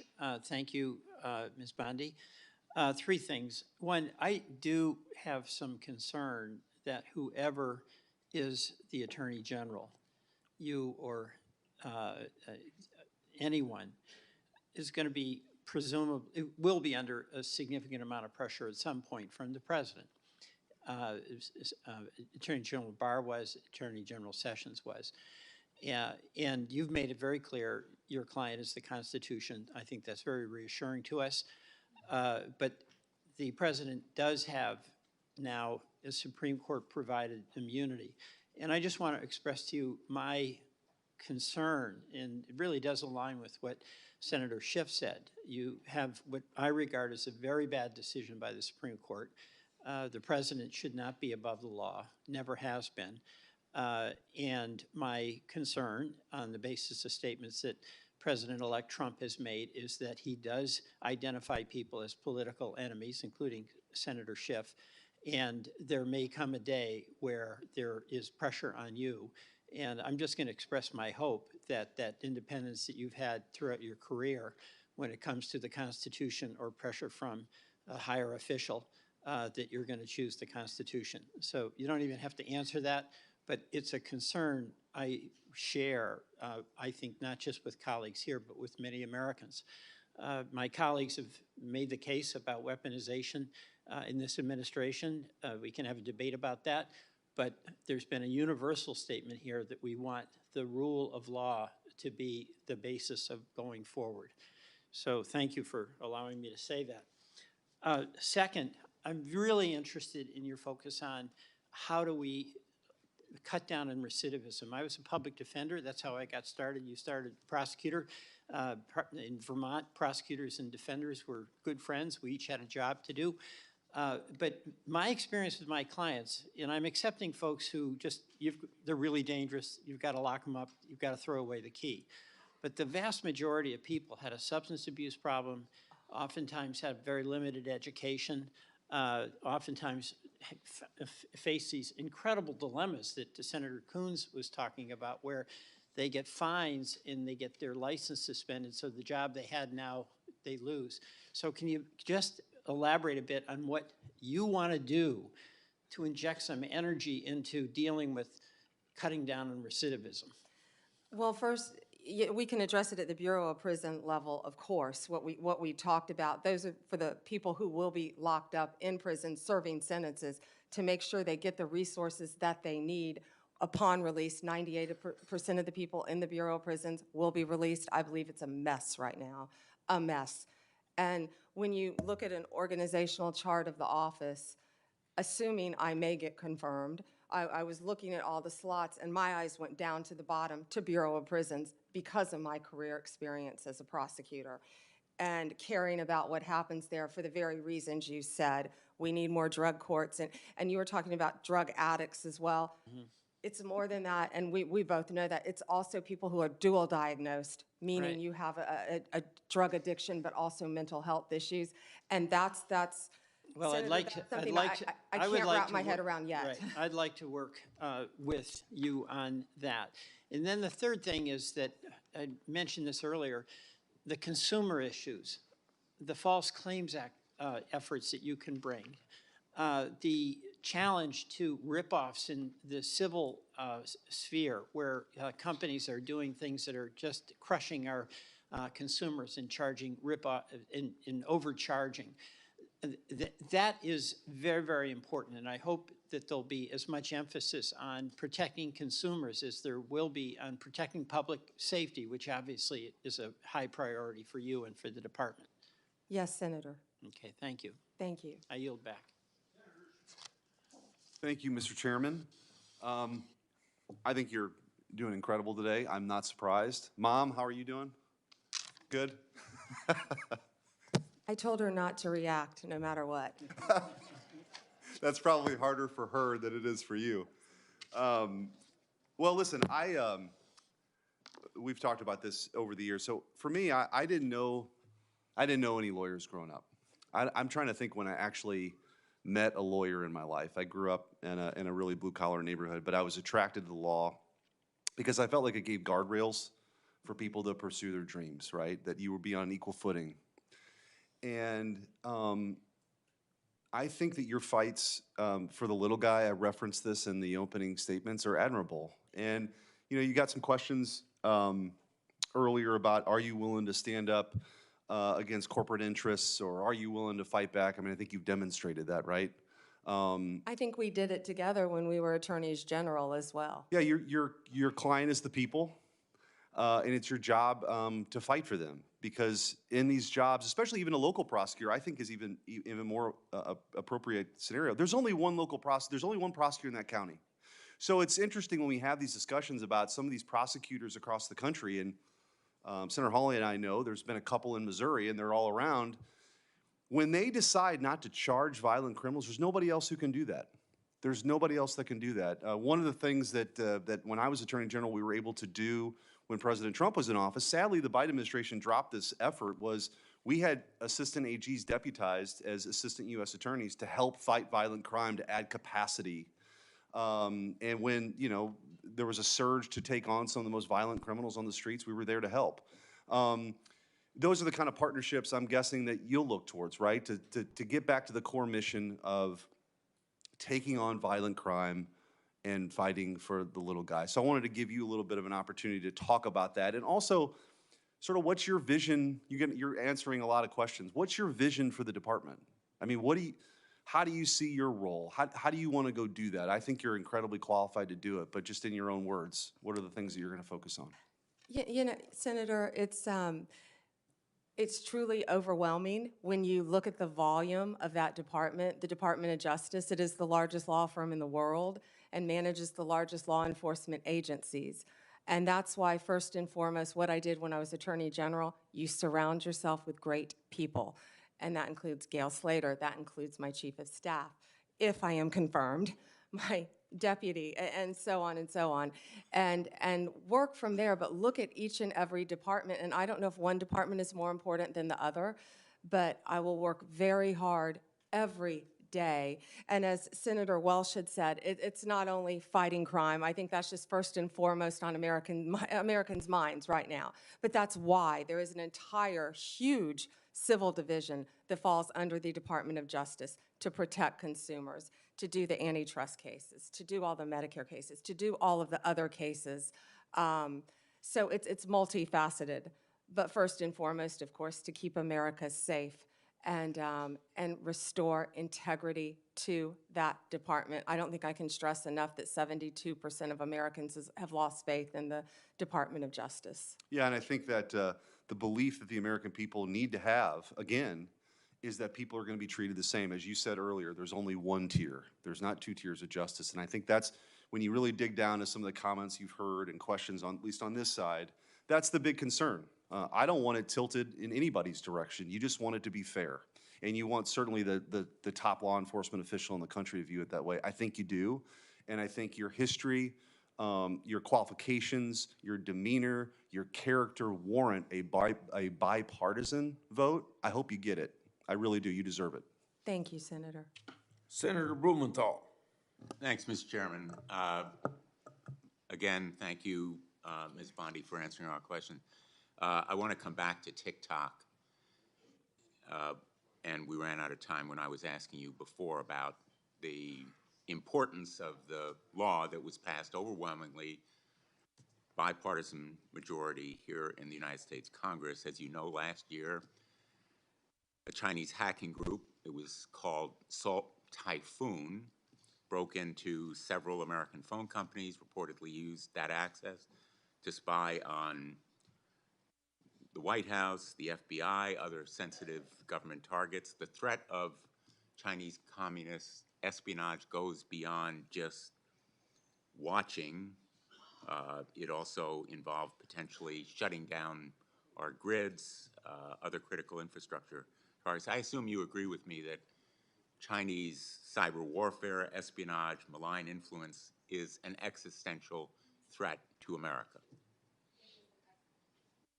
It is an existential threat, Senator, and also I have not seen it yet, but from what I've heard about former FBI Director Wray's comments on 60 Minutes regarding China, sleeper cells within our own country, infiltrating our water systems, our natural gas lines, telecommunications, a very, very real threat to our country. I'm glad that we agree, and as you know, and as the Department of Justice has noted, it's not classified, so we can talk about it openly. The ByteDance is beholden to the demands of the Chinese government. It is controlled by the Chinese government, and it in turn controls TikTok.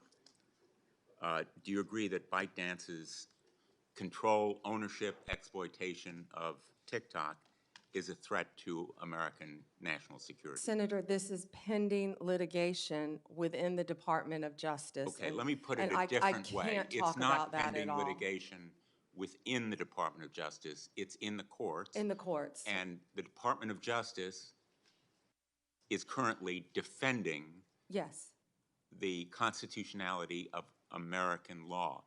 Will you continue to defend the law passed by the Congress defending America's national security? Senator, I cannot, it would be irresponsible for me to talk about anything, and it is pending litigation. You know, we can talk I was semantics Attorney all day General, long. and very often... I'm not trying to hedge on anything, Senator. I just can't comment on anything. With the idea that you won't tell me that the Department of Justice will continue to defend against constitutional attacks the law of the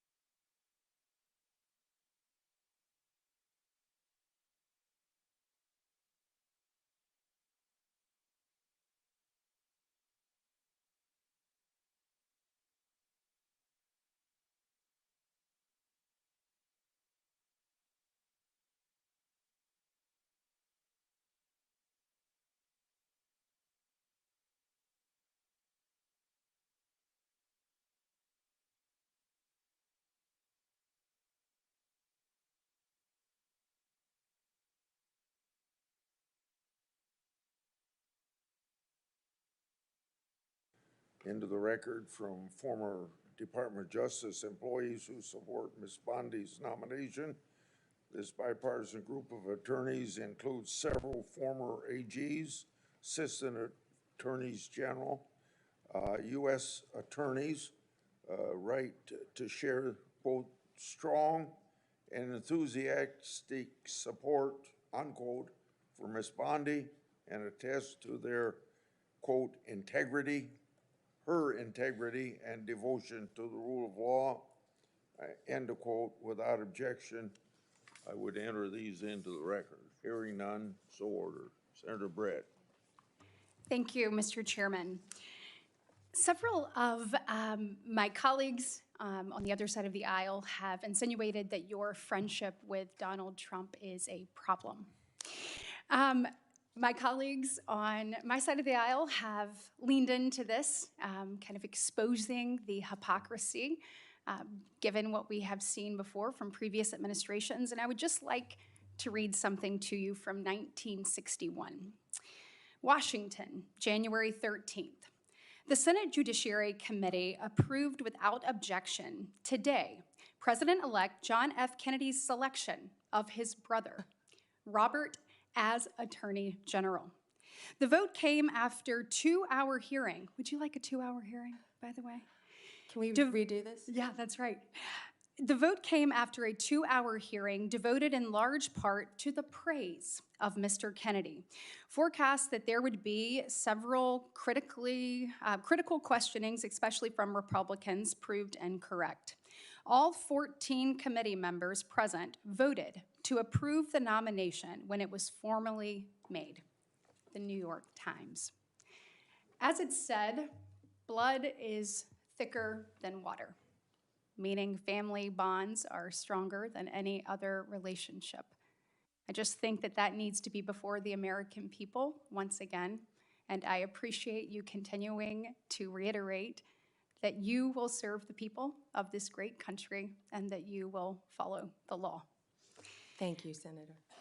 I'd like to move to something that has become another theme of this hearing, and that is Senator Grassley's letters. So I myself sent a letter to our current Attorney General and unfortunately received the very same treatment. So in front of this committee, Merrick Garland, Attorney General Garland, had made a testimony that we found evidence to possibly contradict what he had said.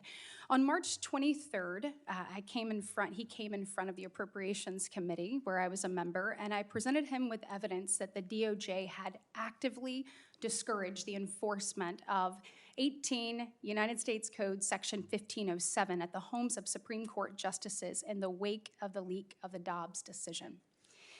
Evidence that appeared that he had clearly either misled or misinformed this committee. Evidence that showed that the department was putting politics above duty. Section 1507, as you well know, makes it illegal to picket or parade near a judge's residence and with the intent of influencing them in the discharge of their duty. It was openly and flagrantly violated on numerous occasions in the summer of 2022, yet never enforced by U.S. Marshals stationed at the home of the justices, in large part because of the evidence that we showed that they had been actively discouraged from making arrest. When we asked Attorney General Garland why no one had been prosecuted, he said because no one had been arrested. Really going back to the fact that the U.S. Marshals in these slides were actively discouraged from making them. On May 3rd, 2023, I led a group of senators, many on this committee, sending a letter to the Attorney General asking him for a response to 19 questions by the end of May. And to this day, I have yet to receive any actual response to any of my questions. To Senator Grassley's second point, if you do get a response, which mine came almost a year late, it was just words on paper. And so what I'd like to know from you is two things. One, if confirmed, will you do everything in your power to have yourself or one of your top officials respond in a timely manner to those of us on this committee? And second, since I am almost out of time, will you commit to working to help me get answers about why this happened in the Department of Justice so that we can ensure that it never happens again? Yes, Senator, and it sounds like we're going to have to open an entire unit to handle Senator Grassley's letters Good. to respond to them. That's what we all like to hear. Senator Booker. Thank you, and I'm grateful to Senator Britt for bringing that up. It's probably one of the most bipartisan commitments if we're going to fulfill our duties as of the Constitution to give oversight. It's really important that we get timely responses, and I'm grateful for that. I want to jump back right in where we were talking in last, is just about the crack and powder cocaine disparities that we discussed in my office. It's something that this committee in a bipartisan way have done a lot on.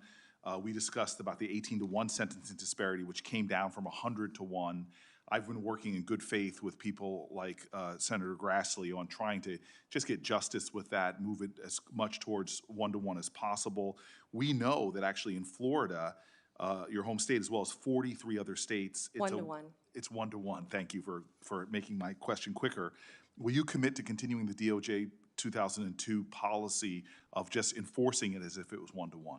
Yeah, and I will look at that policy if I am confirmed as Attorney General. I had no idea it was 18-to-1. That I will look at that policy if confirmed and report back to you right away. It sounds like if I'm confirmed, I have a lot of reporting backs to do right away. Thank you. But I will, Senator. Am I overly stating the fact that reading from your expression that you seem to think that 18-to-1, especially given what's going on in Florida, seems unreasonable? I was unaware that that was happening and why you would want it to be 1-to-1. Right. I know your sincere and heartfelt beliefs on abortion in general, and I respect that and our differences on it. But when it comes to medication abortion, over 2 decades ago, the Food and Drug Administration approved the medication abortion pill mifepristone as safe and effective. Decades of research continue to confirm the drug's safety. However, access to mifepristone was threatened by several lawsuits that second-guessed the FDA's expert judgment about the drug. The Department of Justice has vigorously defended the FDA's judgment about the safetiness and effectiveness, and I guess a lot of people are concerned about reversing a policy that could deeply affect people's access to mifepristone. I'm wondering if you would commit to continuing the U.S. Department of Justice's efforts to defend the FDA's judgment in lawsuits against mifepristone. And I was not aware of that, Senator, until we spoke. And I think I told you I will look at that policy. I was not aware of the policy. I will look at that policy. I am personally pro-life. I have always been pro-life. But I will look at that policy. I will not let my personal beliefs affect how I carry out the law. I wish I had more than 90 seconds to talk to you about an issue, but you've been so willing to talk to me about it. But the First Step Act implementation is, in my opinion, in a dire state. We had a bipartisan bill with 87 senators voting for it, 88 if Lindsey Graham was not off fighting the world's fight. I would like to make sure that you work with us to have implementation done. One of the reasons why it's so poorly implemented is because of the disastrous realities in the Bureau of Prisons. We've had bipartisan hearings here about the egregious stuff. The hearing was so disturbing that one of my colleagues on the side came over and said, whatever I can do, let's work together. It is understaffed, and therefore a lot of the people that are supposed to be implementing the programs that would help for people to earn time credit to get out, the education programs that are proven to reduce recidivism, can't be done because the Bureau of Prisons is a disaster in terms of staffing and funding. People leave their federal correctional officers' jobs to go to state because they can make significantly more money. Is this a cause? Morale is horrible. Yes, morale is horrible. Do you feel a sense of urgency like I do to focus on the Bureau of Prisons, to deal with the staffing issues and help for the full implementation of the First Step Act? Yes, Senator, and yes, and I spoke about that, I think, when you were in another committee hearing, but yes, I will, of course.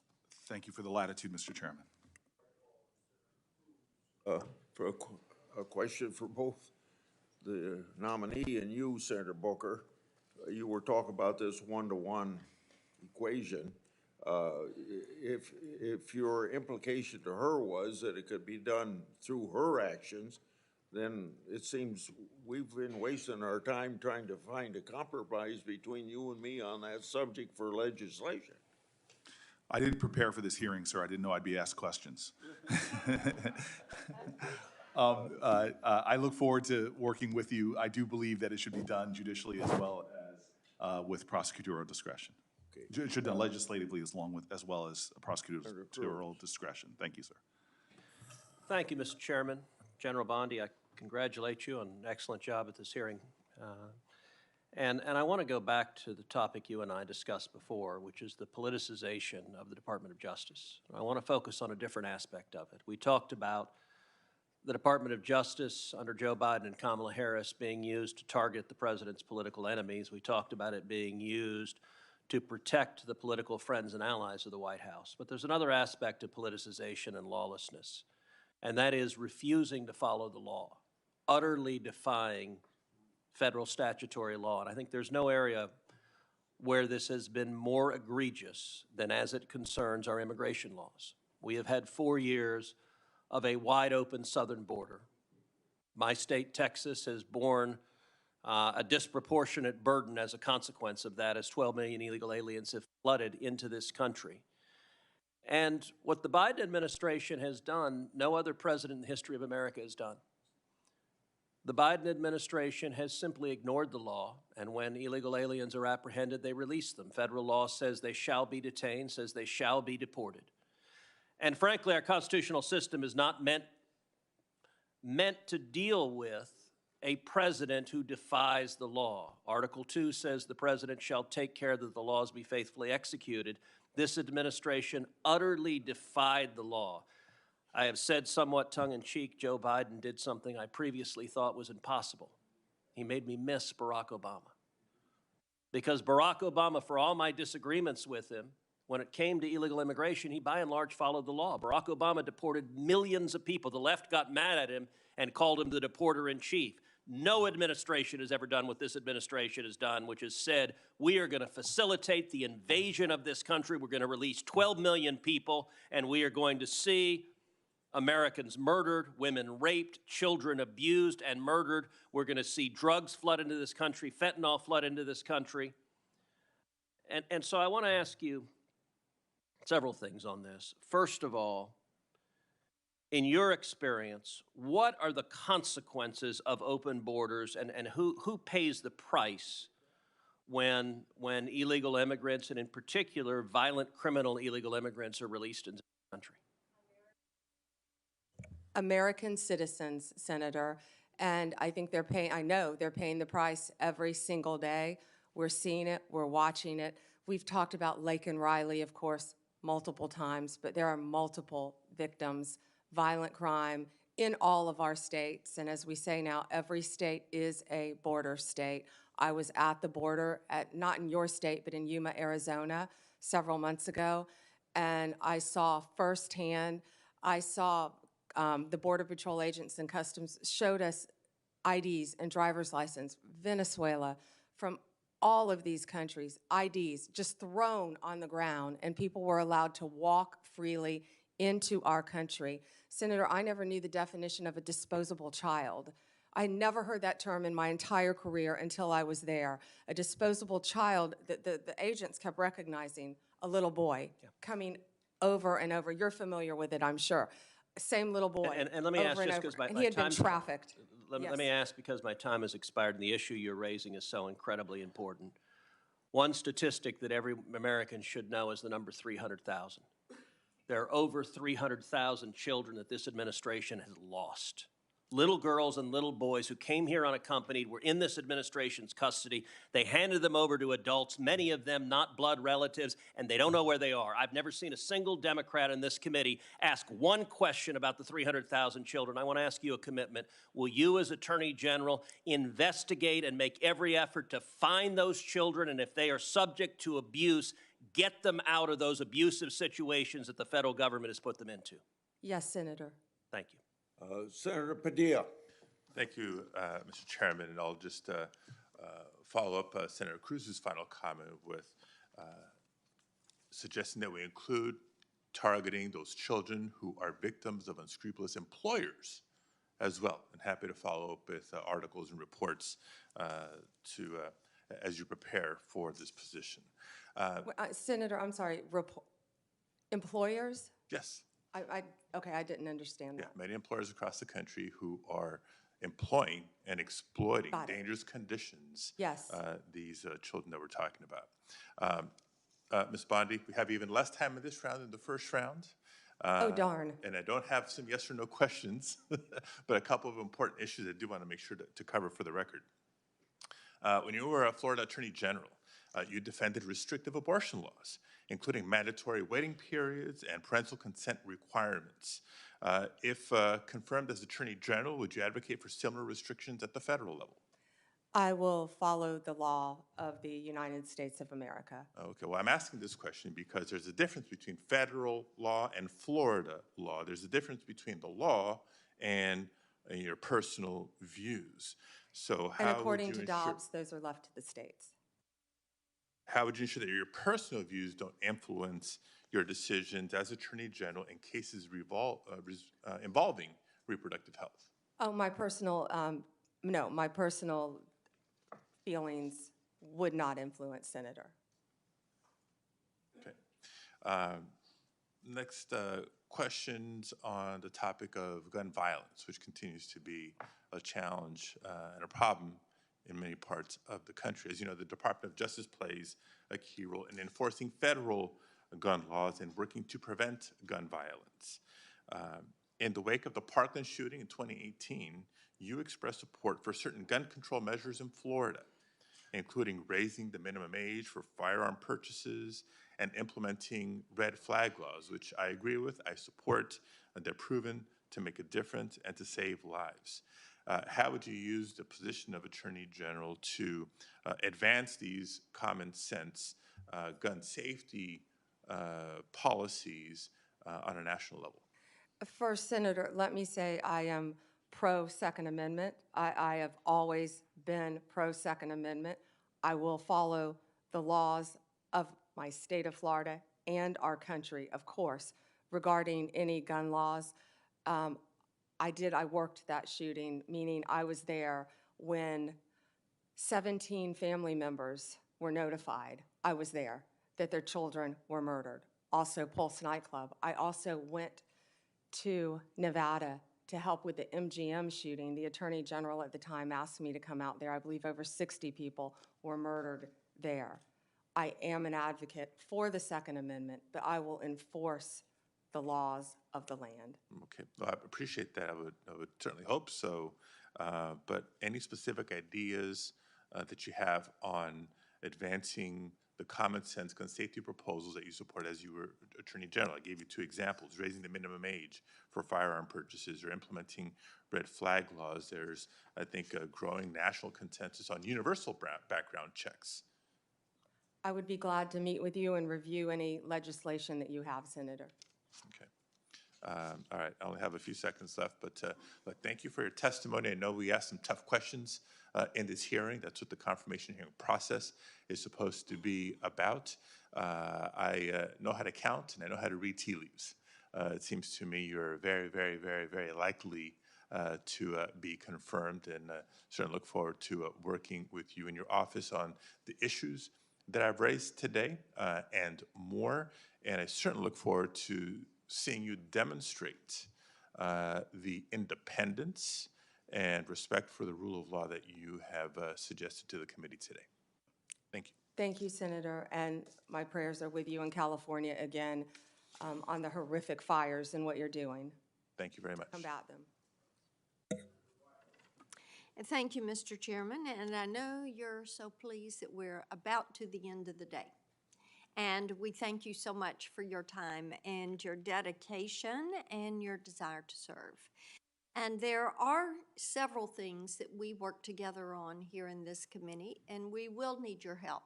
Online privacy, we have never addressed. Senator Blumenthal and I have worked on that. The Kids Online Safety Act, which we are looking forward to finishing here this under President Trump's leadership so that we can protect children in the virtual space. And another portion of the work that I put a good bit of time into is combating human trafficking. And I know you have such a background in that, and we are so appreciative that you bring that background to the AG's position, because this is an issue that has languished. Now, Senator Cruz mentioned the 300,000 children that are not accounted for. Nearly 2 years ago, I wrote the HHS secretary. It was at about 100, it was at 75,000 at that point, and the number has increased.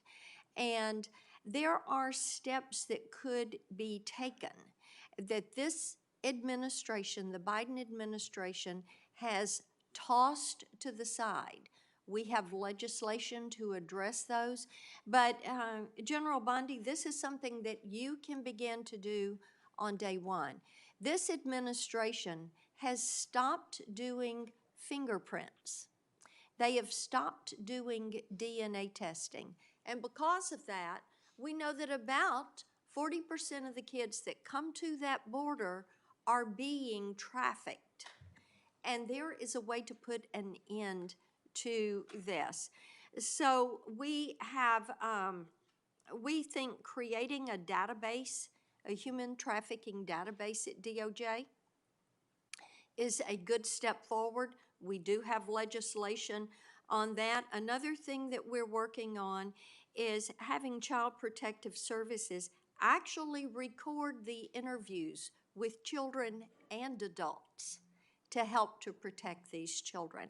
But I would really like to get your commitment on the record for your help and a statement about the work that you have done in human trafficking and your commitment to ending that in our country.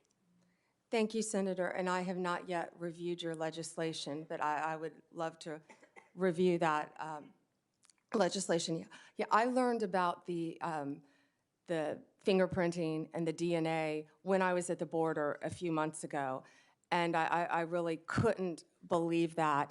And while I was there, I went to a rape crisis center, and what I saw and learned at that border, there is nothing humane happening at that border. No. And so many women and children are being trafficked coming into this country. And when I was Attorney General for the state of Florida, I went to Mexico, and I went to a safe house, and I met victims of human trafficking, women and children. I held babies who had been trafficked. Mm-hmm. And what gets a young drug addicted, because they addict all these women to drugs when they're trafficked, young drug addicted mother to break free from her captor, they were sending her to New York. And when they were going to do that, what did they do? They were going to kill her baby. And that's what got her to break away and get to a safe house. So I am committed to fighting human trafficking alongside you, and I have not yet read your legislation. I appreciate that. We appreciate so much your commitment to that. There is nothing compassionate about what is going on at that southern border, and we will need your attention to fix those issues. Thank you. Thank you, Mr. Chairman. On behalf of the chair, Senator Schiff. Thank you, Mr. Chair. It's been suggested, Ms. Bondi, by a number of my colleagues that the concern Democrats have is that you are friends with the president. That's not our concern. It's not our concern that you're loyal to the former president. The president has a right to choose people who he believes will be loyal to him. Our concern comes when that loyalty to the president conflicts with your duty, conflicts with the Constitution, conflicts with your oath. And our questions have been designed to try to ascertain what you will do when that inevitable conflict arises. And you may say that you believe that conflict will never come, but every day, week, month, and year of the first Trump administration demonstrated that conflict will come. Jeff Sessions may not have believed it would come to him, it came to him. Bill Barr may not have believed it would come to him, it came to him. It came to everyone. It will come to you. And what you do in that moment will define your Attorney Generalship, your public service, everything you've done up to that moment will be judged by what you do in that moment. I would encourage you to talk to Secretary Mattis, someone who had broad respect and has broad respect of Americans on both sides of the aisle, who felt it incumbent on him to leave his post because he could not in good conscience continue to do as he was asked. I would encourage you to talk to Chris Wray, who perhaps, as well as anyone, walked that difficult line, avoiding unnecessary and gratuitous fights with the former president, but at the same time defending his workforce, defending the democracy and our institutions. I would talk to those who have been where you're about to be, because you will surely be faced with that difficult challenge if you are confirmed. Let me turn to some California particular concerns. I'm grateful for your acknowledgement of the trauma we've been through with the fires. That is not over. We will need your help in going after those who are committing arson or who are looting or the inevitable fraudsters who will take advantage of the situation to try to defraud taxpayers. Price gouging.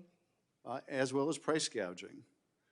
Indeed, on the subject of price gouging, and we talked quite a bit about the 2020 election, the 2024 election was about the high cost of living. I hope you will demonstrate a willingness to go after anyone who's engaged in price gouging. I think the oil companies are engaged in price gouging. The price at the pump in California is through the roof. Are you willing to take on even powerful interests like the oil industry if you determine that they are gouging consumers? I handled the BP oil spill, Senator, when I was Attorney General for the state of Florida. Right now, as an immediate concern, I would be concerned about helping you in California with all the criminal acts that I'm sure are happening throughout your state, with the looting, with and this is just from me watching it on the news. You've been there on the ground, but crime is rampant in California, and it's only going to get worse based on these fires and what happened. And price gouging is when people come in and they try to raise the price of goods, water, essential commodities, when people have lost their homes, and not everyone lives in a big home. Most people don't, and people have lost everything that they have had. And I am committed to working with everyone in California constantly to help the people in the aftermath of these fires and do everything that I can. We will need your help on that. We will need your help on attacking the scourge of fentanyl. We can't solve this problem as a local government or a state government or a federal government alone. We need to work together on that. And let me ask one last question, if I may, Mr. Chairman. Important to a great many Californians and people around the country. And that is, will you respect their marriage? Will you respect marriage equality? Will you defend marriage equality? I will respect the law, absolutely. Thank you, Mr. Chairman. Thank you, Senator. I'm sitting here in the chairman's seat, General Bondi. It's a great feeling of power. Do you have documents you want me to review? Maybe some things I'd like you to sign. Let me just ask you here, and I think I may be your last interlocutor for the day, so congratulations. You've just done fantastic. Thank you for answering all of our questions. Let me just ask you about another of the abuses that this past administration perpetrated and that is still in place, and I'm referring to the October 2021 memo from Attorney General Garland targeting parents at school board meetings. Do you remember this? Yes, Senator. What happened was, as I'm sure you recall, we now know the Biden administration, the White House, the Secretary of Education solicited a letter from the National School Board Association. They ginned it up. It was fake from beginning to end. They ginned it up, calling for law enforcement scrutiny against parents, tax-paying parents who are going to school board meetings, inquiring what their children were being taught, inquiring about face masks, critical race theory, and Attorney General Garland, you talk about bowing to political pressure. When the White House demanded he activate the FBI against these parents, amazingly, unbelievably, he did it. And he issued this memorandum in October of 2021. All of this time later, that memorandum has still never been formally rescinded. Even after the National School Board Association withdrew their letter, admitted they had been wrong to call parents potential domestic terrorists who were merely raising questions about what their children were being taught, Garland never apologized for it. He never did anything about it. It is still in effect. Here's my question for you. As Attorney General, if and when you are confirmed, will you finally rescind that memorandum and do right on behalf of all of these parents who have been wrongly, unjustly targeted by the FBI and DOJ?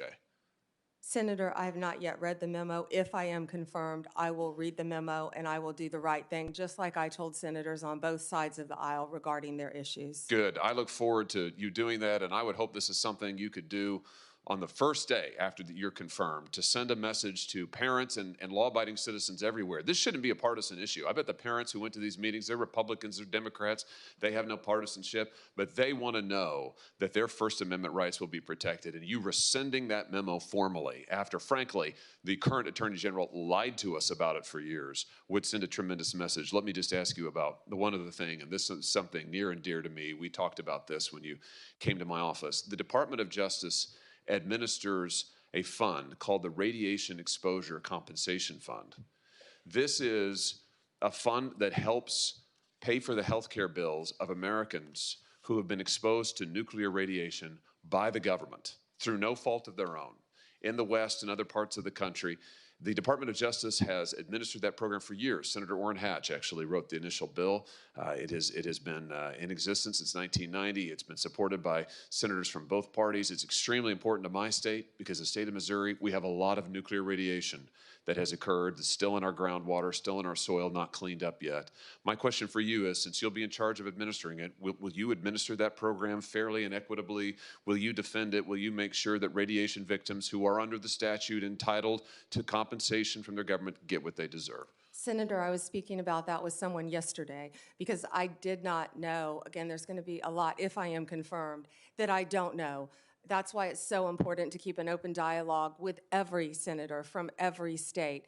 And yes, I am committed to looking at that. And I did not realize you had that horrific problem in your state. Thank you very much. Thank you for answering our questions. And with that, Mr. Chairman, I yield back my time.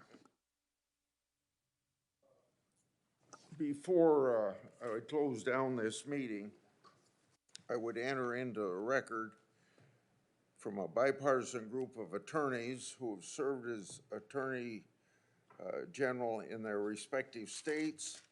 This includes New York, Delaware, New Jersey, Illinois, and Hawaii. They write that Ms. Bondi has worked, quote, across both state and party lines to solve problems. And a further quote that she is, quote unquote, highly qualified nominee. Without objection, that will be put in the record. You've done extremely well. I thank you for your testimony today, and I thank your family, whatever pressures they felt. We apologize for it, but thank you for being so patient through all this process. You should be very proud, Ms. Bondi. You performed well, I think, admirably is another adjective, and showed this entire country that you're eminently qualified to serve as Attorney General.